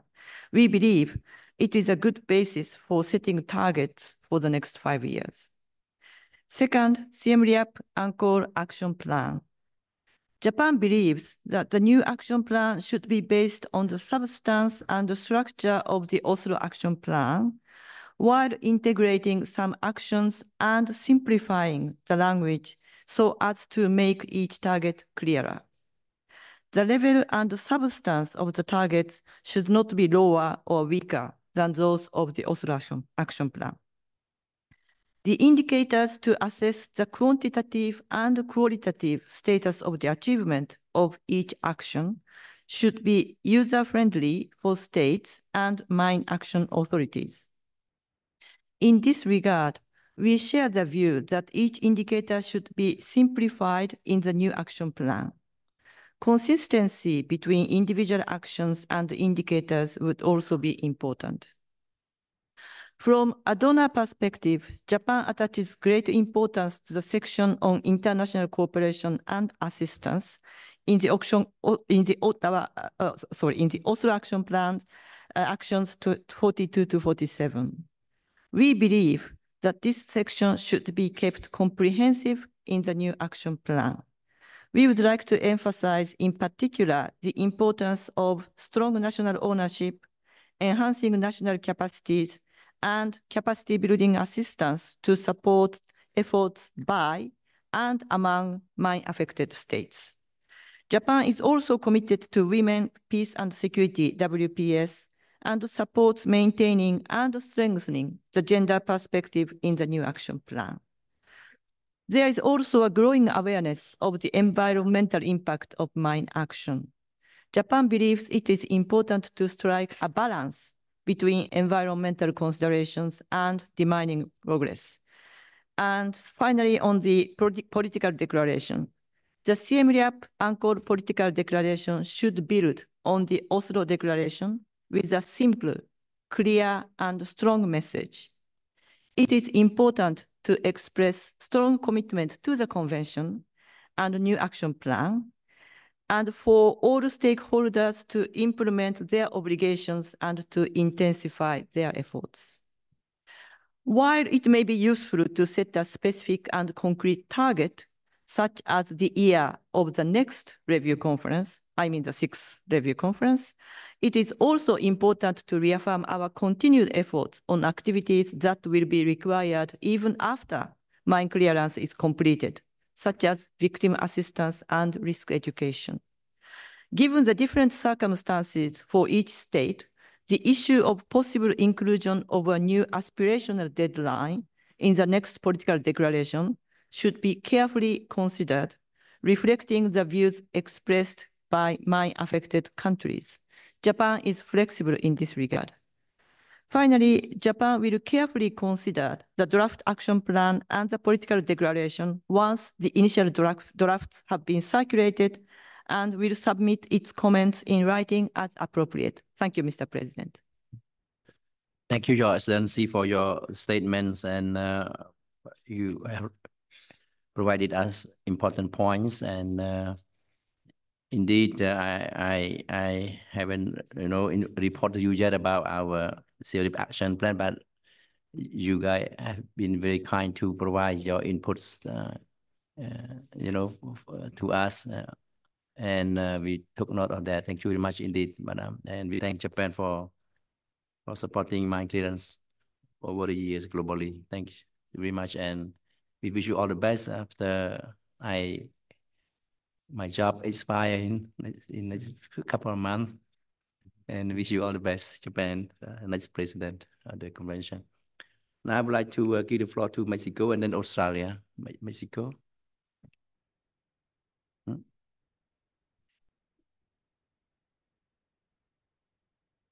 Muchas gracias, señor presidente. En primer lugar, quisiéramos felicitarle a usted y a su equipo por la forma en que están guiando nuestros trabajos y puede contar con el apoyo de México tanto en los trabajos preparatorios como en la propia conferencia de examen. Como lo han indicado algunos estados que nos han precedido, consideramos positivos que la planeación se haga bajo la misma estructura de los 3 documentos que se ha hecho en las anteriores conferencias de examen. En relación con el plan de acción de Siem Reap, nos unimos a aquellos que han mencionado que el plan de acción de Oslo es una buena base. En específico, trabajar con base en indicadores que sean claros, operativos y medibles, con parámetros claros de corto y mediano plazo. Nos parece también que debemos racionalizar dichos indicadores para evitar duplicaciones. La delegación de México considera importante seguir construyendo compromisos precisos para prevenir los riesgos y brindar la adecuada atención a víctimas y sociedades afectadas conforme a los criterios de género, edad y situación de discapacidad. Esperamos que este tema se pueda aproximar desde un criterio técnico y operacional, evitando su politización. En las medidas de prevención de riesgo y de asistencia a víctimas, se le debe reconocer un papel central a las víctimas y a las sociedades afectadas. Apoyamos a Noruega en la necesidad de que el tema de educación en riesgo tenga su propio capítulo, pues si bien tiene interrelación con otras obligaciones de la Convención, tiene su propia dimensión y requiere centralidad. Incluso debería de tener su propio espacio dentro del comité de coordinación. Consideramos importante se reflexione y adopten indicadores que atiendan las consecuencias ambientales relacionadas con el cumplimiento de la Convención, desde las políticas de destrucción hasta los probables efectos para el cambio climático. También se considera importante que se tomen en cuenta los efectos reverberantes de las minas antipersonal, incluso su relacionamiento con el potencial cumplimiento con los objetivos de desarrollo sostenible. Construir comunidades resilientes, atender la seguridad alimentaria, acceder a servicios esenciales, integrar una perspectiva de género, etc. Finalmente, se coincide con Suiza que el segmento de universalización debe ir más allá de promover el incremento de la membresía, pero también la promoción de los estándares de las normas establecidas por la Convención. En cuanto a la declaración política, coincidimos que debe ser un documento conciso y claro, pues consideramos que estas características le dan un mayor impacto. La declaración política debe ser clara en renovar el espíritu humanitario de la Convención y que, como se determinó durante la negociación, no hay justificación militar alguna para legitimar su uso. Se debe manifestar la preocupación por un uso incremental de minas antipersonal y el aumento de víctimas en los últimos años. Se tienen que reconocer los importantes avances en destrucción de arsenales y limpieza de territorios, incluida la profesionalización que se ha generado para atenderlas. Se deben reconocer el desarrollo de políticas y directrices para la reducción de riesgos y la educación en riesgos y la atención a víctimas y comunidades afectadas, atemperando y atendiendo así las terribles consecuencias humanitarias de estas armas indiscriminadas. También se debe reconocer la forma innovadora en que se ha aproximado la cooperación y asistencia en el marco de la Convención. Finalmente, deberá reconocerse la complementariedad y retroalimentación que debe existir con otros tratados de desarme humanitario. En particular, identificando retos comunes y buenas prácticas que sean replicables y nos permitan lograr nuestro objetivo común. Muchas gracias. Thank you, Mexico, for your statement. And yes, I think we have agreed that the fifth review conference the action plan will, of course, look at the previous action plans. So if we put like this, now we're going to Siem Reap to build the fifth floor of the building, and then without the first, second, and third and fourth floors, we may possibly not able to build the fifth floor. So yes, it's important to look at what we have done over the past 25 years, by our passionate member states. So we look forward to look at what have been done, and we will build our future based on what we have learned and what are those challenges ahead. Thank you very much indeed. Now the floor go to Australia, please. Go then. Thank you very much, President, for giving me the floor, perhaps the fourth floor from which we're planning the design of the fifth floor. And good afternoon to all colleagues. At the outset, President, allow me to reiterate Australia's support for your excellent leadership of the convention, and thank you and your team for the determined preparatory work that you're undertaking. Thank you also for the comprehensive first draft of the review document, which we echo other sentiments is very well framed. We too believe that the Oslo Action Plan presents a strong platform on which to build the new Siem Reap Angkor Action Plan. Notwithstanding that platform, we have the challenge of time-bound targets to address, which we've already had productive discussions about. We echo the suggestion made by Mexico regarding opportunities to streamline in the action plan document, including in the indicators. We also pick up on comments made in our preceding meeting about, and also this afternoon, about improvised explosive devices, and highlight that the new action plan could seek to address this challenge more directly. For instance, through highlighting the need for greater disaggregated data on those improvised devices. And we note the paper submitted by Germany in its capacity as the president of the previous meeting of states parties that included recommendations for further work in this area. We reaffirm our respect for national ownership and leadership in best practices for mine action programming and convention implementation. And building on our current focus in our role as transparency reporting coordinator in our sister convention on cluster munitions, we also reaffirm the importance of transparency reporting as the exchange of high quality and accurate information helps us all fulfill our convention obligations. I wanted to take the opportunity, President, to highlight that alignment with the International Mine Action Standards, which have been highlighted at a number of points this week, remain an important best practice which we encourage retaining in the new action plan. We also encourage maintaining and building on the mainstreaming of gender and diversity considerations throughout the action plan. So too for opportunities to address environment and climate change considerations. In view of time, President, just very briefly, I'll mention potentially greater attention on innovation, both in technology, its application, and in financing approaches could be considered in the new action plan. In regards to universalisation, there may be the potential to consider how the challenges of small and resource-constrained states, particularly those that are considering joining our convention, could be addressed in innovative ways, potentially through regionalism and regional approaches. And broadly, with regards to the political declaration, we echo comments made by preceding delegations and note that it would be excellent if that had clear linkages in its response to the review document and the action plan. I thank you, Mr. President.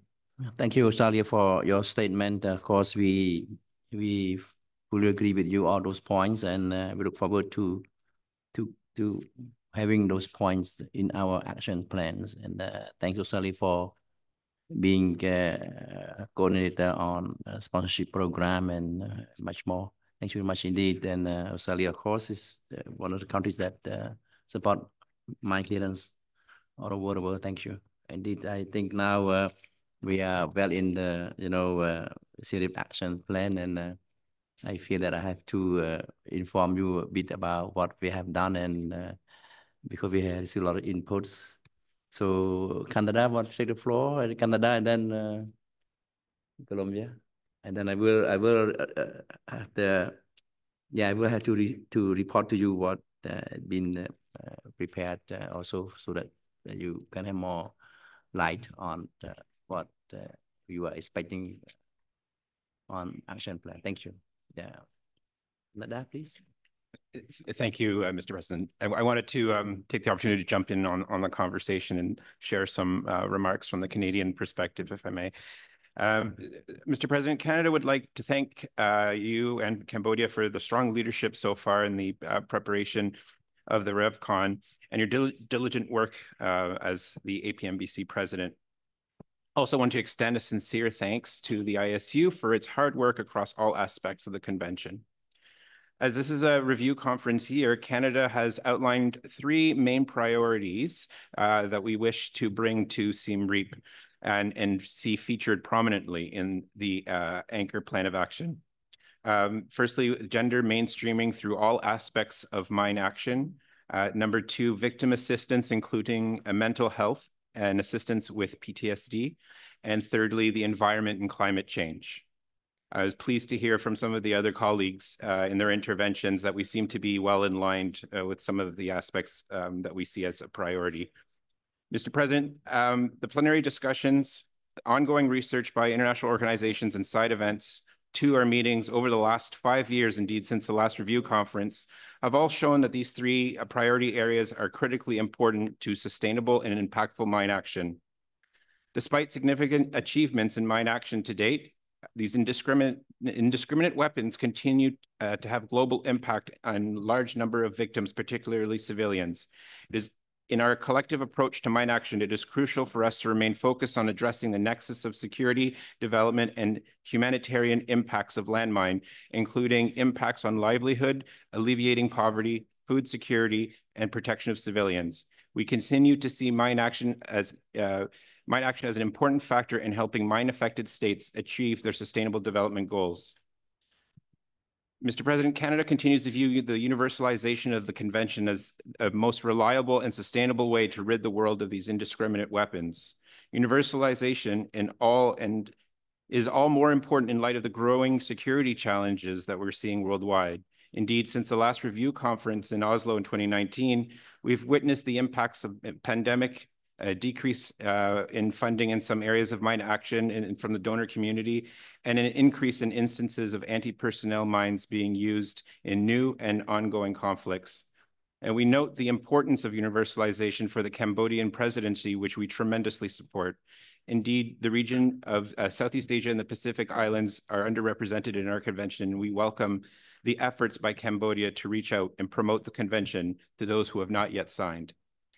Regardless of the remaining challenges, Mr. President, we must remain focused on committed to the spirit that brought us together in Oslo and indeed here today and in future in Siem Reap, and that is the use of anti-personnel landmines is illegal and that must be removed for once and for all.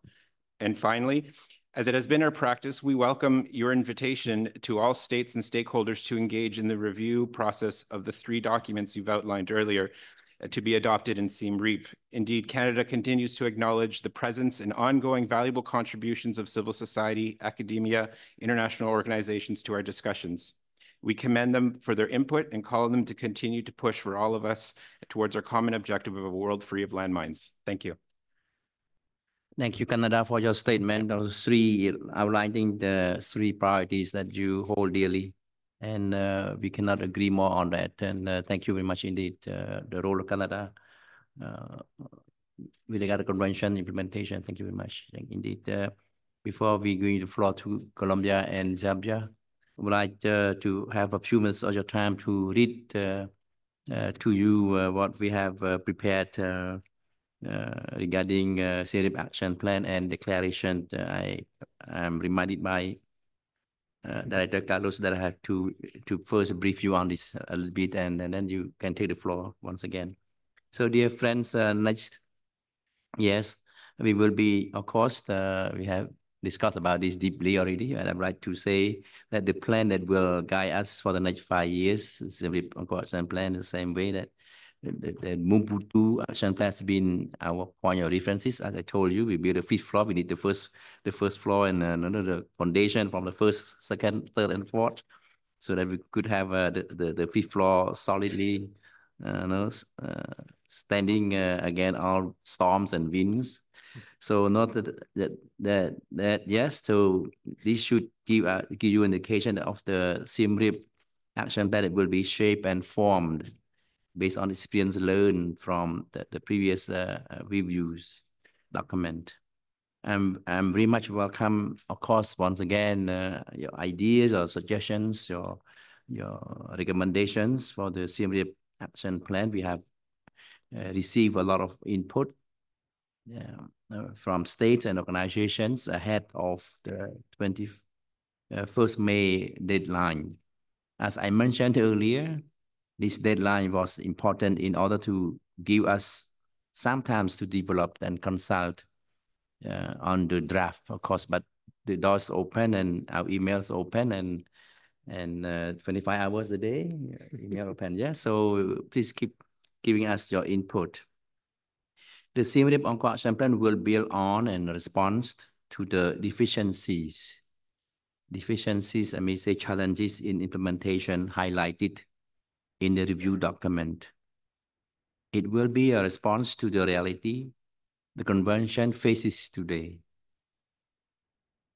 It will detail concrete actions, as all of you have expressed about that.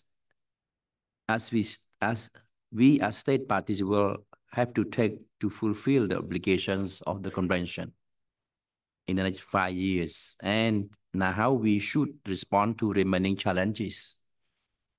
It will build on previous action plans, but also will seek to capture new developments, progress, and challenges. It should be clear and simple, like as you have said early on here in this room, and contain concrete actions which should be measurable where possible. Let me stress again that it is the convention itself that constitutes the applicable norms and obligation for state parties. The action plan is therefore rather a tool to guide and improve implementation of the convention. As such, the action plan should not simply reiterate convention obligations, but function as a concrete plan of how to achieve these obligations. During my meeting with many of you, and at the informal meeting there, seems to be general agreement that the Oslo Action Plan provides us with a welcome format for the Siem Reap-Angkor Action Plan. That is, the inclusion is an introduction section, a section on best practices implementation, and thematic action areas. I hope you agree. You agree with this format. I also took from our conversations that the inclusion, once again, of indicators to measure progress is desirable. And I think you would agree with that also. So I'm correct in my assessment in this regard. So it's something that must be measurable, and we will keep that. So it's maintaining the indicators desired. So this is important for us, and you have expressed that, and we took note of that. So how can we ensure that we strengthen the actions of next action plan? What additional issues must be taken on board? For example, in our conversations, I also understood that there are some thematic areas that could be further elaborated on, including when it comes to the environment, you raised that, gender, victim assistance also. What key actions in the different thematic areas are critical to retain and strengthen? How can we strengthen actions related to cooperation and assistance, which has been raised as a recurring challenge? So these are few questions that will guide us, and this question will respond to your concerns and your desire, priorities. Yeah. We heard during the panel discussions the importance of sustainability, victim assistance efforts, of ensuring that there is a focal point for victim assistance. We hear about consideration to strengthening the norms and the need to consider stronger cooperation assistance as well as capacity building. We want to also thank all those that provided written input and assure you that our door is always open. I repeat again and again for more input. Today represents an opportunity for us to exchange views. You had done that, you did that, and views on the development of a action plan. Of course, we very much value all input, so we would now like to open the floor on this, but you have done already, but most of you, some of you may request to speak again. I would be more than pleased to give you. But as you are really proactive, so I would like to ask you for a few more minutes to report to you about our assessment on political declaration, because you put all these key topics together when you took the floor. So with your permission, I just go a bit further on Siem Reap political declaration. Then I give the floors to you. Thank you.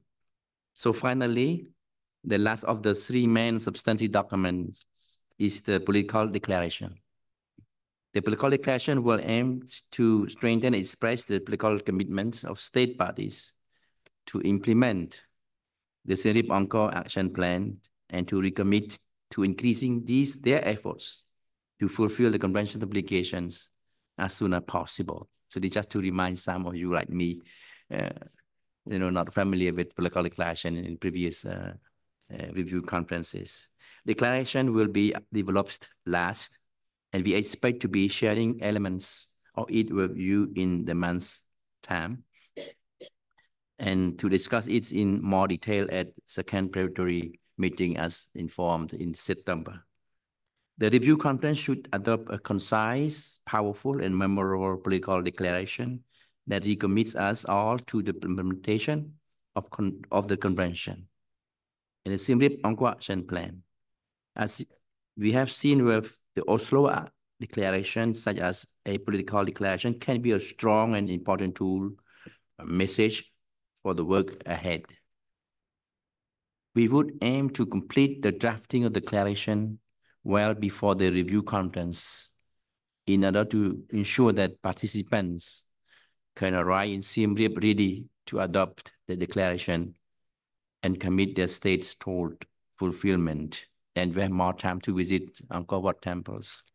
My team and I have looked at previous political declarations from the Cartagena, Maputo, and Oslo review conferences, and we noted that they contain a commitment to strengthen implementation efforts, protect the norm, strengthening partnership, reduce casualties, sustainable victim assistance, gender and diversity, integration of work into broader frameworks, and commitment to increase national and international resources. Yes, this is what I have to report to you, and now the floor is open. I would like to give to Zambia, our 23rd MSP president, to take the floor, and then Colombia. Thank you. Thank you, Mr. President, for giving me the floor. Allow me at the onset to thank you most sincerely and commend you for the manner in which you are steering this meeting. Let me also commend you for the commitment you have shown towards the preparations for the 5th Review Conference, now being referred to as the Siem Reap-Angkor Summit on a mind-free world. Your dedication and that of your team needs to be commended. We have no doubt that all your efforts will culminate into a fruitful conference. Thank you, Mr. President, for taking us away from Geneva in the winter.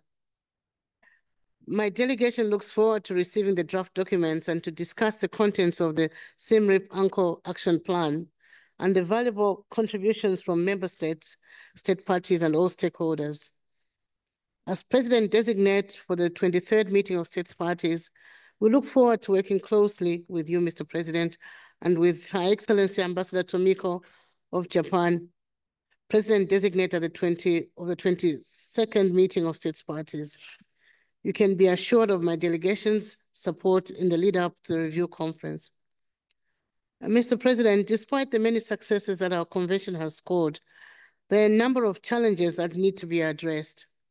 A review conference of any convention provides an excellent opportunity to assess progress in implementation of previous action plans, reaffirm commitments made, strengthen implementation, and improve what has failed to work under the convention's machinery. With regard to the preparation of documents for the 5th Review Conference, particularly the SRAAP, Zambia would like to have some issues included in the new action plan. And one such issue is how to deal with residual contamination. My delegation believes that this emerging problem may hinder our common goal for a mine-free world, and as such, states parties will need to rethink their current modalities of dealing with residual contamination. This is particularly important for states that have declared completion, as well as those on the road to completion. Mr. President, Zambia is of the firm belief that completion should not be the sole objective at the expense of sustainability of other programs under or incidental to demining. As states parties, we need to consider solutions to post-completion challenges. You will agree with me that there are ramifications for hastened declarations of completion. My delegation has had some experience in dealing with residual contamination post-completion and have some recommendations and post-completion initiatives that we are willing to provide for states parties' consideration. These would, we believe, inform the drafting of the SRAAP. In this regard, a document containing the details of our proposals will be submitted to the Implementation Support Unit.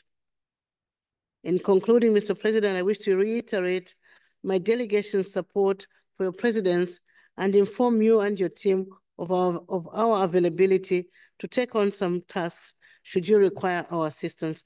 I thank you for your attention. Thank you, Ambassador Oni, for your kind words and statement.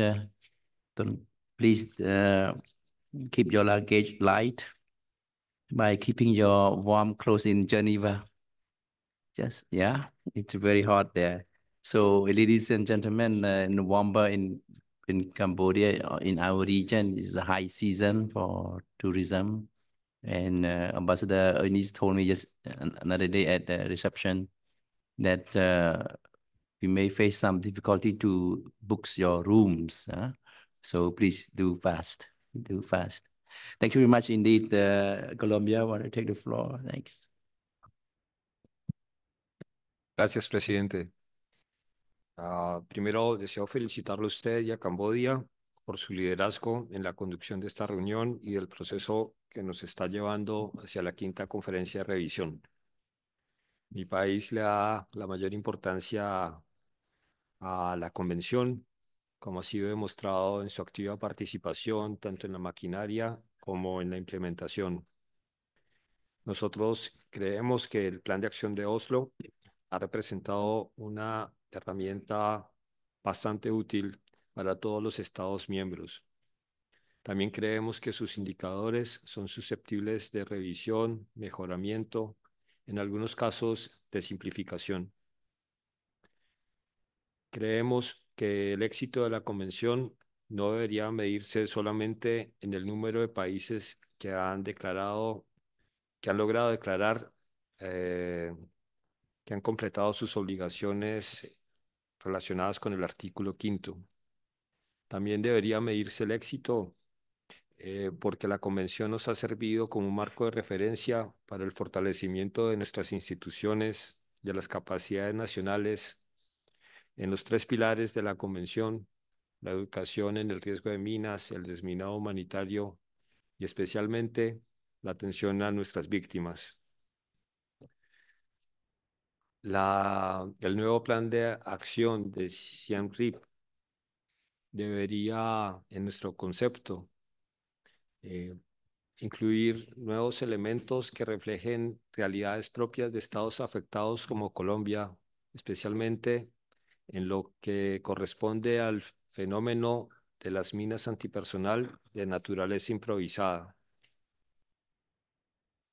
Estas nuevas realidades hacen necesario también nuevos paradigmas para implementar y comprender la utilidad de la Convención.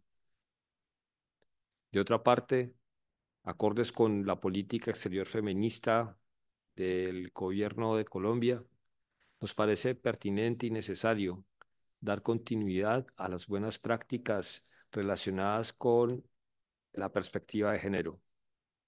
Tenemos el convencimiento que un enfoque diferenciado en materia de género es de la mayor utilidad para una implementación más efectiva de las obligaciones de la Convención.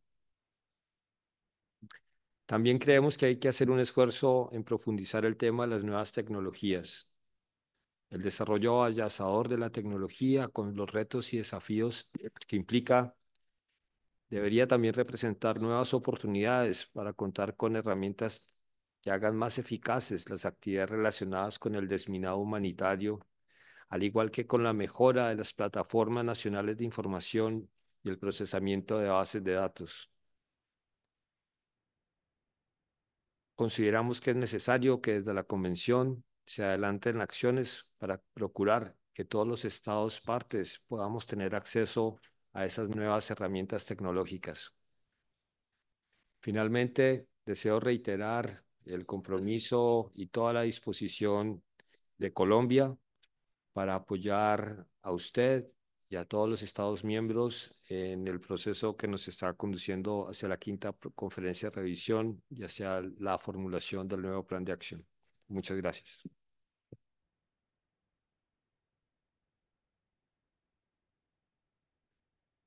Thank you very much, Colombia, for your statement. Yes, of course, all those points raised, and technology is an important element of our my action work.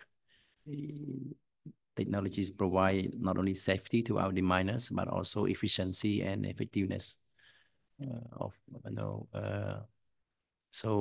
yeah, we welcome that, and we will look forward to get that done. Next speaker, right to give the floor to Germany. Our Ambassador Thomas, our president. Thank you, Mr. President. First, allow me to join others in commenting you and your whole team, as well as the director of the ISU and Juan Carlos Ruan and his team for the outstanding work in preparing for the fifth Rebook conference in Siem Reap. The documents you have put before us represent an excellent basis to make our convention fit for the next years to come. Germany fully aligns itself with the statement delivered by the European Union. Please allow me to add just a few aspects in our national capacity. Starting with the political declaration, I think the declaration should reconfirm the commitment of the Ottawa family to the goals and objectives of our convention, and invite as well states outside the convention to join, thus making the norm to not to use, produce, stockpile, or transfer anti-personnel mines stronger, and bringing us closer to our goal of a world free of anti-personnel mines. As is the Siem Reap action plan, I would like to join others that we should build on the successful Oslo action plan. The new action plan should address all the aspects of the implementation. However, I would also like to underline what has been said already by others, that we should work towards a concise document, looking for a clear and if possible, simplified set of indicators for each action. Mr. President, during our presidency of the 21st meeting of states parties, we have tried to contribute not only to addressing the challenges ahead, but to support the further implementation and universalization of the Ottawa Convention, particularly in light of the conference you will be chairing in November. And in this regard, we owe deep gratitude to our partners from the Ottawa community, both states parties, civil society, ISU, and then the committees who have helped us throughout the presidency. And our priorities in heading to Siem Reap remain unchanged, and I just want to recall them. The first is work towards progress in universalization. Second, to address new challenges posed by anti-personal mines of an improvised nature. Third, increasing the effectiveness and cooperation between mine-affected communities and donors. And fourth, strengthening the focus on gender, diversity, and environmental aspects. So, thanks to the fruitful discussions, member states support and great input from civil society, the meeting of states parties last year has approved 2 papers on landmines and of an improvised nature and environmental considerations and elements on gender-sensitive approaches. And we hope these papers can provide input for the action plan of the convention and to make it fit for the future. One word on universalization. We have, as we think, led many promising talks with observer states, and we think the establishment of the universalization coordination group is a crucial contribution to our universalization efforts. This is also why we would recommend to consider the establishment of a committee dedicated to universalization in our deliberations at the review conference. Mr. President, we feel ourselves in very good hands, and we look forward to see the first drafts of the action plan and the political declaration. We stand ready to continue supporting you in your efforts to make Siem Reap a milestone on our way to a world free of anti-personal mines. Thank you very much. Thank you, Your Excellency, for your continued support to the convention and to the presidency. Cambodia has not started from scratch. Our presidency, and you have provided us confidence through your strong commitment and support. Once again, thank you very much. And I'll be asked my questions to Ambassador Thomas, that what are the advice that you should give to me to make our presidency a success? He always said that, he told me that there are some action that turn out not to be very successful, that we need to do more. In particular, as I told you early on about the votes, your vote in October at the UN for the resolution of the convention.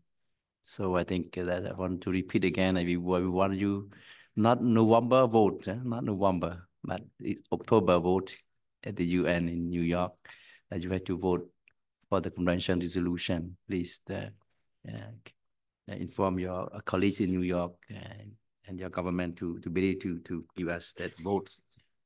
We want a united message to our convention preambles, principles, and goals. So if we have united votes, strong support to the convention, it will be fantastic for the rest of the world. Thank you very much indeed. Now I would like to give the floor to ICBL. Thank you.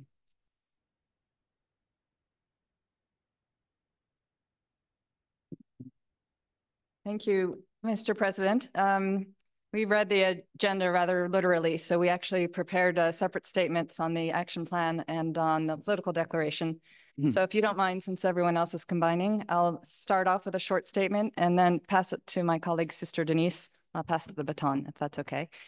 We also will be delivering remarks on behalf of the Gender and Diversity Working Group. So please indulge us. We'll try to be brief on all three. Thank you. On the action plan, we agree with others who have said that the Oslo action plan is a very good basis from which to work, but that there needs to be perhaps more emphasis on accountability, perhaps throughout by emphasizing reporting, not just on convention obligations, but on implementation of the action plan itself. We also would support more time-bound actions, which would help mark progress further. In the introduction to best practices section, I should just say in general, we have already submitted a lot of detailed comments, so I'm just going to read a few highlights that haven't been mentioned so much by others. We believe that survivor participation and inclusion should be the very first action of the new action plan, to emphasize the human-centered objective of the convention and to reinforce the idea that those affected by the weapon are the best possible spokespeople for their needs and concerns. In the universalization section, we hope that there will be added language about the grave concern on the increase and ongoing use of AP mines in recent years, as well as their severe humanitarian impact, and a call for stepped-up action on universalization of the convention and its norms in the next 5 years, including at the highest levels.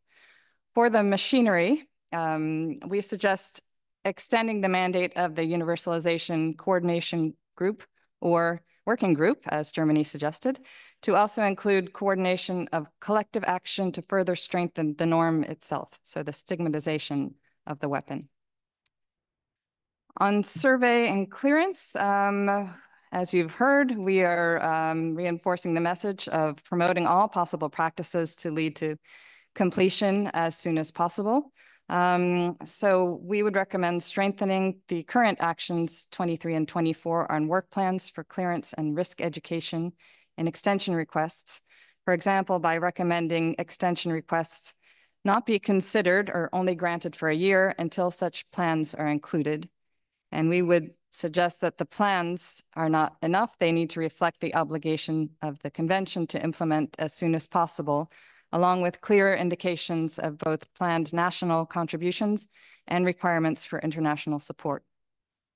We would like to propose a new action calling for all states parties to support and work closely together with states parties, especially those close to completion, to ensure they fulfill the plans in their extension requests, including through country coalitions or completion partnerships. We'd like to see additional language on clearance prioritization being done in close consultation with local communities, including both women and men, as well as landmine victims. Yesterday, we outlined many of our suggestions for the action plan and machinery, just to emphasize 3 ideas in particular, a couple of which already seem to be gaining steam. One on a completion fund to help those countries that tend to be neglected by traditional funding streams.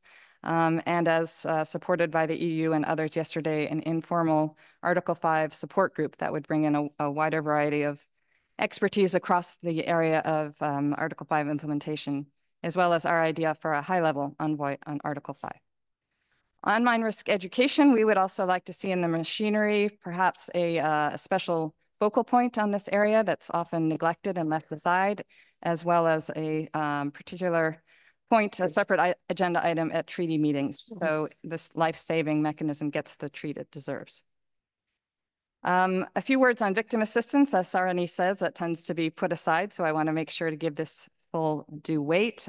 Just to add a few points that we hope the action plan can include inclusive policies and participation of victims in policy and decision-making at all levels, mental health and psychosocial support, as Canada mentioned, integrated into existing health and social protection systems while bolstering peer support networks, access to physical rehabilitation, again, as we heard from Sarani, how important that is, through referrals in remote areas, the availability of economic opportunities and inclusive education for victims, and the collection of fully disaggregated data on direct and indirect victims, as well as the appropriateness of services and gaps in coverage.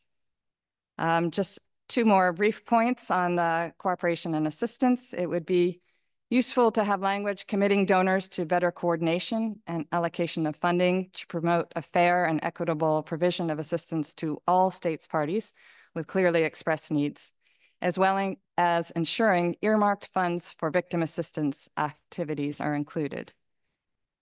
And finally, we would like to see the measures on ensuring compliance strengthened, but we've already suggested some language there. And now I will do my magic of passing the baton to Sister Denise to speak about the political declaration. Thank you. Thank you, Sister Denise. You had a floor. Mr. Chair, we come with gratitude to you and to all the people who have supported this Ottawa Convention over the last 25 years. Gratitude to government leaders and civil society, gratitude to the mine clearers and stockpile destroyers, and gratitude especially to the survivors whose courage in adversity inspires us, whose suffering evokes both a passion for justice and compassion in our hearts, making all of us more decent and authentic human beings. We come now to the political declaration. While recognizing the different contexts of the mine-affected countries, some in conflict, suffering from the current use of mines, some dealing with the legacy of past conflicts, some very heavily contaminated, some less so, some receiving lots of donor support, some crying out for help. What ICBL would like to see is a strong political declaration, a simple one, calling all states to real action along these lines. States will recommit to the continued strong partnership between civil society, states, private sector, others in promoting the pillars of the treaty. States will firmly condemn the use of landmines, including victim-activated improvised devices, by anyone at any time in any place. States will engage with states not party to join our treaty and become part of our community. States will continue to fund a mine clearance and inaugurate a completion fund for clearance so that no state is left behind and all mines are cleared to the fullest extent possible as quickly as possible. States will include survivors in the making and implementation of VA policies that will uphold their rights and meet their needs and involve peer support.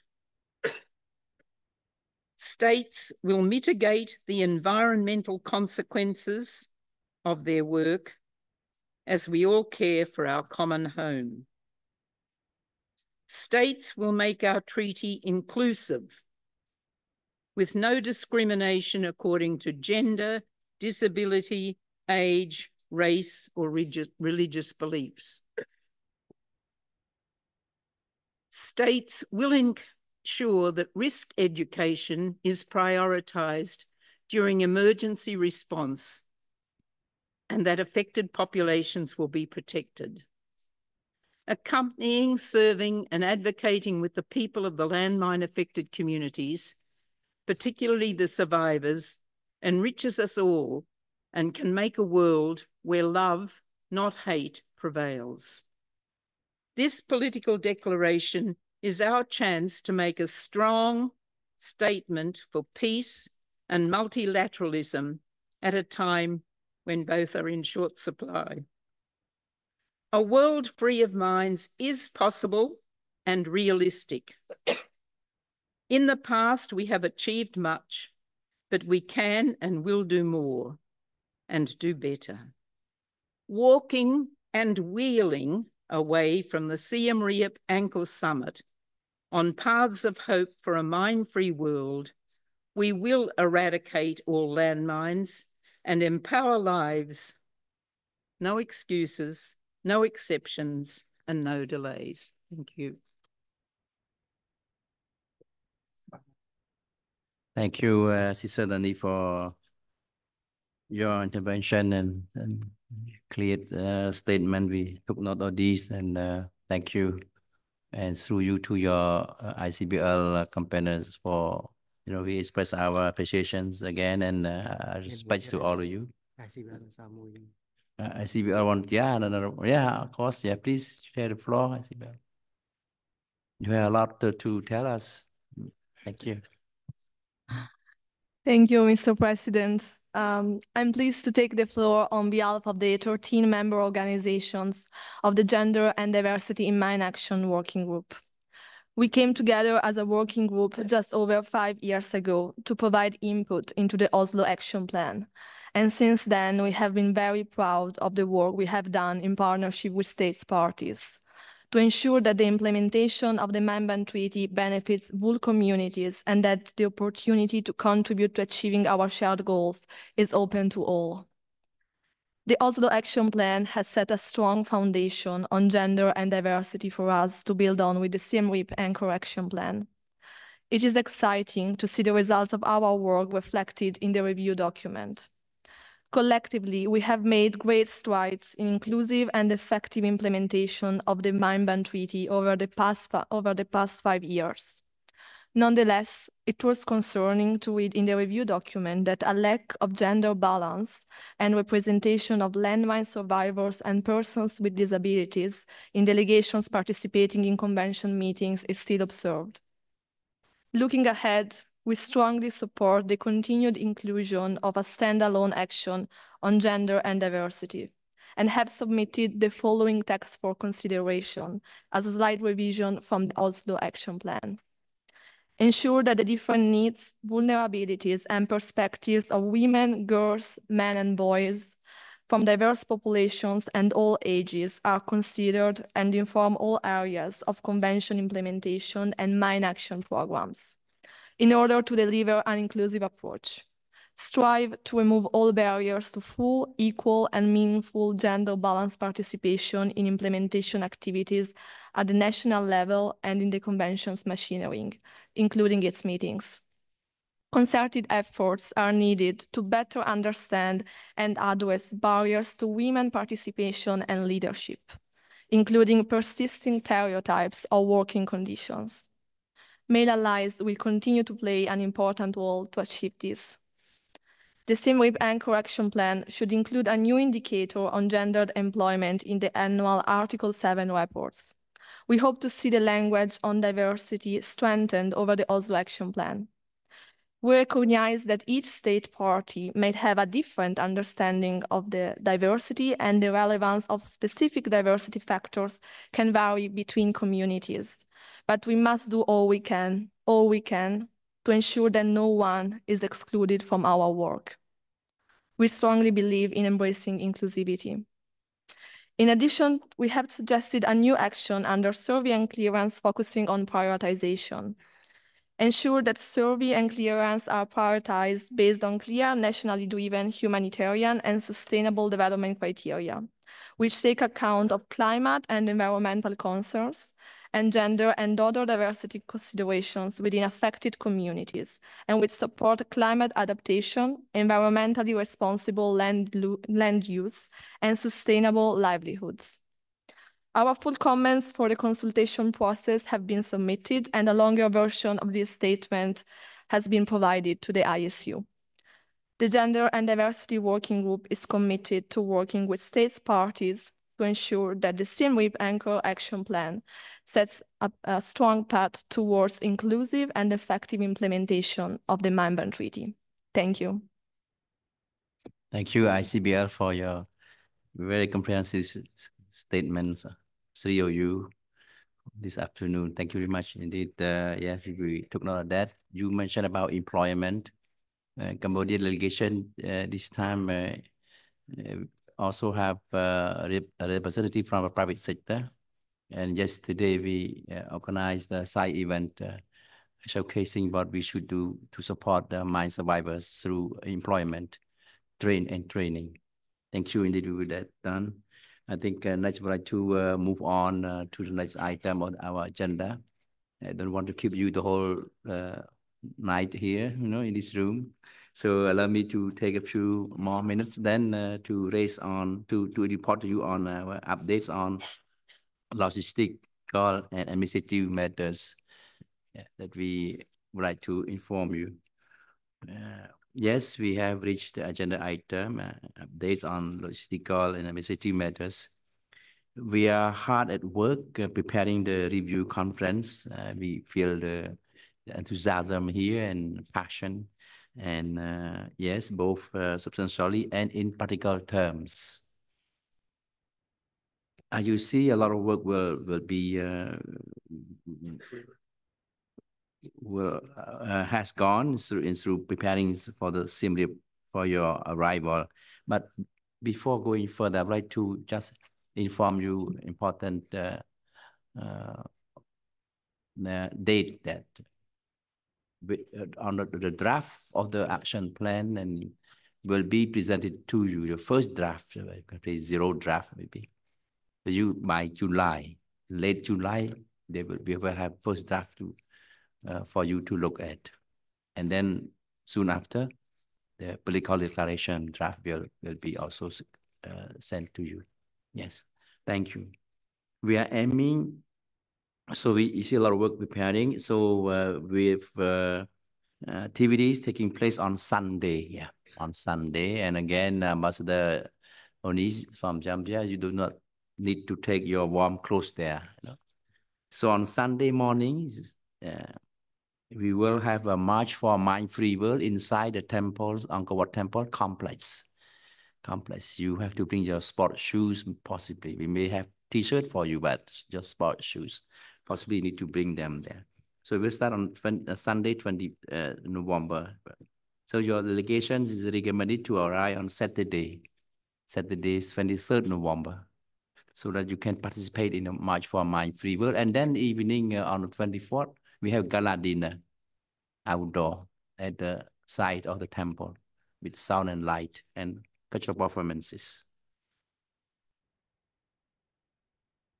Yes, we are aiming, of course, for the substantial work of the review conference to take place in 4 full days of meetings, starting in the morning of 25th, Monday, November. And we are confident that with effective time management, yes, good preparations and some minor tweaks to how we work, we can successfully complete our program on time this time. So you will have more time to socialize with our local people there. So I'd also like to inform you that the meetings will take place from 9 a.m. to 5 p.m. instead of the usual time from 10 to 6. 6, yeah. You know, community people, they wake up early in the morning, and Sister Denise know that. And also by, have 1 hour early in the morning, and then 1 hour early in the afternoon. So you have more time to see the city. Yeah, more time to go around to test the food, local foods, and so on. So to finish at 5 is perfect. 6 a bit late sunset, maybe a bit dark, but 5 fine. So from 9 to 5 p.m. okay, not 10 to 6. Yeah, not 10 to 6. And then there will be 2 hours break. I would like lunch break from noon to 2 p.m. I may suggest that not too long lunch break, no? 2 hours is a bit long. I want to get, to get more time for our delegates. So instead of finishing at 5, maybe 4:30, maybe 1 hour and a half break, lunch break, enough. Yeah, I think it's okay, man. Yeah, okay. So let's look at that. Let's look at that. How I think our director our team will look at that. How we could provide more time to it. Yeah, we will be more productive. So yes, there will also some side event to be organized. We would like to have some. We will have some guidelines on this, and we move on. Yeah. So I would have to. Then I have my Secretary General, my leader here, who will, on behalf of our Cambodian delegation to present you what we had prepared, and we have video and some slides for you. So you have the floor. So Excellency President, esteemed colleagues, I would like to start by asking our ISU colleague for the support to play the video. To agree that Cambodian be designated to preside over the 5th Review Conference of the States Parties. This is so decided. I want to express my heartfelt gratitude for the trust and confidence that you have bestowed upon my country and its people. Cambodia named this conference the Siem Reap-Angkor Summit on a Mind-Free World, scheduled to be held on the 25th to the 29th November 2024 in Cambodia's cultural and historical city of Siem Reap. The Siem Reap-Angkor Summit will be a crucial forum for states, parties, and stakeholders to assess progress, exchange knowledge, and chart a course for collective action in pursuit of the world free from the devastating impact of anti-personnel mines. The Siem Reap-Angkor Summit will mark a milestone towards the adoption of 3 key substantive documents, including 1. A review document on the status of the implementation of the Convention. 2. The Siem Reap-Angkor Action Plan 2025 to 2029. 3. The Siem Reap-Angkor Political Declaration. Cambodia is committed to 3 priorities. Priority 1. Universalization of the Convention. To ensure the continuity of a coordinated approach to universalize the Convention further and strengthen the norm against the use of mines. Priority 2. Implementation of Article 5. To intensify efforts in survey, clearance, and mine risk education to ensure no future victims and the alleviation of current suffering in mine-affected communities. Priority 3. Assistance to victims, to deliver on a promise made to victims by strengthening national responses and forging partnerships with sectors better placed to support long-term sustainable aid to victims. Cambodia has established an interministerial committee to host the Siem Reap-Angkor Summit on a Mind-Free World to ensure the successful preparation and hosting of the summit. Consultation in Phnom Penh and site inspection in Siem Reap were conducted to assess the logistical and infrastructural requirements for hosting the summit. For the convenience of participants in the Siem Reap-Angkor Summit, an information note has been developed to provide essential information related to participation in the summit. There are some main entry points into Cambodia. However, participants are advised to enter through Siem Reap-Angkor International Airport, the nearest airport to the summit venue. Transportation arrangements to and from hotels will be provided to international participants entering Cambodia through the Siem Reap-Angkor International Airport. 7 hotels have been designated as recommended hotels. These hotels provide special rates to delegates of the summit. Shuttle buses to the summit venue are arranged for delegates staying at these hotels. Special arrangements have been made to facilitate the participants' visa application. Delegates can apply for a Cambodia visa through one of the methods: Cambodia e-visa at an embassy or consulate of Cambodia abroad, or visa on arrival. March for a Mind-Free World from Angkor Wat Temple to Bayon Temple. March for a Mind-Free World is a powerful display of solidarity in our collective efforts towards a mind-free world.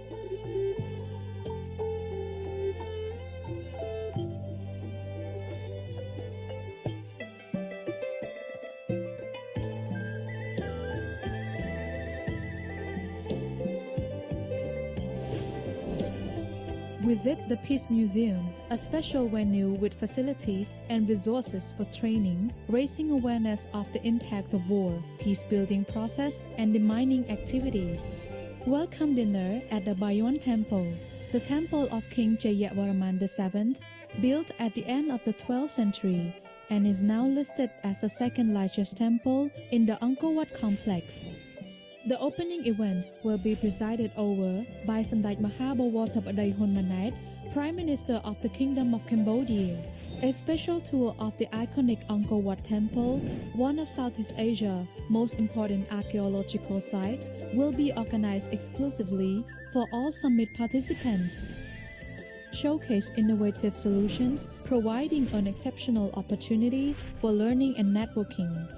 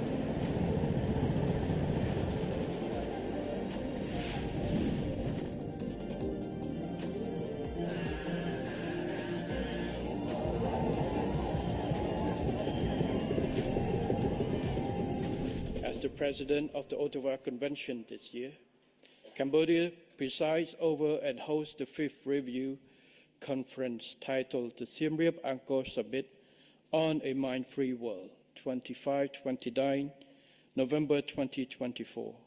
I call for joint efforts to eliminate these deadly weapons, as well as to support and participate in this historic event. We are ready to welcome you to Cambodia for the Siem Reap-Angkor Summit on a mine.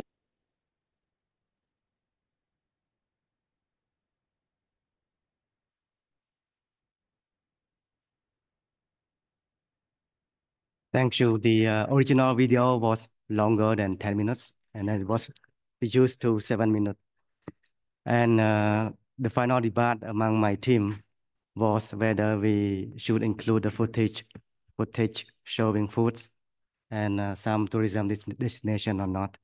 Some are good that the delegation come to the summit to work, and others are good that they come to work and they can enjoy food and visit the city after work. Like we come to Geneva, join the meeting, and then enjoy buying chocolate after the meeting. But we have some presentation to detail on this video. The video went fast, so I expect to elaborate on this. Next slide, please. I'll cover these contents. Next slide. We start with registration so that you can get the badges. So yeah, next slide, please. The registration process, again, follow the two-step process as usual. You send a note verbal to Executive Secretary, Mr. Peter Colaro, through the same email address. So it's nothing new. And then you need to register online. We have the website, Siem Reap-Angkor Summit website, but it also, the link also available on the convention website. The summit website was developed to complement, to facilitate your registration and to give information. So no competition with the convention website. Next slide, please. Visa and entry requirements. Next slide. Next slide, please. Well, you can apply for the visa online, but you need to pay because the standard system, we cannot change that. You can apply the visa at our embassy and consulate if it's available in your where you stay. And then you can also apply the visa on arrival. For the visa at our embassy or consulate and visa on arrival, you can get the, waive for free. So you can present some documents such as your passport, the invitation letter, and the approval, the confirmation on your participation. Next slide, please. Next slide. Comes to transportation and city decoration. So we have the transportation provided to you free of charge if you enter through our Siem Reap-Angkor International Airport. But you need to provide your information on your registration form. And the transportation also provided throughout the summit. If you stay in our recommended hotels, the shuttle will be provided from the recommended hotel to the venue. And the transportation will also be provided to when you confirm to attend our special events. And I will talk about the special events next. Next slide, please. Next slide. So we have the decoration from the airport and to the city. At the arrival, you can expect to see this sign, the presidency logo, the summit, and the Apsara. And our team will be there to welcome you, to facilitate your visa application and the transportation. Next slide, please. Yes, and next slide. And these are our decoration around the airport. Next slide. And from the airport on the main avenue to the city center. Next slide, please. At the roundabout. Next slide. Next slide, please. Yes, in the city as well. Next slide. So we will make the city and all the tourists to know about our summit. And we also have some visuals and merchandise already designed and waiting to get them produced. Next slide, please. Great. Yeah. I've come to the summit venue, and yes, it's at Soka Hotel in Siem Reap. We also have the floor plan, but you can access to this on our website. I will talk about the website later. Next slide, please. Hotel and accommodation. We have 7 hotels, recommended hotels. So 2 of them are Soka. Please, to clarify, in Soka Hotel, the venue for the summit, there's a 5-star hotel and 4-star hotel. And we reserve a few hundred of rooms for you. And you can get special rates if you deal directly with the hotels. And the contact detail of the hotel are available on the website. So please contact the hotel directly and mention that you attend the summit and you will get special rate. And there are other 5 hotels that we recommend as well.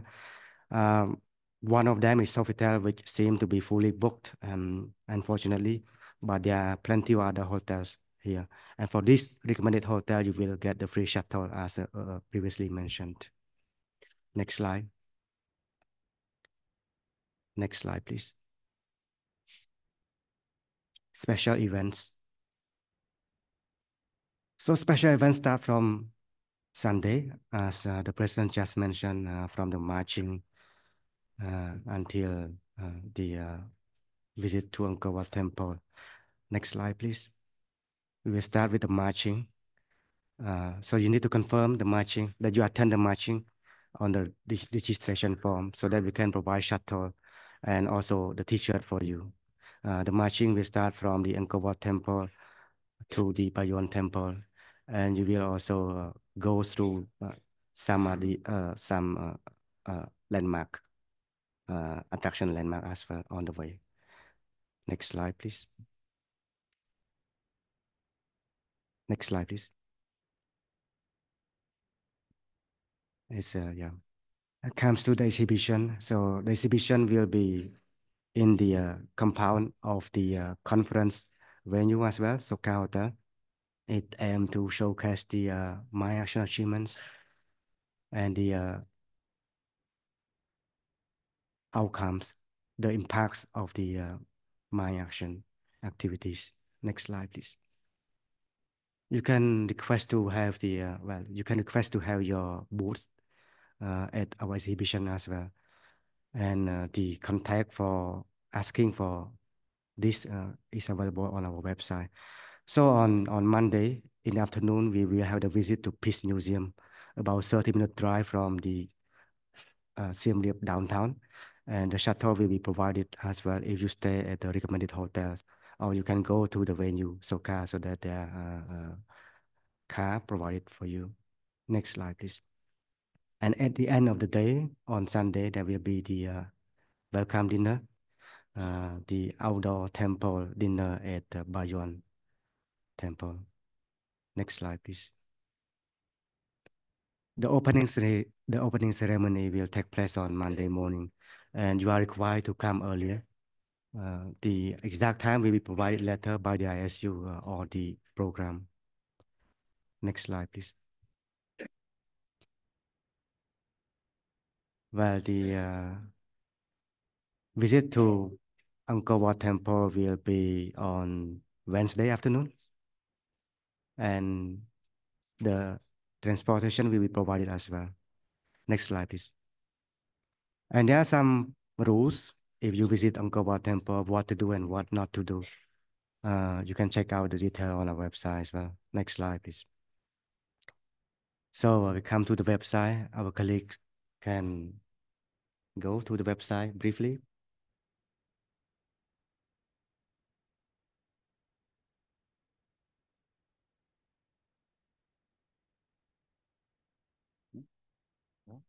Can we access to the website? Do we have 1 minute to walk through it? Yes.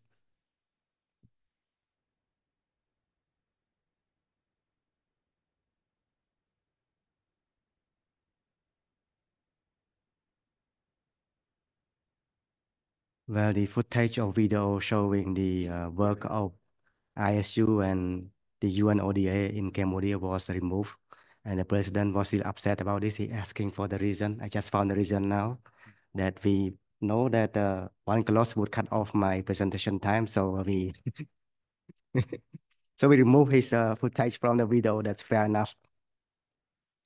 Joking. Yeah, here come the website. Well, the registration is on the top. So if you don't register, nothing will happen. It's important that you register. And we provide the information on, visa application, on the venue, on the transportation. Yes, please click this. Here they are, but I don't go out the detail. You can experience yourself. We have the message from our Prime Minister to welcome you. And then the remark of our president at the meeting of State Party last year when we take over the presidency. And going down, we have the news and event, and we managed to update this by, giving the information, the news on our intersessional meeting, including the dinner reception. Thank you, Excellency President. Thank you. Thank you. Thank you. Well, we look forward. We look forward to welcoming you all in Siem Reap in November. And again, no need warm clothes or cold jacket. Just take it easy. Thank you very much indeed. I think next matter that we need to report to you about you is the sponsorship program. Before that, we have Peter. Access contributions to the conference. Yeah, it's very important matters because it's about budget, about finance, and that is very important for all us. So Peter, you had the floor. Thank you, Mr. President, and thanks for this opportunity to update on the financial status of the convention. May I have the presentation on the screen? Okay, next slide, please.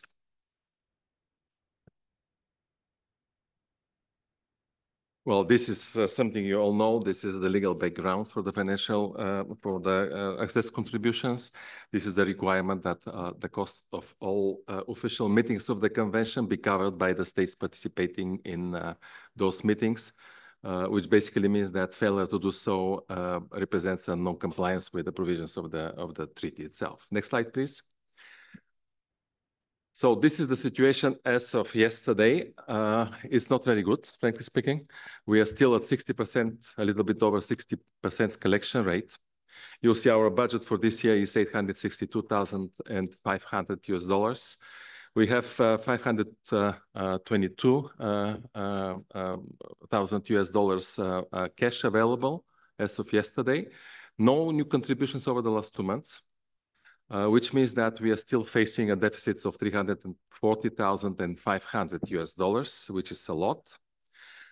This basically means that we have enough funds to cover this preparatory meeting and the next one, and to start preparing the documents of the session, but we don't have enough funds to cover the proceedings of the review conference itself.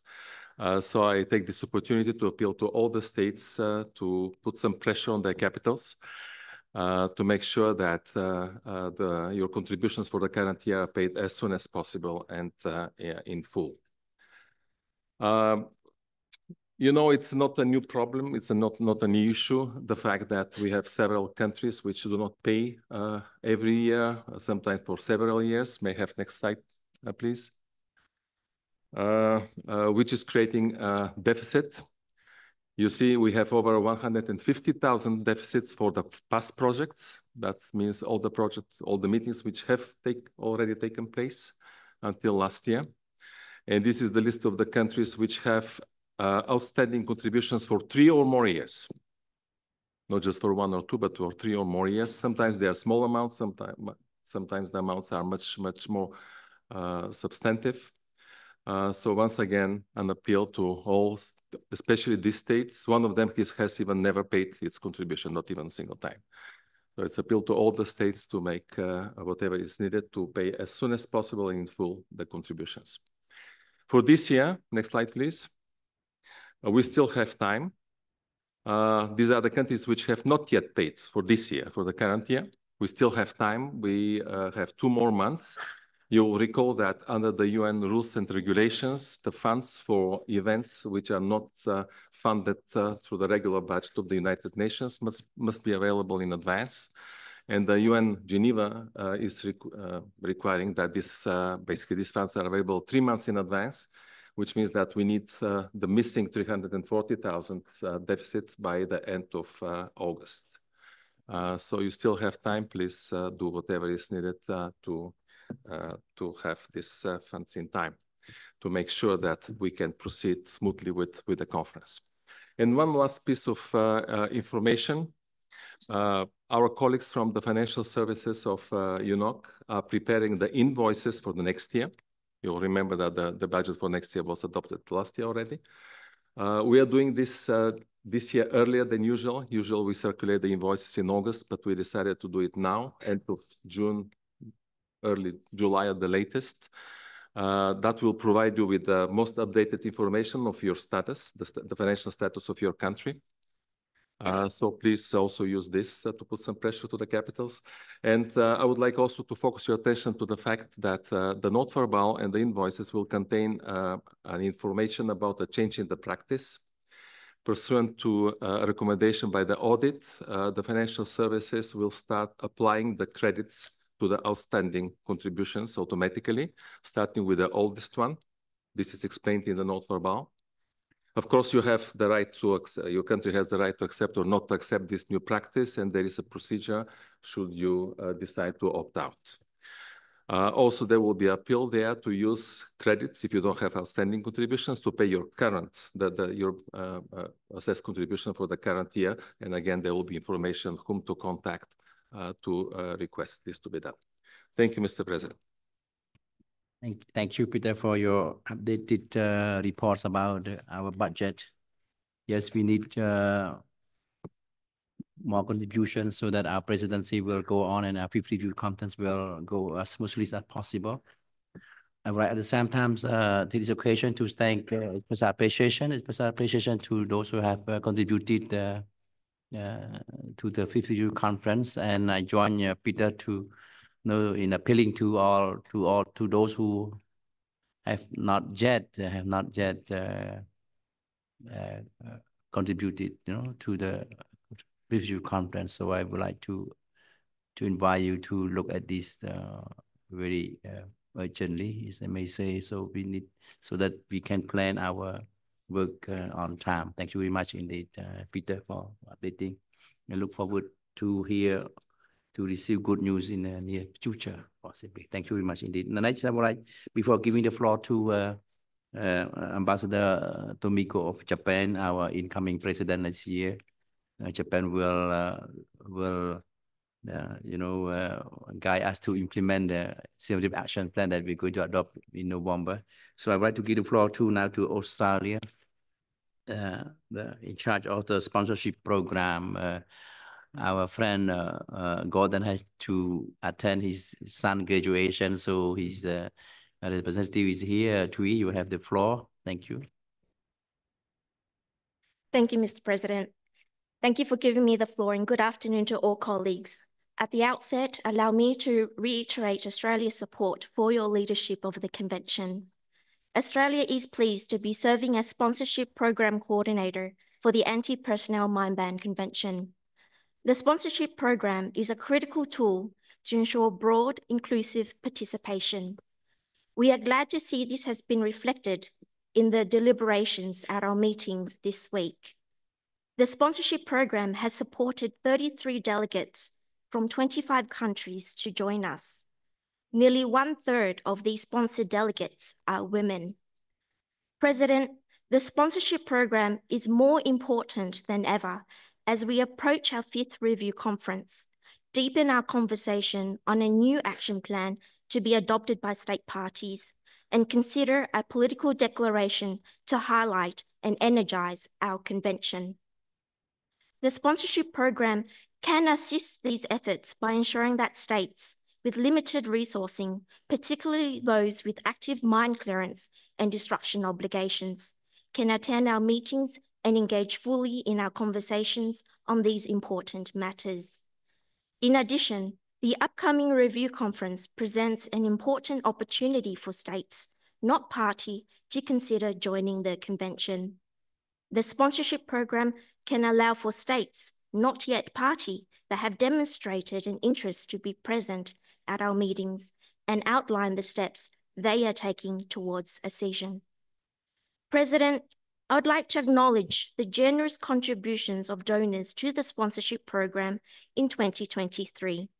Austria, Canada, France, Germany, Netherlands, and Switzerland. Australia was also pleased to contribute last year. We welcome the contributions and pledges made already this year by Germany, Canada, Switzerland, Turkey, the Netherlands, Austria, and Norway. Australia has also contributed this year. These contributions and pledges total approximately 243,000 Swiss francs. However, the budget for the 2024 sponsorship strategy, designed to ensure inclusive participation in this review conference, is 356,000 Swiss francs. This means we have a substantial deficit relative to the contributions and pledges received so far this year. President, while carrying over funds remaining from last year reduces this deficit somewhat, we would benefit from substantial additional sponsorship funding. I appeal to all states parties in this regard. Additional sponsorship contributions will help ensure a successful review conference in 2024 and ensure continued broad, inclusive participation in the work of the convention in future years. Given that the average delegate cost to attend these meetings is reasonably low, even modest contributions to the program will have a significant impact.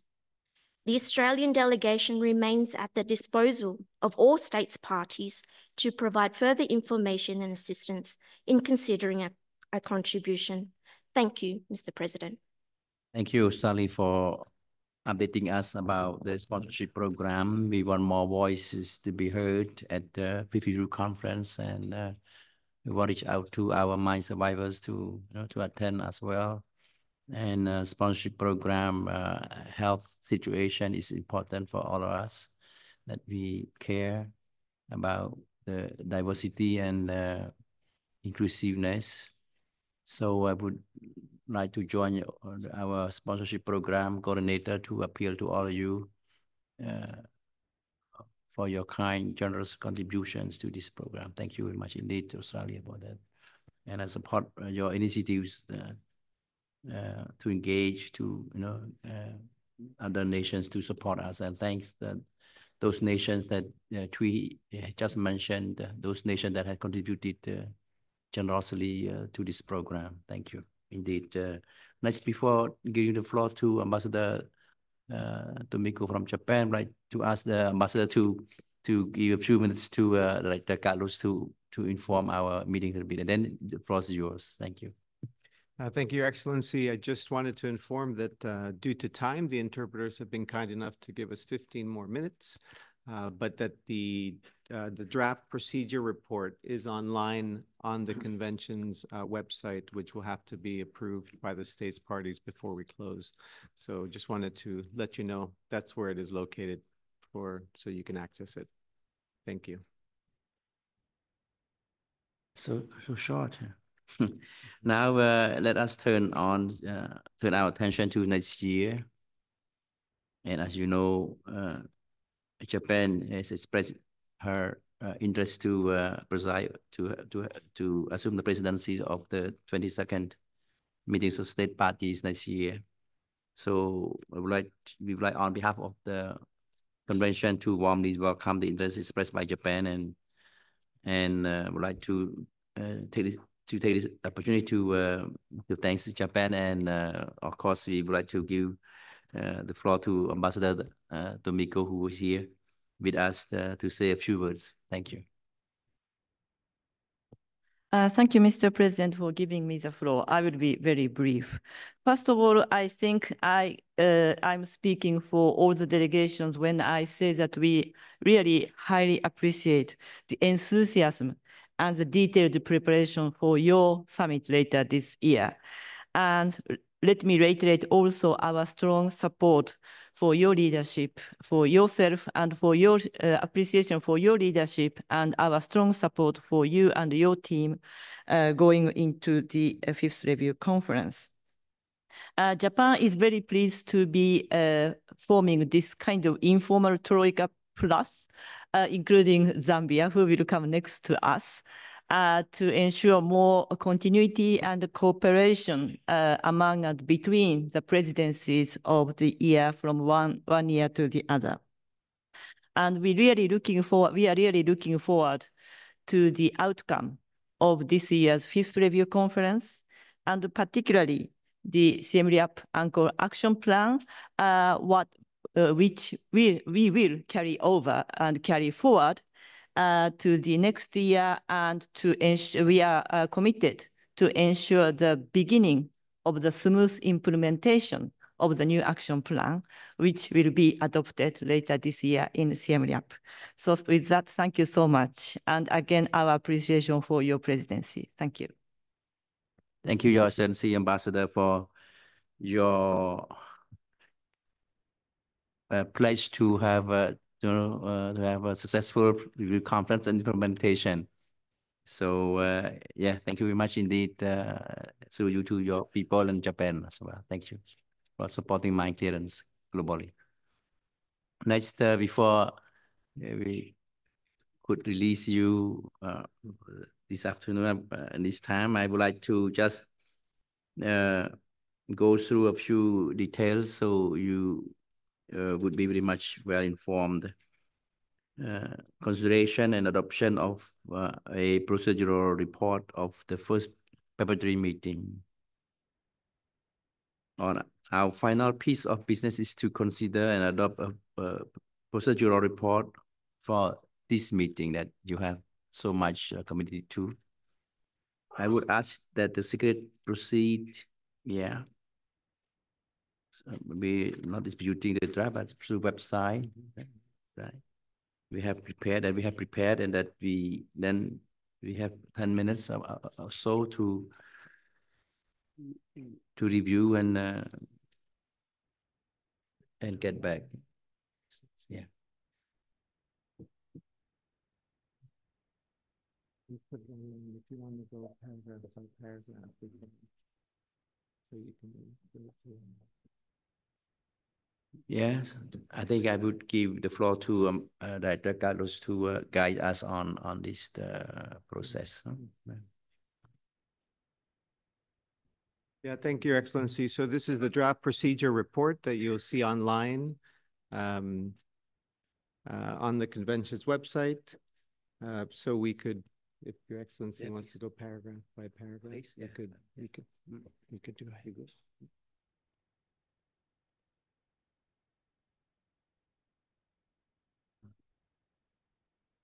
Thank you. Let us go on with proceeding with section by section. Yeah. So, yeah. And there any comments? Introduction. Yeah. Introduction. Yeah. Introduction. Any comments? Please, you take the floor.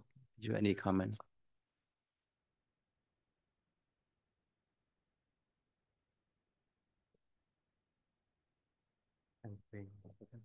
Yes. Turkey, you have the floor. Thank you, Mr. President. We would like to request to correction of our country's name as Turkey. Thank you.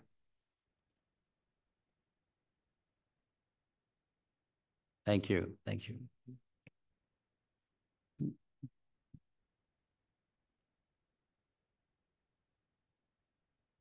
So we move on. Yes, Japan. No.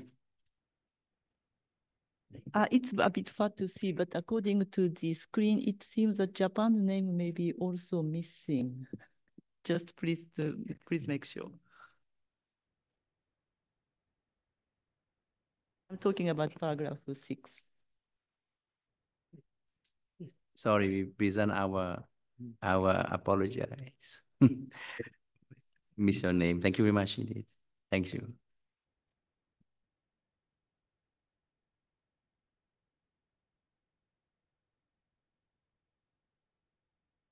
Is there no other further comments on the introduction? I think we can we approve that.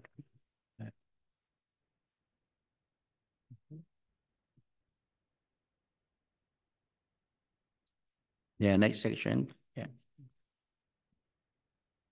The organization of the first preparatory meeting is adopted.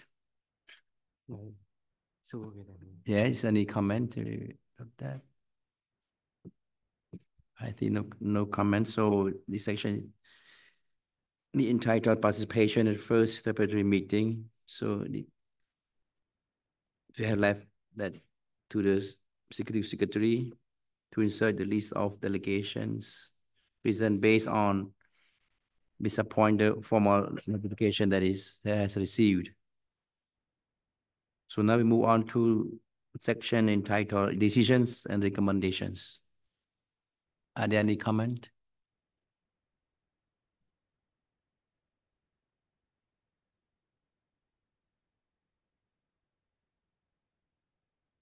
No, also. And approve, adopt it. So now we move to the section entitled documentation.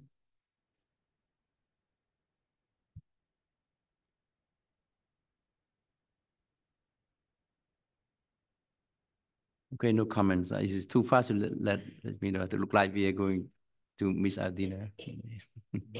Thank you, Sir Adopted. Okay, very good.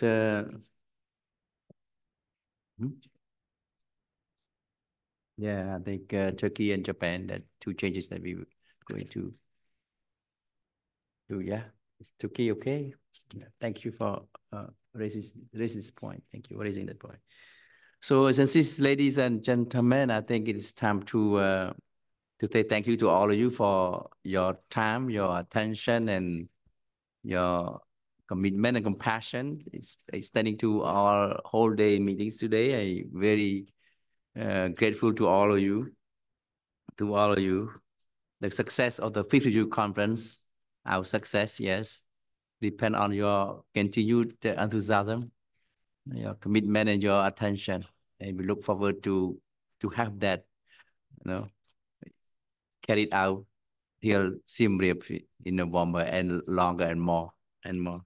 Thank you very much indeed. We have very strong participation, very wonderful exchange and inputs and comments has been provided to the meeting, and we are so blessed in having all of you.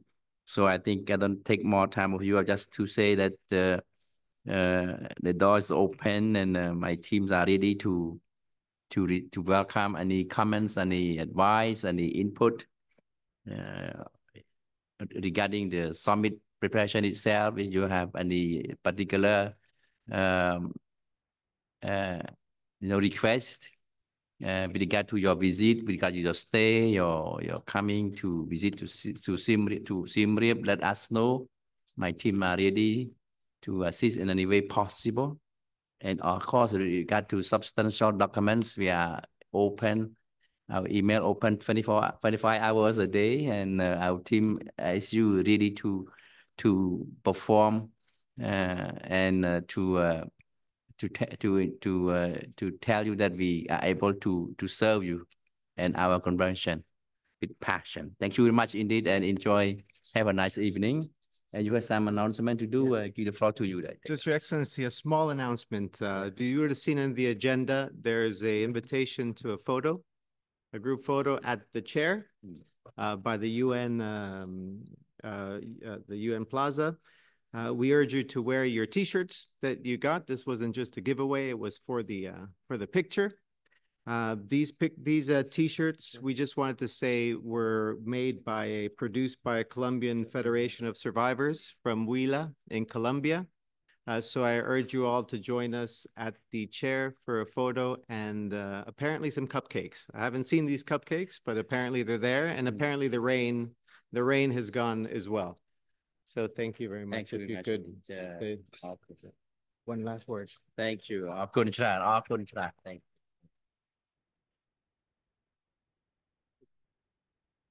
Thank you. Let us go wear our shirt and take a nice picture. Oh, yeah, I have a shirt. We have a T-shirt. Yes, of course.